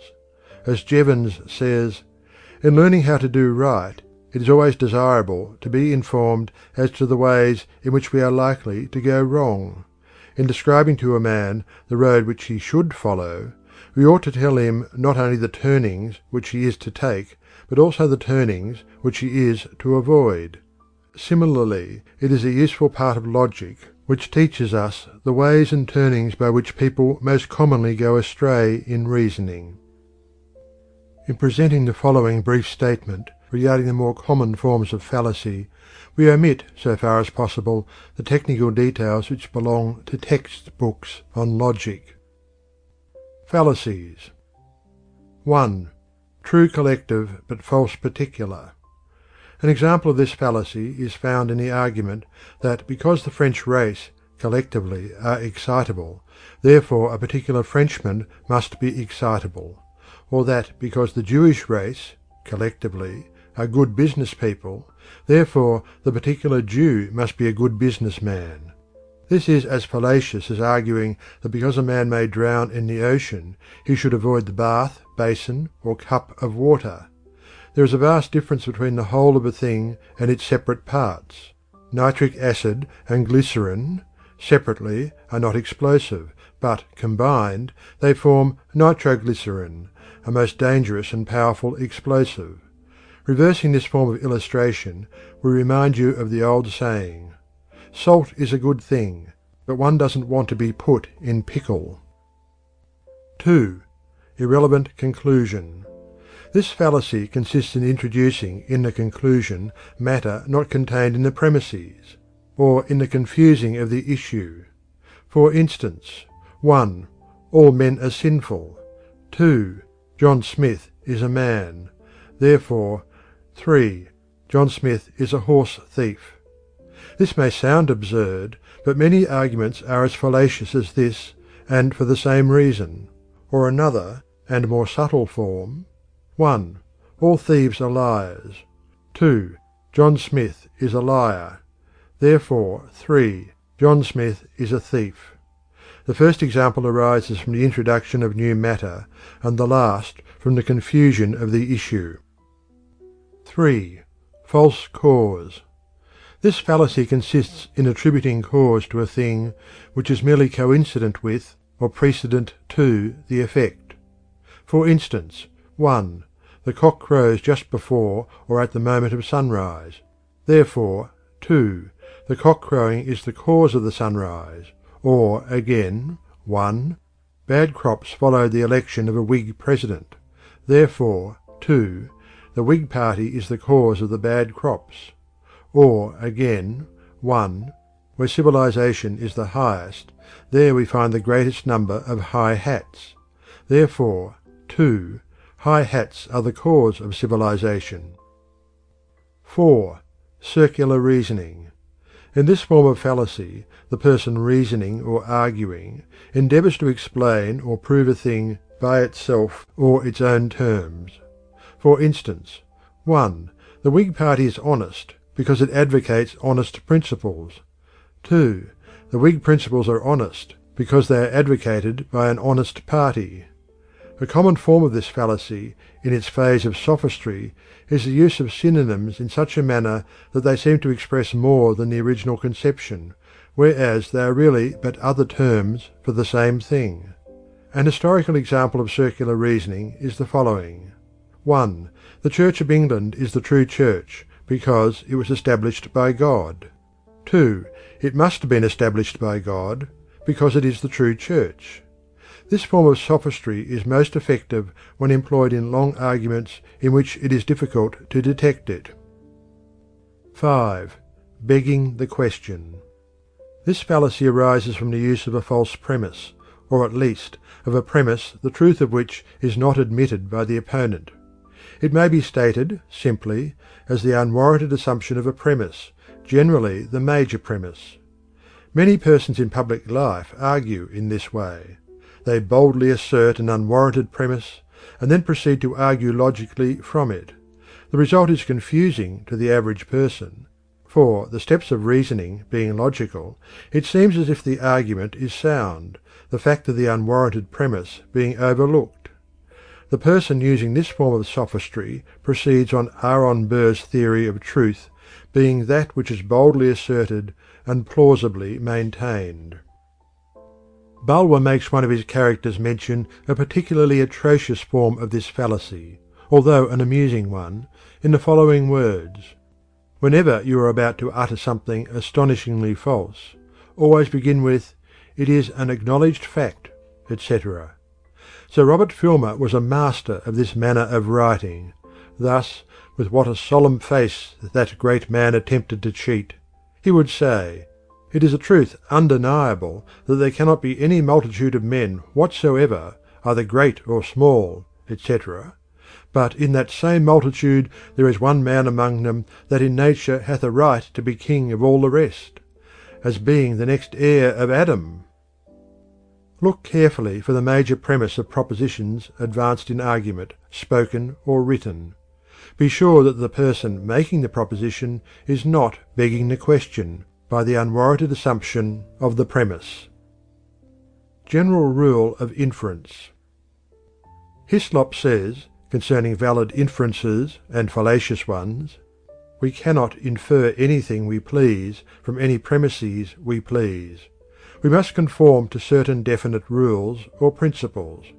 Any violation of them will be a fallacy.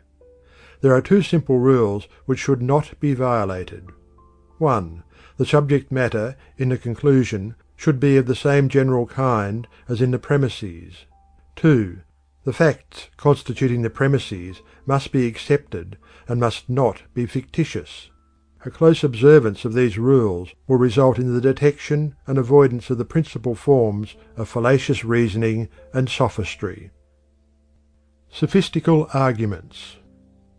There are a number of tricky practices resorted to by persons in argument, that are fallacious in intent and result, which we do not consider here in detail, as they scarcely belong to the particular subject of this book. A brief mention, however, may be permitted in the interest of general information. Here are the principal ones. 1. Arguing that a proposition is correct because the opponent cannot prove the contrary. The fallacy is seen when we realize that the statement, "The moon is made of green cheese," is not proved because we cannot prove the contrary. No amount of failure to disprove a proposition really proves it, and no amount of failure to prove a proposition really disproves it. As a general rule, the burden of proof rests upon the person stating the proposition, and his opponent is not called upon to disprove it or else have it considered proved.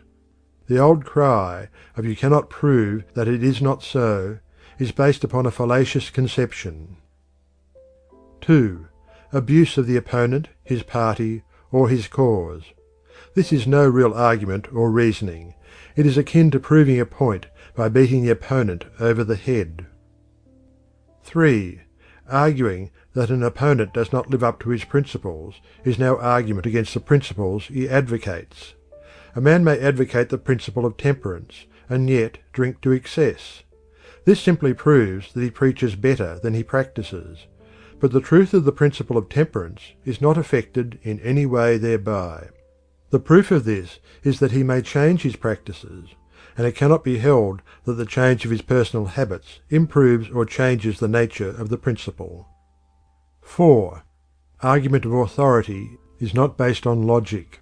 Authority is valuable when really worthy, and merely as corroboration or adding weight, but it is not logical argument. The reasons of the authority alone constitute a real argument. The abuse of this form of argument is shown in the above reference to begging the question, in the quotation from Bulwer. 5.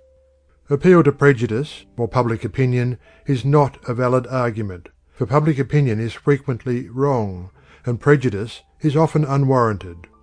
And, at the best, they have nothing to do with the case from the standpoint of logic. The abuse of testimony and claimed evidence is also worthy of examination, but we cannot go into the subject here. Fallacies of prejudice. But perhaps the most dangerous of all fallacies in the search for truth on the part of the most of us are those which arise from the following. 1. The tendency to reason from what we feel and wish to be true, rather than from the actual facts of the case, which causes us unconsciously to assume the mental attitude of if the facts agree with our likes and pet theories, all is well; if they do not, so much the worse for the facts. 2.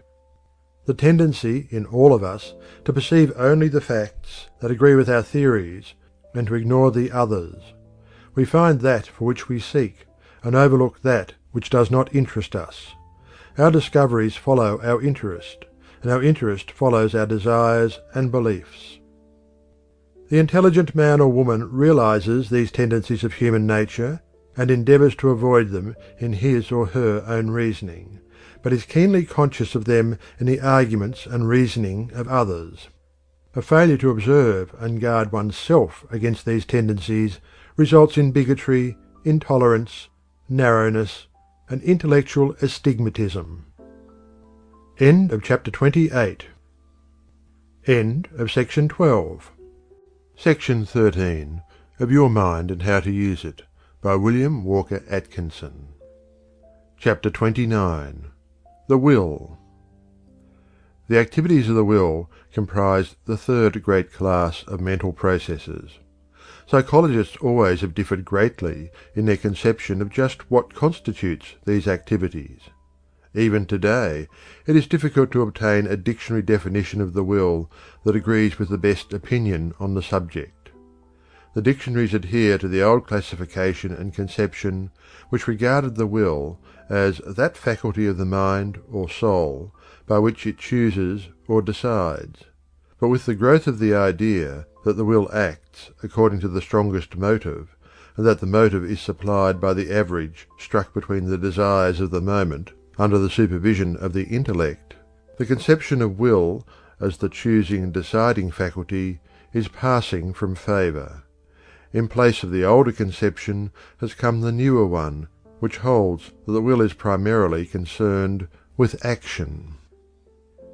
It is difficult to place the will in the category of mental processes, but it is generally agreed that it abides in the very centre of the mental being, and is closely associated with what is called the ego, or self. The will seems to have at least three general phases. Those are: 1. The phase of action; 2. The phase of deliberation or choice; and 3. The phase of expression in action. In order to understand the will, it is necessary to consider each of these three phases of its activities. 1. Desire. The first phase of will, which is called desire, is in itself somewhat complex. On its lower side it touches, and in fact blends into, feeling and emotion. Its centre consists of a state of tension akin to that of a coiled spring or a cat crouching ready for a spring. On its higher side it touches, penetrates, and blends into the other phases of the will which we have mentioned. Desire is defined as a feeling, emotion, or excitement of the mind directed toward the attainment, enjoyment, or possession of some object from which pleasure, profit, or gratification is expected. Halleck gives us the following excellent conception of the moving spirit of desire. Desire has for its object something which will bring pleasure or get rid of pain, immediate or remote, for the individual or for someone in whom he is interested. Aversion, or a striving away from something, is merely the negative aspect of desire. In Halleck's statement, above quoted, we have the explanation of the part played by the intellect in the activities of will. The intellect is able to perceive the relations between present action and future results, and is able to point the way toward the suppression of some desires in order that other and better ones may be manifested. It also serves its purposes in regulating the striking of the average between conflicting desires. Without the intervention of the intellect, the temporary desire of the moment would be invariably acted upon without regard to future results or consequences to oneself and others. It also serves to point out the course of action calculated to give the most satisfactory expression of the desire.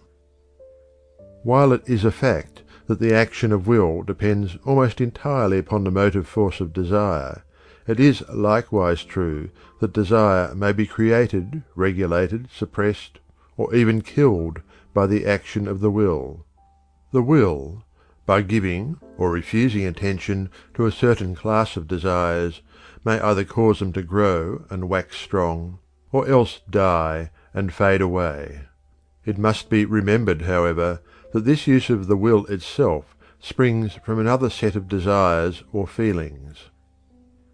Desire is aroused by feelings or emotions rising from the subconscious planes of the mind and seeking expression and manifestation. We have considered the nature of the feelings and emotions in previous chapters, which should be read in connection with the present one.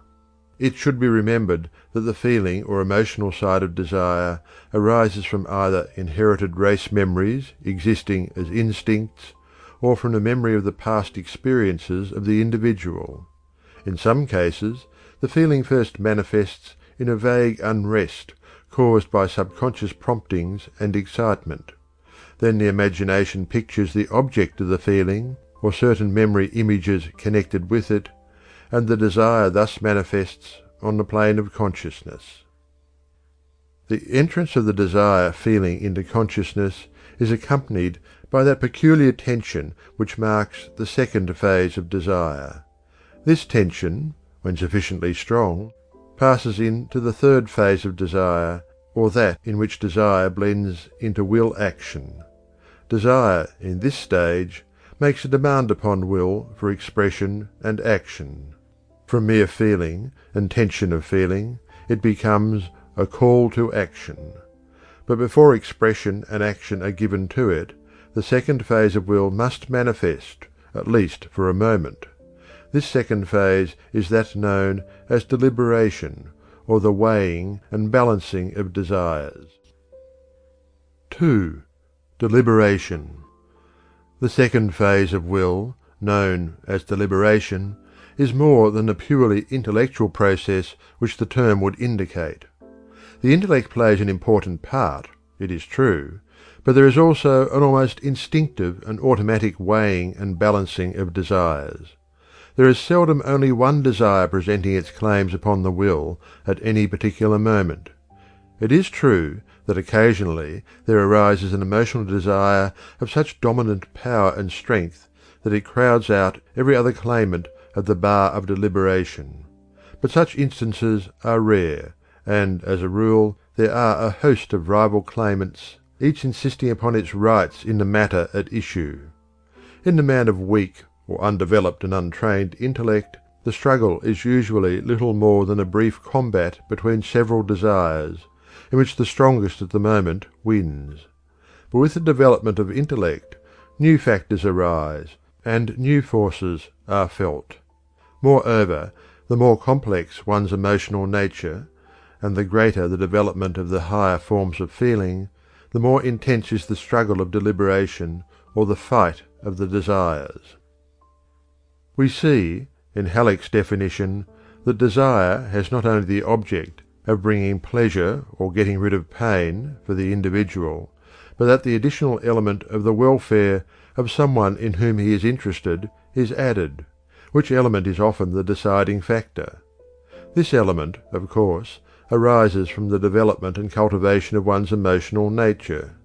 In the same way, we also see that it is not merely the intermediate welfare of oneself or those in whom one is interested that speaks before the bar, but also the more remote welfare. This consideration of future welfare depends upon the intellect and cultivated imagination under its control. Moreover, the trained intellect is able to discover possible greater satisfaction in some course of action other than in the one prompted by the clamouring desire of the moment. This explains why the judgment and action of an intelligent man, as a rule, are far different from those of the unintelligent one, and also why a man of culture tends toward different action from that of the uncultured, and likewise why the man of broad sympathies and high ideals acts in a different way from one of the opposite type. But the principle is ever the same. The feelings manifest in desire. The greatest ultimate satisfaction apparent at the moment is sought, and the strongest set of desires wins the day. Halleck's comment on this point is interesting. He says, "Desire is not always proportional to the idea of one's own selfish pleasure. Many persons, after forming an idea of the vast amount of earthly distress, desire to relieve it, and the desire goes out in action, as the benevolent societies in every city testify. Here the individual pleasure is none the less, but it is secondary, coming from the pleasure of others. The desire of the near often raises a stronger desire than the remote. A child frequently prefers a thing immediately if it is only 1/10 as good as something he might have a year hence. A student often desires more the leisure of today than the success of future years. Though admonished to study, he wastes his time, and thus loses incomparably greater pleasure when he is tossed to the rear in the struggle for existence." The result of this weighing and balancing of the desire is, or should be, decision and choice, which then passes into action. But many persons seem unable to make up their own mind, and require a push or urge from without before they will act. Others decide, without proper use of the intellect, upon what they call impulse, but which is merely impatience. Some are like the fabled donkey, which starved to death when placed at an equal distance between two equally attractive haystacks, and was unable to decide towards which to move. Others follow the example of Jep, in the comedy, who, when given a coin with which to buy a piece of soap for his wife, stood on the corner deliberating whether to obey orders or to buy a drink with the money. He wants the drink, but realizes that his wife will beat him if he returns without the soap. "My stomach says drink, my back says soap," says Jep. But finally he remarks, "Is not a man's stomach more to him than his back?" "Yes," says I. The final decision depends upon the striking a balance between the desires, the weighing of desire for and desire against, desire for this or desire for something else. The strength of the several desires depends upon nearness and present interest arising from attention, as applied to the feelings and emotions arising from heredity, environment, experience, and education, which constitute character, and also upon the degree of intellectual clearness and power in forming correct judgments between the desires. It must be remembered, however, that the intellect appears not as an opponent of the principle of the satisfaction of desire, but merely as an instrument of the ego in determining which course of action will result in the greatest ultimate satisfaction, direct or indirect, present or future. For, at the last, every individual acts so as to bring himself the greatest satisfaction, immediate or future, direct or indirect, either personal or through the welfare of others, as this may appear to him at the particular moment of deliberation. We always act in the direction of that which will greater content our spirit. This will be found to be the spirit of all decisions, although the motive is often hidden and difficult to find even by the individual himself, many of the strongest motives having their origin in the subconscious planes of mentality. 3. Action. The third and final phase of will is that known as action, the act of volition by which the desire idea is expressed in physical or mental activity. The old conception of the will held that the decisive phase of the will was its characteristic and final phase, ignoring the fact that the very essence or spirit of will is bound up with action. Even those familiar with the newer conception frequently assume that the act of decision is the final phase of will, ignoring the fact that we frequently decide to do a thing and yet may never carry out the intention and decision.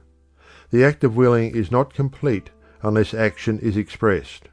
There must be the manifestation of the motor element or phase of will, else the will process is incomplete.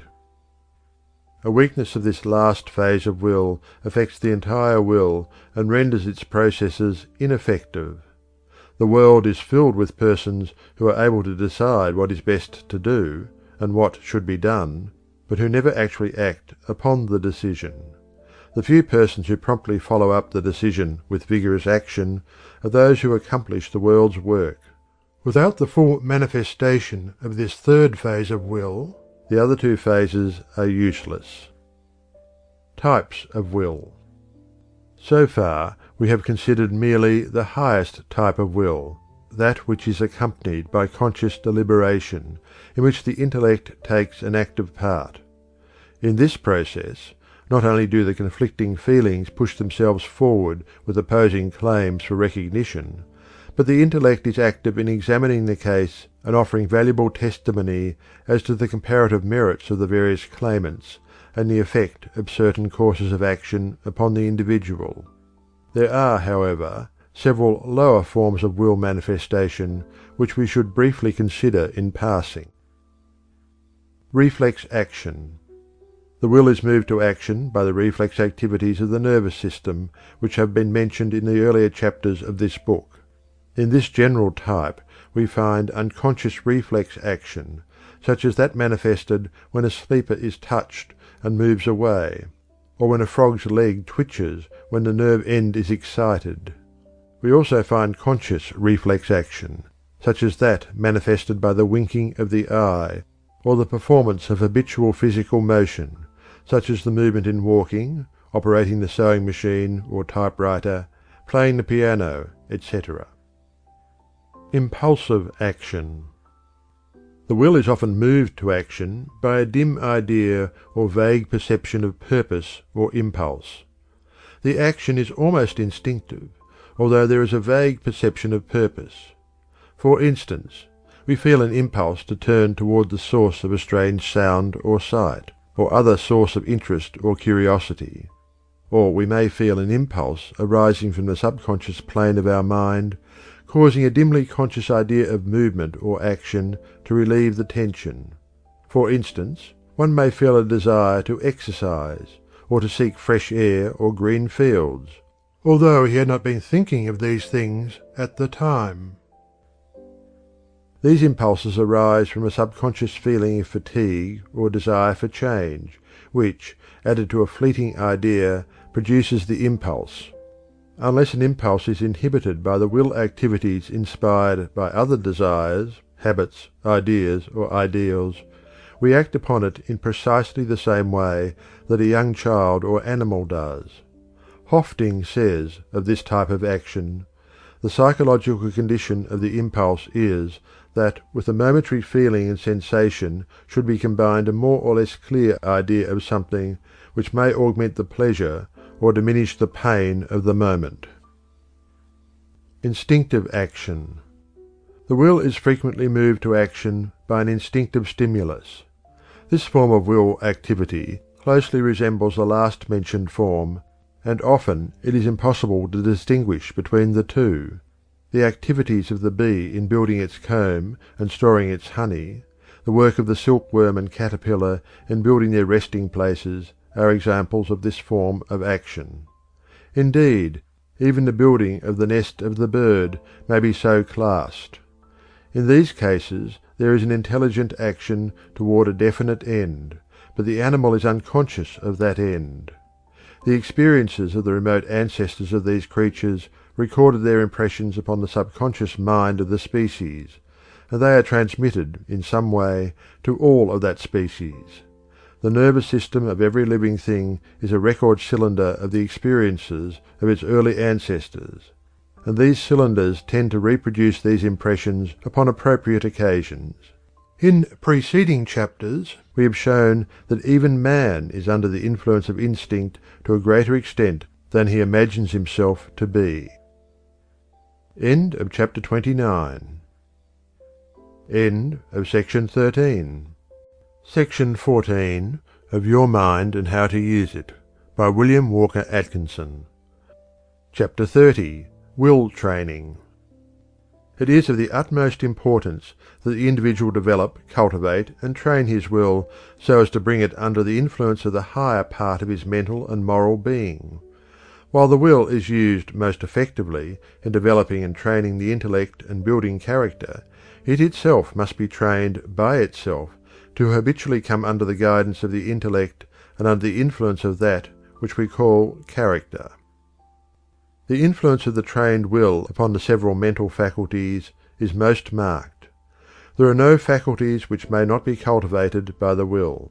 The first and great task of the will in this direction is the control and direction of the attention. The will determines the kind of interest that shall prevail at the moment, and the kind of interest largely determines the character of the man, his tastes, his feelings, his thoughts, his acts. Gordy says, "Co-operating with a pre-existing influence, the will can make a weaker one prevail over a stronger. It determines which of pre-existing influences shall have control over the mind."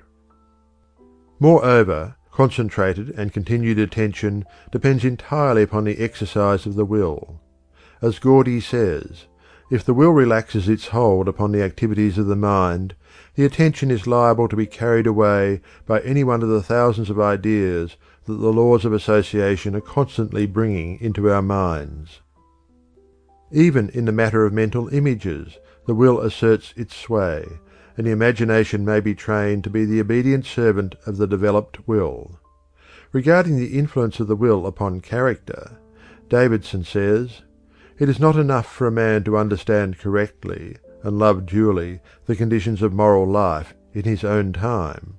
He must, still further, be willing and able to fulfil these conditions.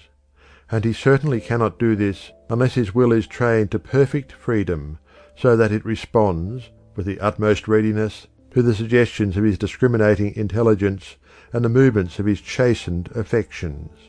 Halleck says, "We gradually make our characters by separate acts of will, just as a blacksmith, by repeated blows, beats out a horseshoe or an anchor from a shapeless mass of iron.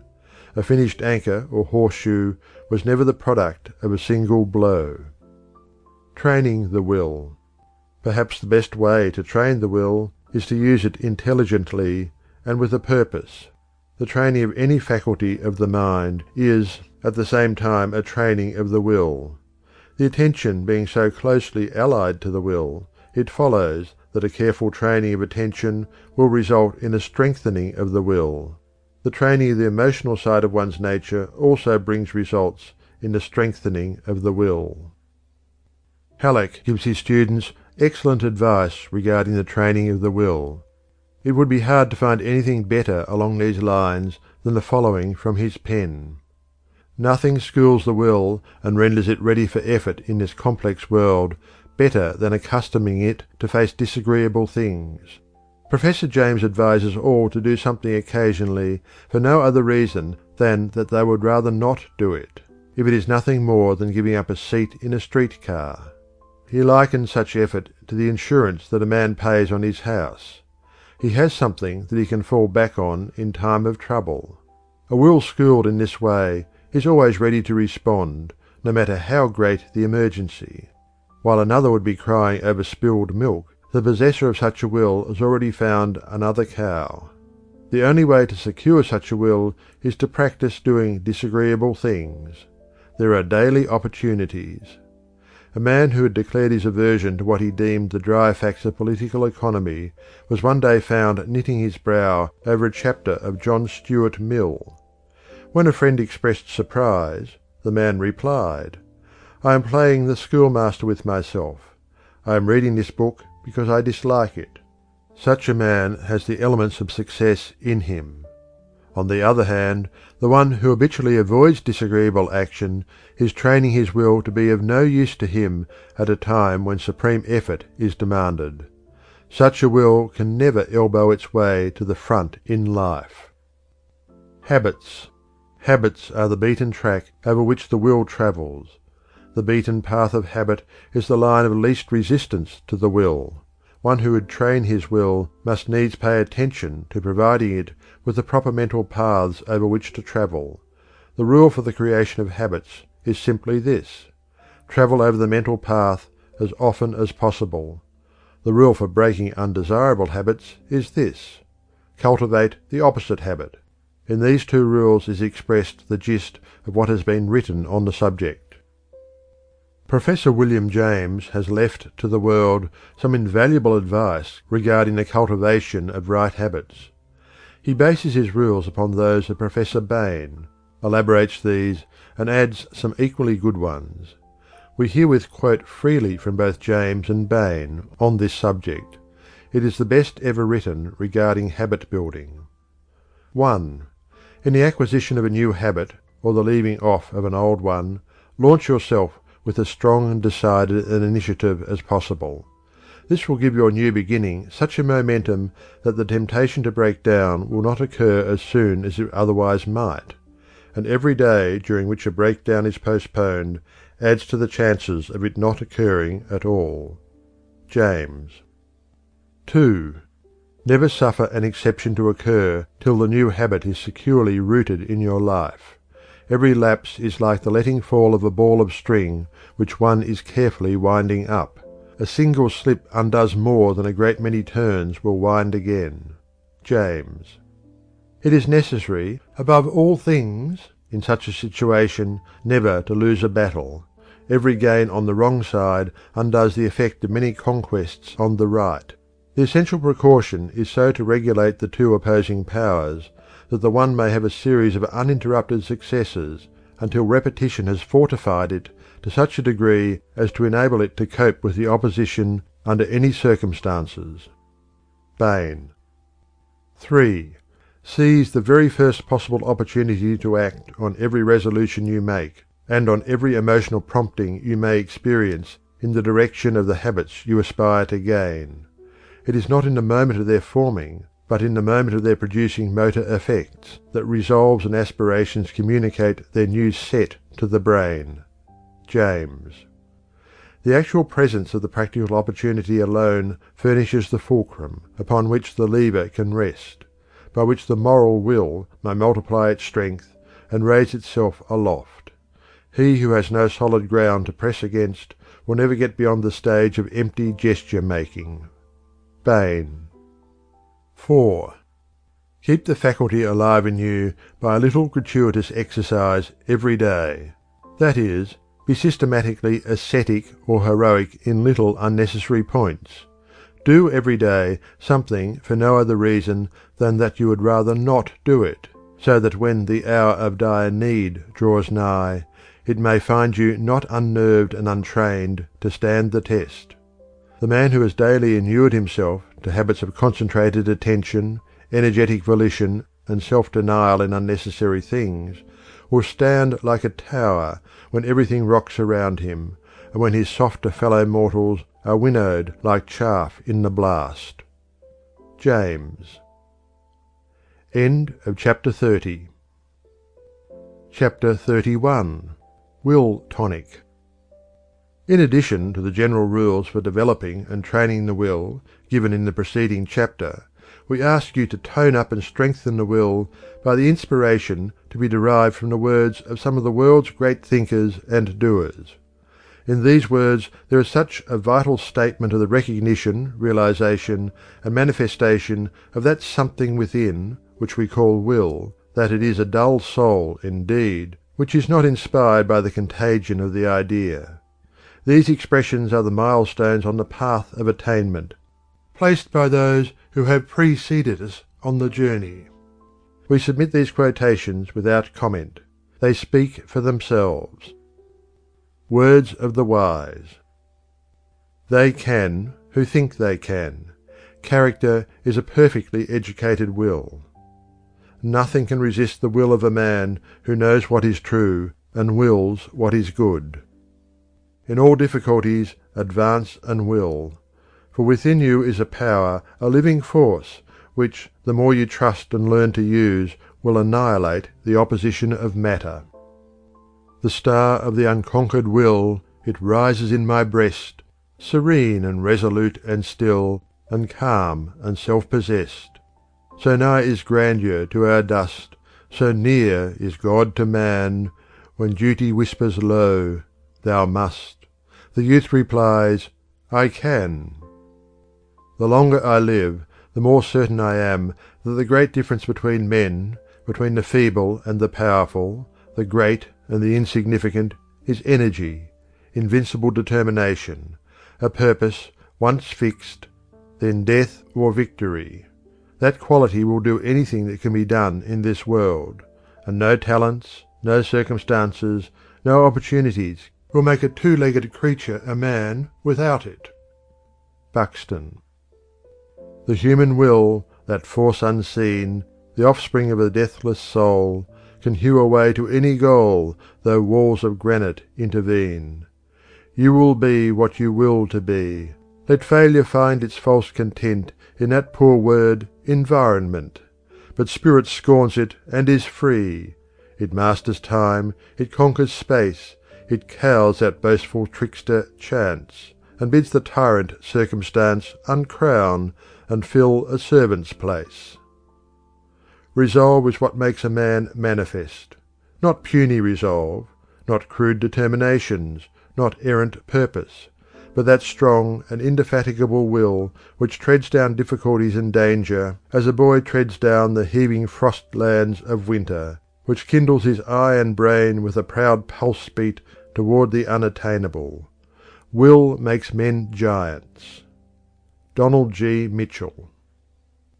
There is no chance, no destiny, no fate can circumvent or hinder or control the firm resolve of a determined soul. Gifts count for nothing. Will alone is great. All things give way before it, soon or late. What obstacle can stay the mighty force of the sea-seeking river in its course, or cause the ascending orb of day to wait? Each well-born soul must win what it deserves. Let the fools prate of luck. The fortunate is he whose earnest purpose never swerves, whose slightest action, or inaction, serves the one great aim. Why, even death itself stands still and waits an hour sometimes for such a will. Ella Wheeler Wilcox. I have brought myself, by long meditation, to the conviction that a human being with a settled purpose must accomplish it, and that nothing can resist a will which will stake even existence upon its fulfilment. Lord Beaconsfield. A passionate desire and an unwearied will can perform impossibilities, or what may seem to be such to the cold and feeble. Sir John Simpson. It is wonderful how even the casualties of life seem to bow to a spirit that will not bow to them, and yield to subserve a design which they may, in their first apparent tendency, threaten to frustrate. When a firm, decisive spirit is recognized, it is curious to see how the space clears around a man and leaves him room and freedom. John Foster. The great thing about General Grant is cool persistency of purpose. He is not easily excited, and he has got the grip of a bulldog. When he once gets his teeth in, nothing can shake him off. Abraham Lincoln. I am bigger than anything that can happen to me. All these things are outside my door, and I've got the key. Man was meant to be, and ought to be, stronger and more than anything that can happen to him. Circumstances, fate, luck, are all outside, and if he cannot change them, he can always beat them. Charles F. Lummis. The truest wisdom is a resolute determination. Impossible is a word found only in the dictionary of fools. Circumstances. I make circumstances. Napoleon. He who fails only half wills. Saguaro. That which the easiest becomes a habit in us is the will. Learn then to will strongly and decisively. Thus fix your floating life, and leave it no longer to be carried hither and thither like a withered leaf by every wind that blows. Man owes his growth chiefly to that active striving of the will, that encounter which we call effort, and it is astonishing to find how often results apparently impracticable are thus made possible. It is will, force of purpose, that enables a man to do or be whatever he sets his mind upon being or doing. A strong defiant purpose is many-handed and lays hold of whatever is near that can serve it. It has a magnetic purpose that draws to itself whatever is kindred. Let it be your first study to teach the world that you are not wood and straw, that there is some iron in you. Munger. It's dogged as does it. Yorkshire proverb. One talent with a will behind it will accomplish more than 10 without it, as a thimbleful of powder in a rifle, the bore of whose barrel will give it direction, will do greater execution than a carload burned in the open air. O. S. Marden. Will may not endow a man with talents or capacities, but it does one very important matter. It enables him to make the best, the very best, of his powers. Fothergill. Tender-handed, stroke a nettle, and it stings you for your pains. Grasp it like a man of metal, and it soft as down remains. Don't flinch, don't foul, but hit the line hard. Roosevelt. The more difficulties one has to encounter, within and without, the more significant and the higher in inspiration his life will be. End of chapter 31. End of Your Mind and How to Use It by William Walker Atkinson.